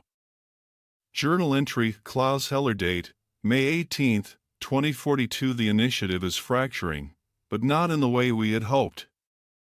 Fear has replaced their arrogance. Richter is lashing out, purging anyone suspected of disloyalty, anyone who whispers doubts about his methods. The clones are becoming more unpredictable, their ambitions clashing with his iron grip on power. I fear we've underestimated the depths of their paranoia. The news from Berlin, the arrests, the disappearances, it paints a chilling picture. They're willing to sacrifice their own, to turn on those who built their empire, to maintain their illusion of control. We must tread carefully. Our network within the initiative is compromised. We can no longer rely on those who once risked everything to provide us with intel. The whispers have turned to screams, and those who dare to speak out are silenced, their voices extinguished before they can reach us. This changes everything. We must adapt, find new ways to operate in this landscape of fear and suspicion. The shadows have deepened, and the path forward is shrouded in uncertainty. But one thing remains clear: we cannot falter. The fight for freedom, for the very soul of humanity, demands that we continue to resist, even when hope seems to flicker like a candle in the wind. Narrative: the news from Berlin hit the resistance like a shockwave. The crackdown, the brutality of Richter's purge, sent a chill through their ranks. Fear, that insidious poison that saps strength and erodes resolve, began to spread, its tendrils reaching into the most secure safehouses, whispering doubts and anxieties into the hearts of even the most stalwart operatives. In Hamburg, Greta struggled to maintain morale. The weight of responsibility pressed down on her, each decision a gamble with the lives of those who had entrusted her with their fate. The loss of their network within the initiative, their eyes and ears within the enemy's ranks, had dealt a devastating blow. They were blind, stumbling through a labyrinth of shadows, the enemy's movements obscured, their intentions unclear. Sofia Alvarez, her pragmatic mind always seeking solutions, had already begun to adapt. She shifted their communications protocols, implemented tighter security measures, and ruthlessly pruned their network of contacts, sacrificing those who might be compromised to protect the core of their resistance. It was a brutal calculus, but in this war, survival demanded difficult choices. "We need to change our strategy," she told Greta, her voice firm but weary. "We can't rely on infiltrating the initiative anymore. It's too dangerous. We need to focus on disrupting their operations, hitting them where it hurts, and making them pay a price for every atrocity they commit." Klaus Heller, his face etched with worry, paced restlessly as he listened to their discussion. He had always been the strategist, the one who saw the bigger picture, who could anticipate the enemy's moves and devise countermeasures. But now, the shadows seemed to have seeped into his mind, clouding his judgment, whispering doubts and anxieties that gnawed at his confidence. "What about the clones?" he asked, his voice raspy. "We were making progress, exploiting their divisions, turning them against each other. Can we still leverage that?" Greta shook her head. "Not anymore. Richter's purge has sent a clear message. The clones are falling in line, choosing self-preservation over ambition. They may resent Richter's control, but they fear his wrath more. Then we have to find another way," Sophia said, her eyes hardening with determination. "We need to hit them where they're vulnerable, strike at their infrastructure, their resources, their morale. We need to make them bleed." The weight of their task seemed almost unbearable, the odds stacked against them. But Greta, drawing on her father's unwavering belief in the power of human ingenuity and her own fierce determination to protect the future they were fighting for, refused to succumb to despair. "We'll find a way," she said, her voice ringing with conviction. "We always have. And we always will." Outro Extra, excerpt from Resistance Tactical Briefing Subject, Countering the Initiative's Crackdown Strategic Recommendations Date, May 20th, 2042 Classification, Highly Sensitive Analysis. The initiative's crackdown on suspected dissidents represents a significant escalation of the conflict. Their willingness to employ such brutal tactics highlights their growing fear and paranoia, and their vulnerability to internal instability. The resistance must adapt its strategy to capitalize on this shift in the enemy's posture. Recommendations: target initiative infrastructure. Disrupting the initiative's logistical and operational capabilities will weaken their control and force them to divert resources from their crackdown. Key targets include ley line facilities, communication hubs, and transportation networks. Expose initiative atrocities. Publicizing the initiative's brutality against its own citizens will erode public support and potentially incite further dissent within their ranks. Leverage the resistance's media network to disseminate evidence of the crackdown and highlight the human cost of the initiative's tyranny. Exploit internal divisions. While the clone rebellion has been quelled, the potential for conflict within the initiative's leadership remains. Continue to monitor communications and identify any signs of friction or dissent that can be exploited. Strengthen resistance security.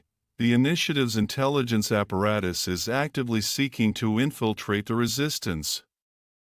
Implement tighter security measures, compartmentalize information, and limit trust circles to minimize the risk of compromise.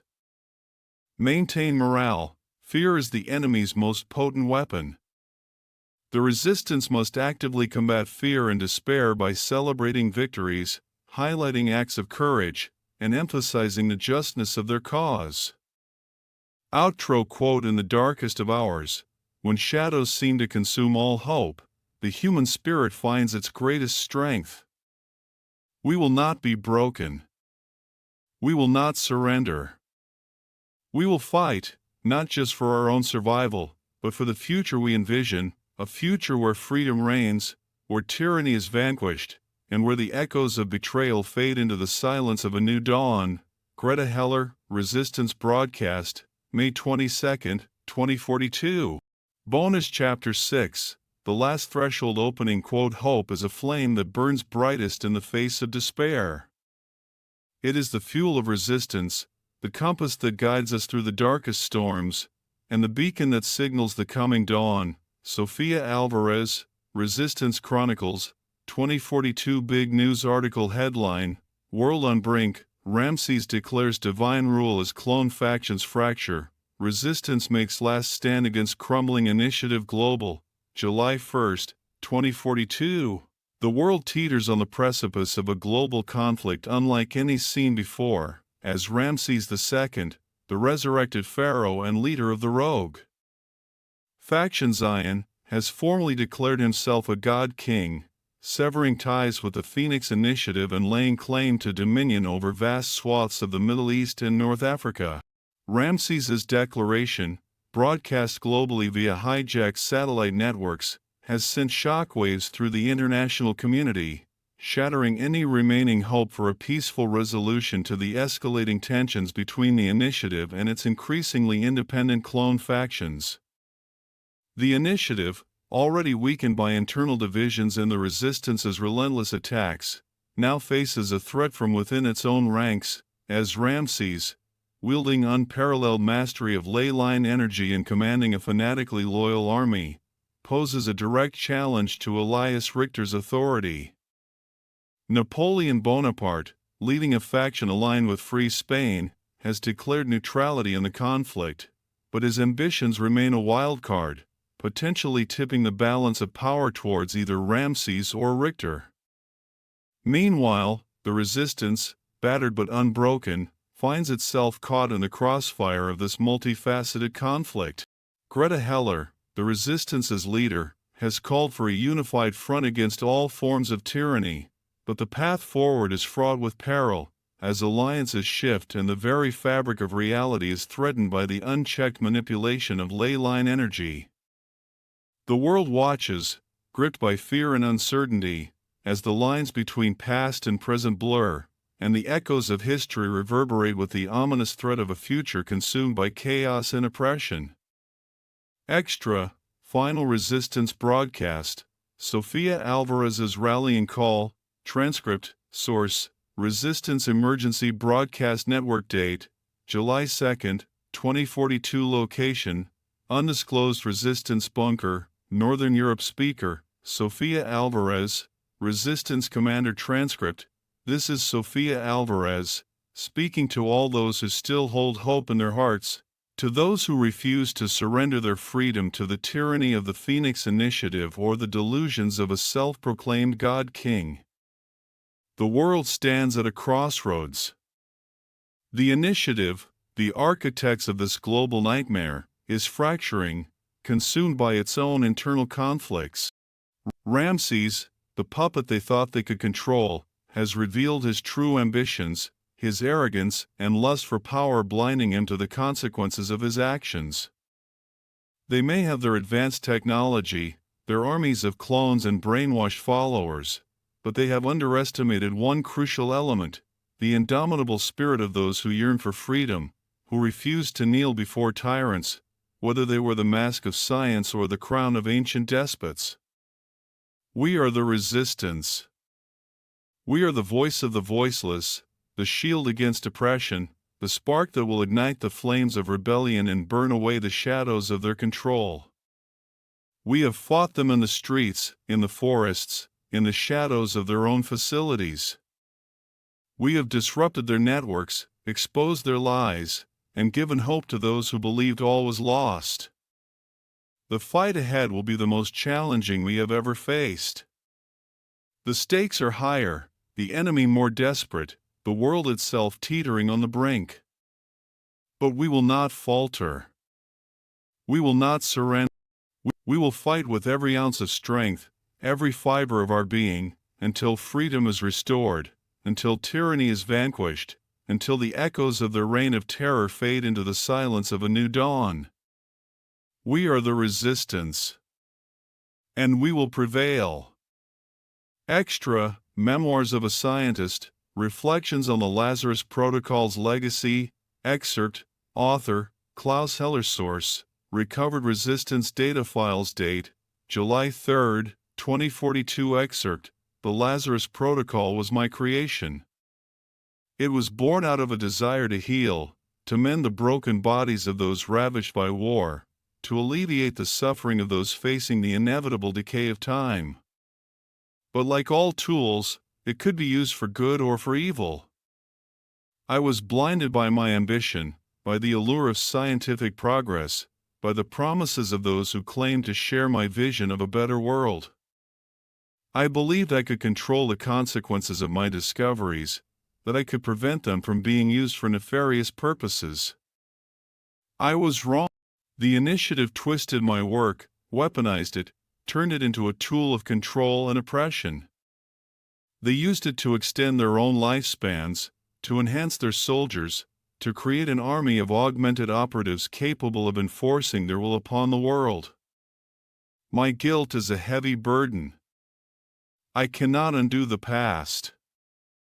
I can only strive to atone for my mistakes, to use my knowledge to fight against those who have perverted my legacy. The resistance offers me a chance at redemption. They understand the true cost of the Lazarus Protocol, the dangers it poses to humanity. They fight not for power or control, but for freedom and the right of every individual to choose their own destiny. I may not be able to erase the stain of my past, but I will dedicate every remaining breath to ensuring that my creation does not become humanity's undoing.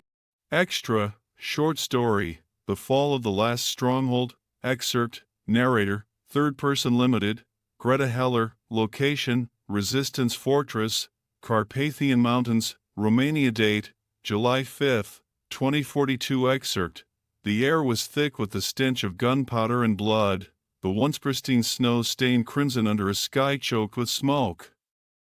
The Resistance Fortress, their last bastion of hope in Eastern Europe, was crumbling under the relentless assault of Ramses's forces.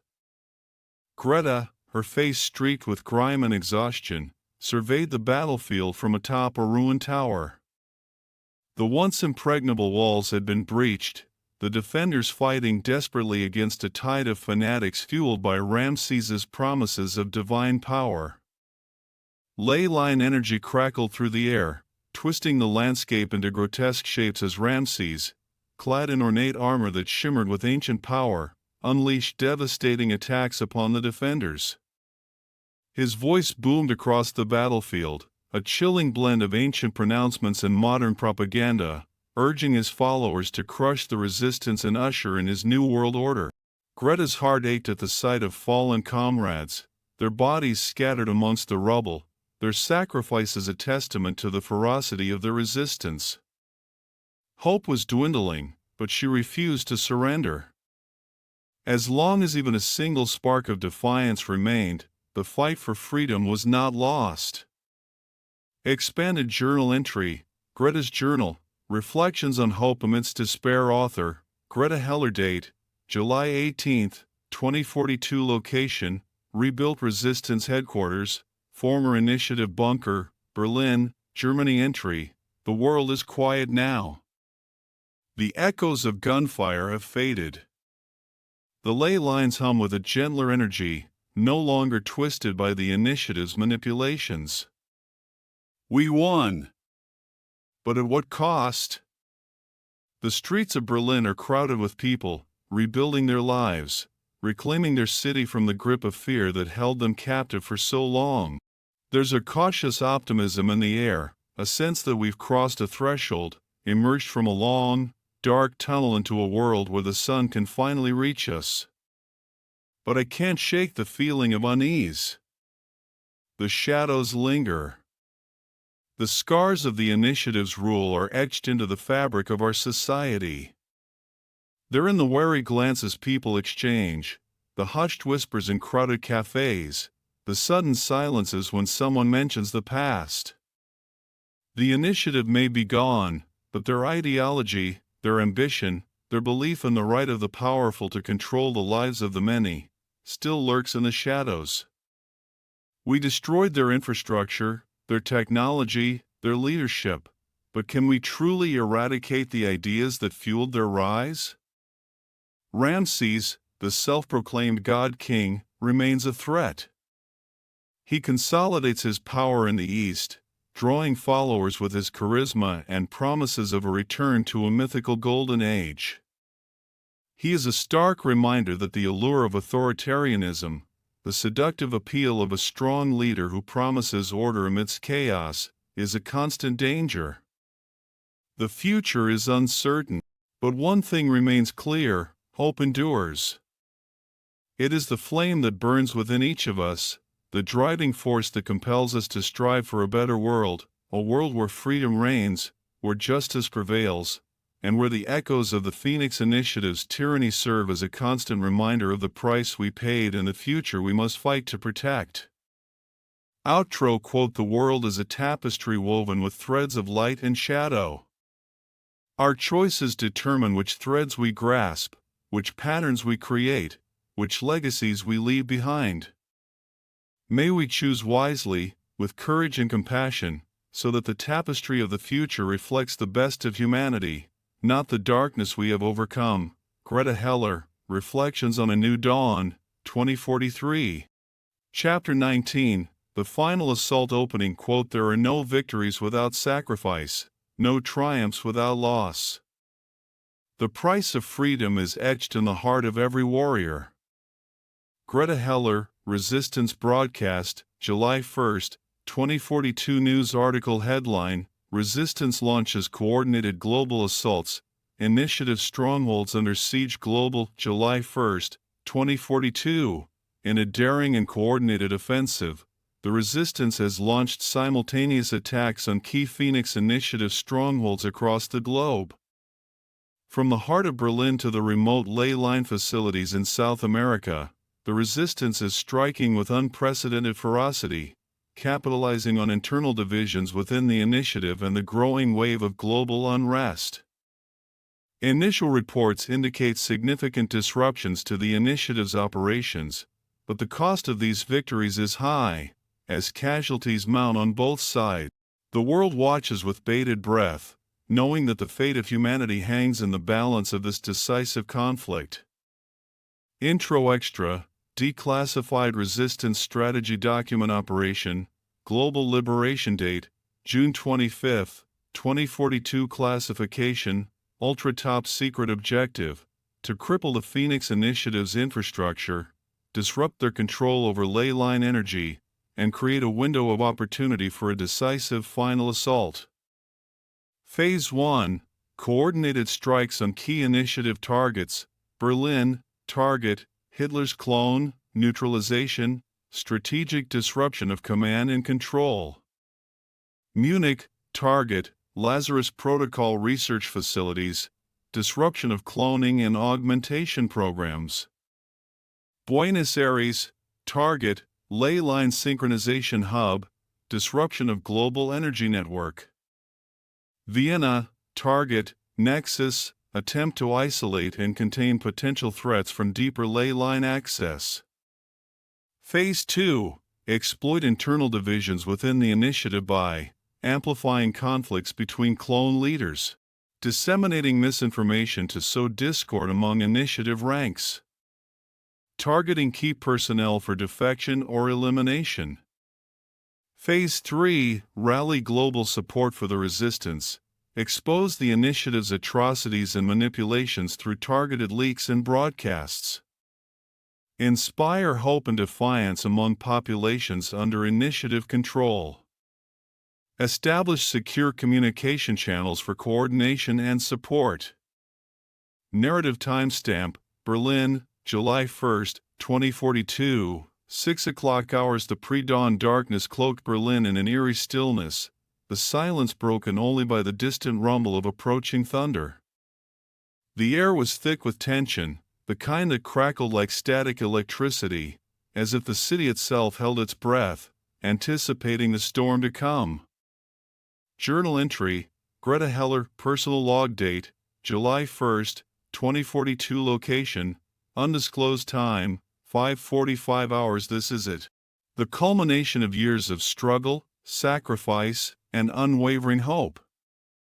Today, we strike at the heart of the beast. The plan is audacious, risky, but we have no other choice.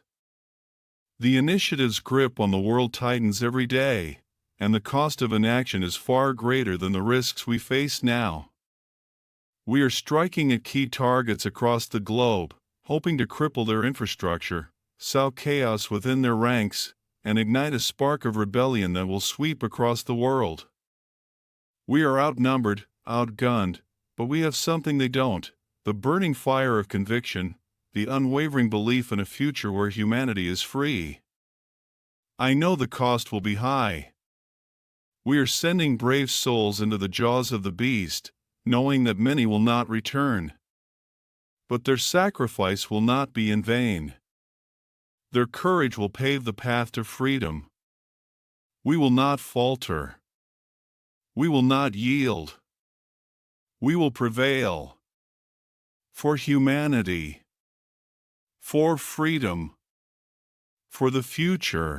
Narrative Greta Heller stood at the heart of the Berlin resistance cell, her gaze fixed on the holographic map projecting the city's layout. Her face, etched with years of struggle and hardened by the weight of responsibility, was illuminated by the flickering glow of the tactical display. The air around her hummed with the energy of anticipation, a mixture of fear and determination that mirrored the storm brewing outside. "The teams are in position," Sofia Alvarez reported, her voice clipped and efficient, honed by years of covert operations. Her eyes, sharp and alert, scanned the data streams flowing across her wrist display, constantly assessing the situation, anticipating threats, and adapting to the ever-changing dynamics of the battlefield. "Good," Greta responded, her voice calm despite the storm raging within her. "Once the signal is given, we move swiftly. Minimal casualties, maximum disruption. Remember, our primary objective is to cripple their command structure. Hitler's clone must be neutralized." "Understood," came the chorus of acknowledgments from the assembled resistance fighters. Their faces, a tapestry of ages, backgrounds, and experiences, were united by a common purpose: to break the chains of oppression, to reclaim their stolen future. The signal arrived, a coded pulse transmitted through the resistance's encrypted network, a ripple of defiance spreading across the globe. The time for whispers was over, the roar of rebellion had begun. Across Berlin, resistance cells erupted into action, striking at strategic targets with surgical precision. Explosions rocked the city, shattering the illusion of the initiative's control. Ley line conduits overloaded, plunging sectors into darkness. Communication networks jammed, severing the flow of information. The initiative, caught off guard by the coordinated assault, scrambled to respond. Augmented enforcers, their metallic bodies gleaming under the flickering emergency lights, rushed to contain the breaches, firing energy blasts that tore through buildings, leaving trails of destruction in their wake.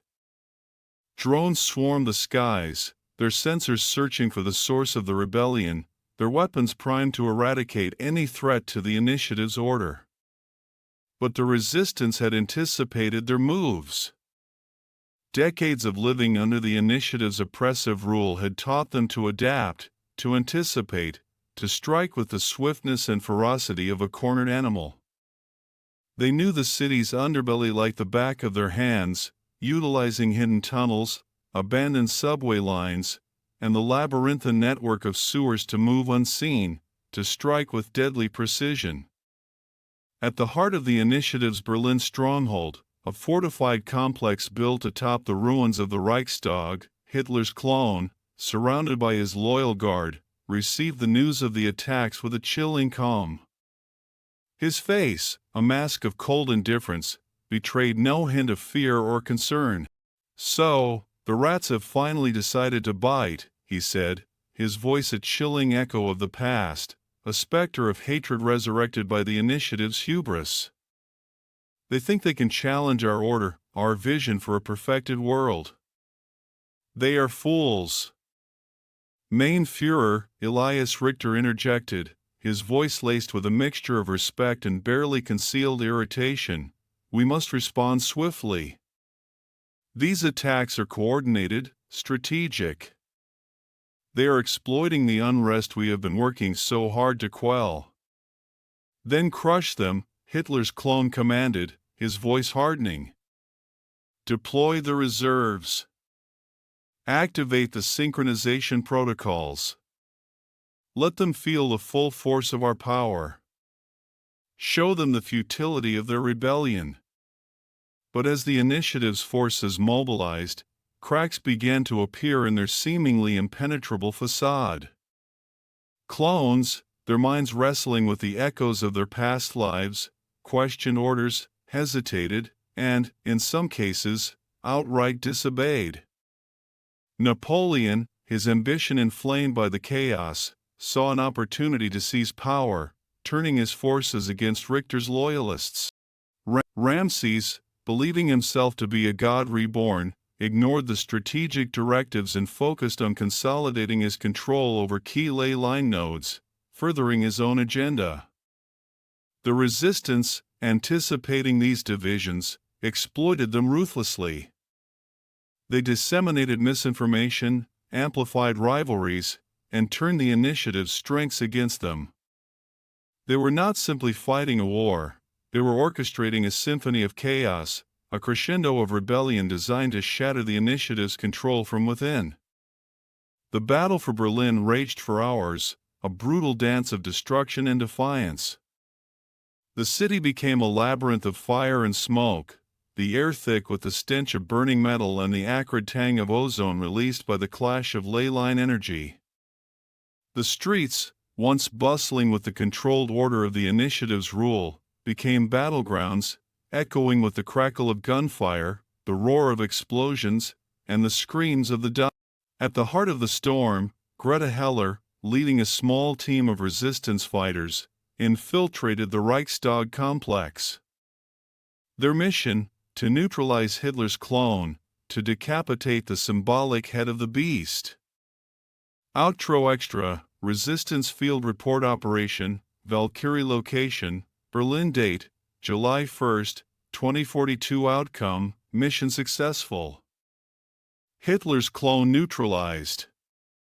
Significant disruption to initiative command and control. Heavy casualties sustained. Analysis: the neutralization of Hitler's clone has dealt a significant blow to the initiative's morale and their ability to maintain control. The symbolic significance of this victory has reverberated across the globe, inspiring hope and defiance among resistance cells and sowing seeds of doubt among the initiative's ranks. However, the initiative's infrastructure remains largely intact, and they are likely to retaliate with even greater force. We must remain vigilant, exploit their vulnerabilities, and prepare for a prolonged and brutal conflict. Outro quote: Berlin burns tonight, but it is the fire of freedom, a blaze that will consume the shadows of tyranny and illuminate the path to a brighter future.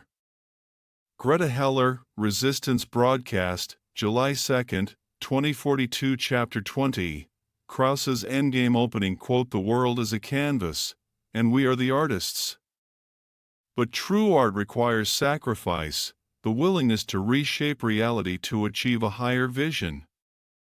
Krauss, The Phoenix Manifesto News article headline: Initiative Fractures Deepen, Krauss Seizes Control, Unveils Shocking Plans Global, July 15, 2042. The Phoenix Initiative, reeling from the resistance's global assaults and plagued by internal divisions, has entered a new and dangerous phase.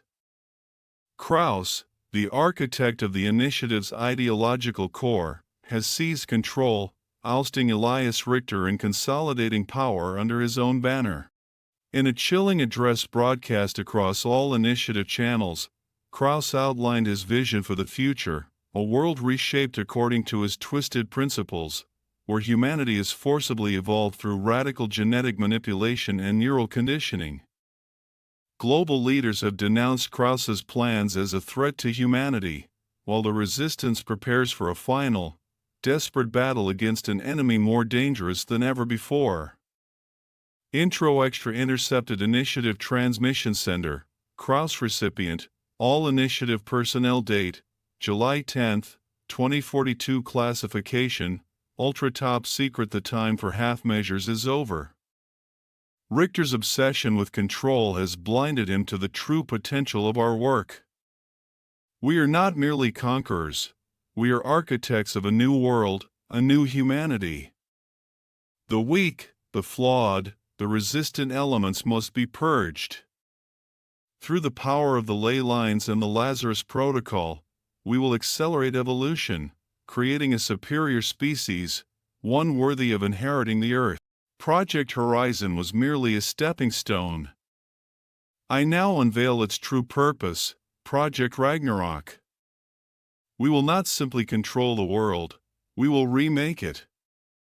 Those who embrace our vision will be elevated.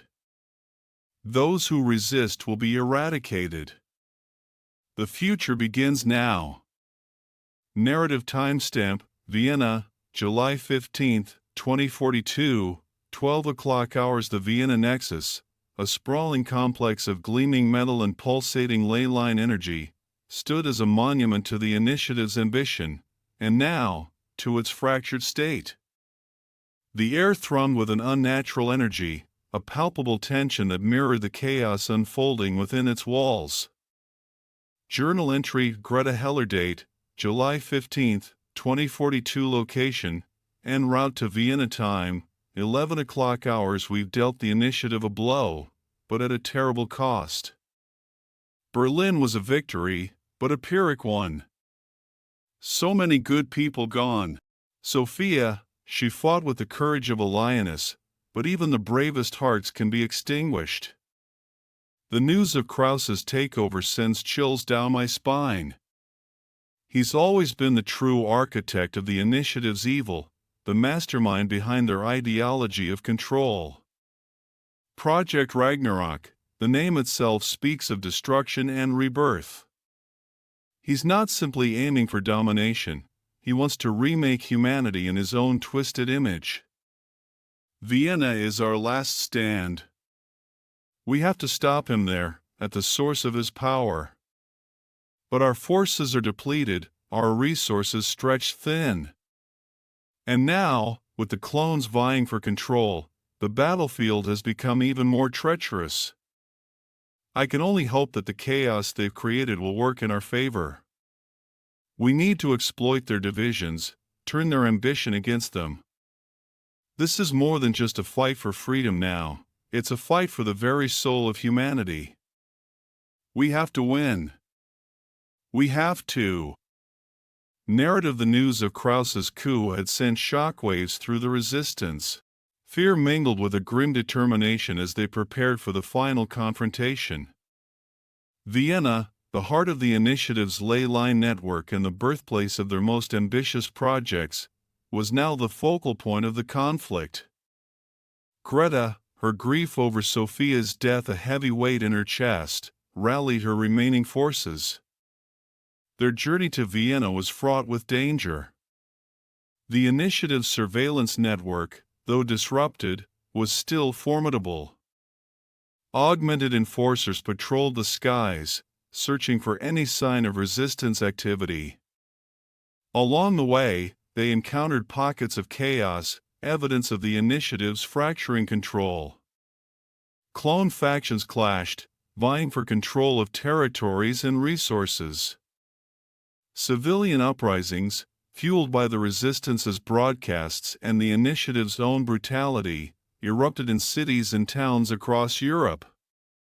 Greta knew they had to exploit this chaos, turn it to their advantage. She reached out to Napoleon, offering a temporary alliance. Napoleon, ever the pragmatist, saw an opportunity to advance his own ambitions. He agreed to provide safe passage for the resistance through his controlled territories, his ulterior motives masked behind a facade of strategic cooperation. "The enemy of my enemy is my friend," Napoleon declared, his voice laced with an icy amusement, at least for the time being. The alliance was a risky gamble, but Greta knew they had no other choice. They needed every advantage they could get. Time was running out. Klaus was consolidating his power, his forces fanatically loyal to his vision of a new world order. As they approached Vienna, the landscape transformed. The air crackled with an unnatural energy, a tangible manifestation of the ley lines converging beneath the city. The sky shimmered with strange auroras, a symphony of colors twisted by the initiative's manipulations. Vienna itself was a fortress. Klaus had fortified the city, transforming it into a bastion of his power. Augmented soldiers patrolled the streets, their faces emotionless, their movements precise and deadly. Towering energy barriers, powered by the ley lines, encircled the city, cutting it off from the outside world. But the resistance had a plan. They had infiltrated a small team into the city before the barriers went up, a group led by Klaus Heller. Klaus, haunted by his role in the initiative's rise and driven by a desperate desire to redeem himself, had volunteered for the most dangerous mission, to disable the Nexus from within, to sever the source of Kraus's power. "I built it," Klaus had said, his voice heavy with regret. "I have to be the one to dismantle it." The plan was a desperate gamble, a long shot, but it was their only hope. Inside the Nexus, Klaus and his team moved through the labyrinthine corridors, utilizing their knowledge of the facility's layout to avoid patrols and security systems. The air hummed with an unnatural energy, a palpable tension that pressed down on them, a reminder of the stakes of their mission. They reached the central control chamber, a vast space dominated by a swirling sphere of ley line energy, the heart of the Nexus. "This is it," Klaus whispered, his voice tight with tension. "If we can disrupt the flow here, we can cripple the entire network." But as they moved to disable the control systems, they were confronted by Ramses. The Egyptian pharaoh, his eyes glowing with an unnatural light, stood before them, his presence radiating power and arrogance. "You dare to interfere with the will of the gods?" Ramses boomed, his voice echoing through the chamber. "I am Ramses, reborn, the rightful ruler of this world. You are insects before the might of a god." Klaus, his face hardened with resolve, stepped forward. "We're not fighting gods, Ramses," he said, his voice steady. "We're fighting men who have deluded themselves into believing they are divine. And we will not allow your delusions to enslave humanity." A battle erupted within the control chamber, a clash of technology and ancient power. Klaus and his team fought desperately against Ramses and his elite guard, their weapons firing energy blasts that illuminated the chamber with a kaleidoscope of deadly light. Outside the city, Greta and the resistance launched their assault.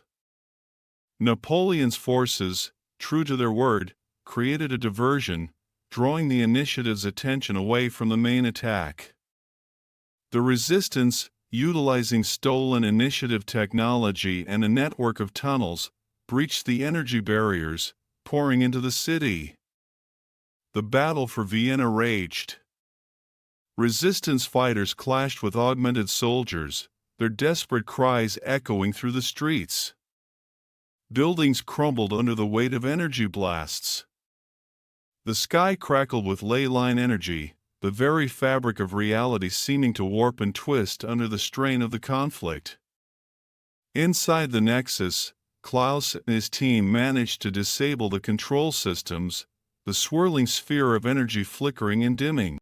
The ley line network, deprived of its central control, began to destabilize, sending shockwaves of energy across the globe. Ramses, enraged by their defiance, unleashed the full force of his powers. He manipulated the ley lines, summoning ancient energies that threatened to tear the Nexus apart. Klaus, realizing the danger, made a desperate decision. He activated a fail-safe protocol he had built into the Nexus, a last resort designed to contain catastrophic energy surges. The Nexus shuddered, the ley line energy swirling chaotically. The chamber filled with blinding light, the air crackling with raw power. Then, silence.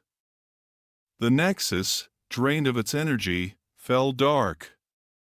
The ley line network, severed at its source, collapsed. The initiative's control over the world, their technological advantage, their grip on reality, vanished in an instant. Outro Extra Global News Report headline: Initiative crumbles, Nexus disabled, Global Network down Global, July 16, 2042. In a stunning turn of events, the Phoenix Initiative has suffered a catastrophic defeat.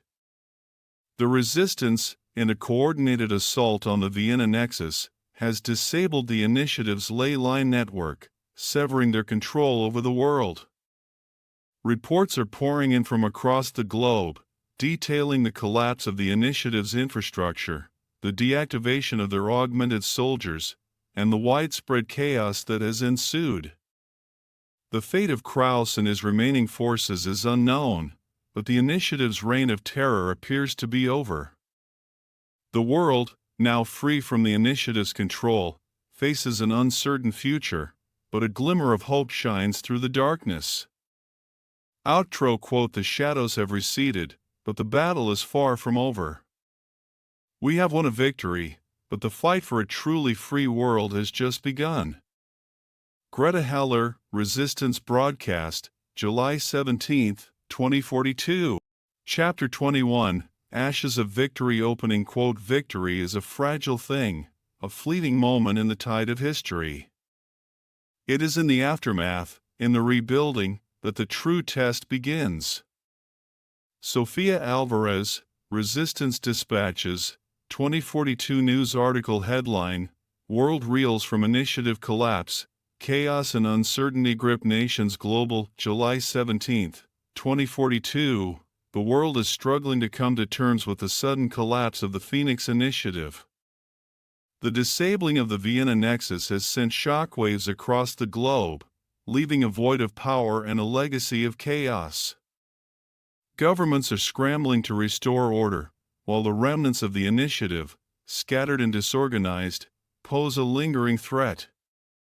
The resistance, victorious but depleted, faces the daunting task of rebuilding a world shattered by conflict.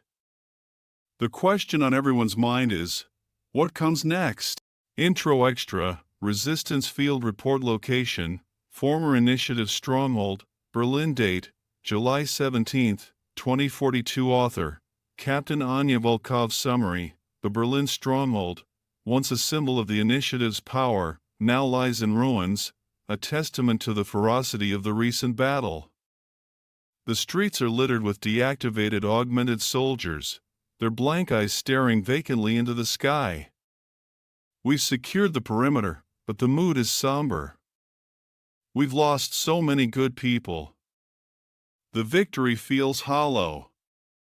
We're finding survivors, both initiative personnel and civilians, caught in the crossfire. Many are traumatized, disoriented, struggling to comprehend the sudden shift in reality. We're doing our best to provide aid and comfort, but the scale of the need is overwhelming. We need medical supplies, food, shelter, and hope. The world is fractured, the future uncertain. But we have to start rebuilding, piece by piece, starting with those who have suffered the most. Narrative timestamp: Vienna, July 18, 2042, 8 o'clock hours. The Vienna Nexus, a monument to shattered ambition, stood shrouded in a haze of dust and smoke. The once gleaming metal was twisted and blackened, the air thick with the acrid scent of burnt circuitry and lingering ley line energy. Journal entry: Greta Heller. Date, July 18, 2042. Location, Vienna Nexus ruins. Time, 7 o'clock hours. The silence is deafening. The hum of the Nexus, a constant presence for so long, is gone, replaced by the whisper of wind through the wreckage. It's over. We won. But the victory feels like ashes in my mouth. So many lives lost. Sophia, Klaus, the faces of those we couldn't save haunt me.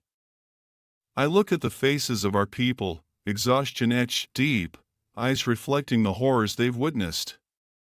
But there's something else there too, a spark of hope. A determination to rebuild.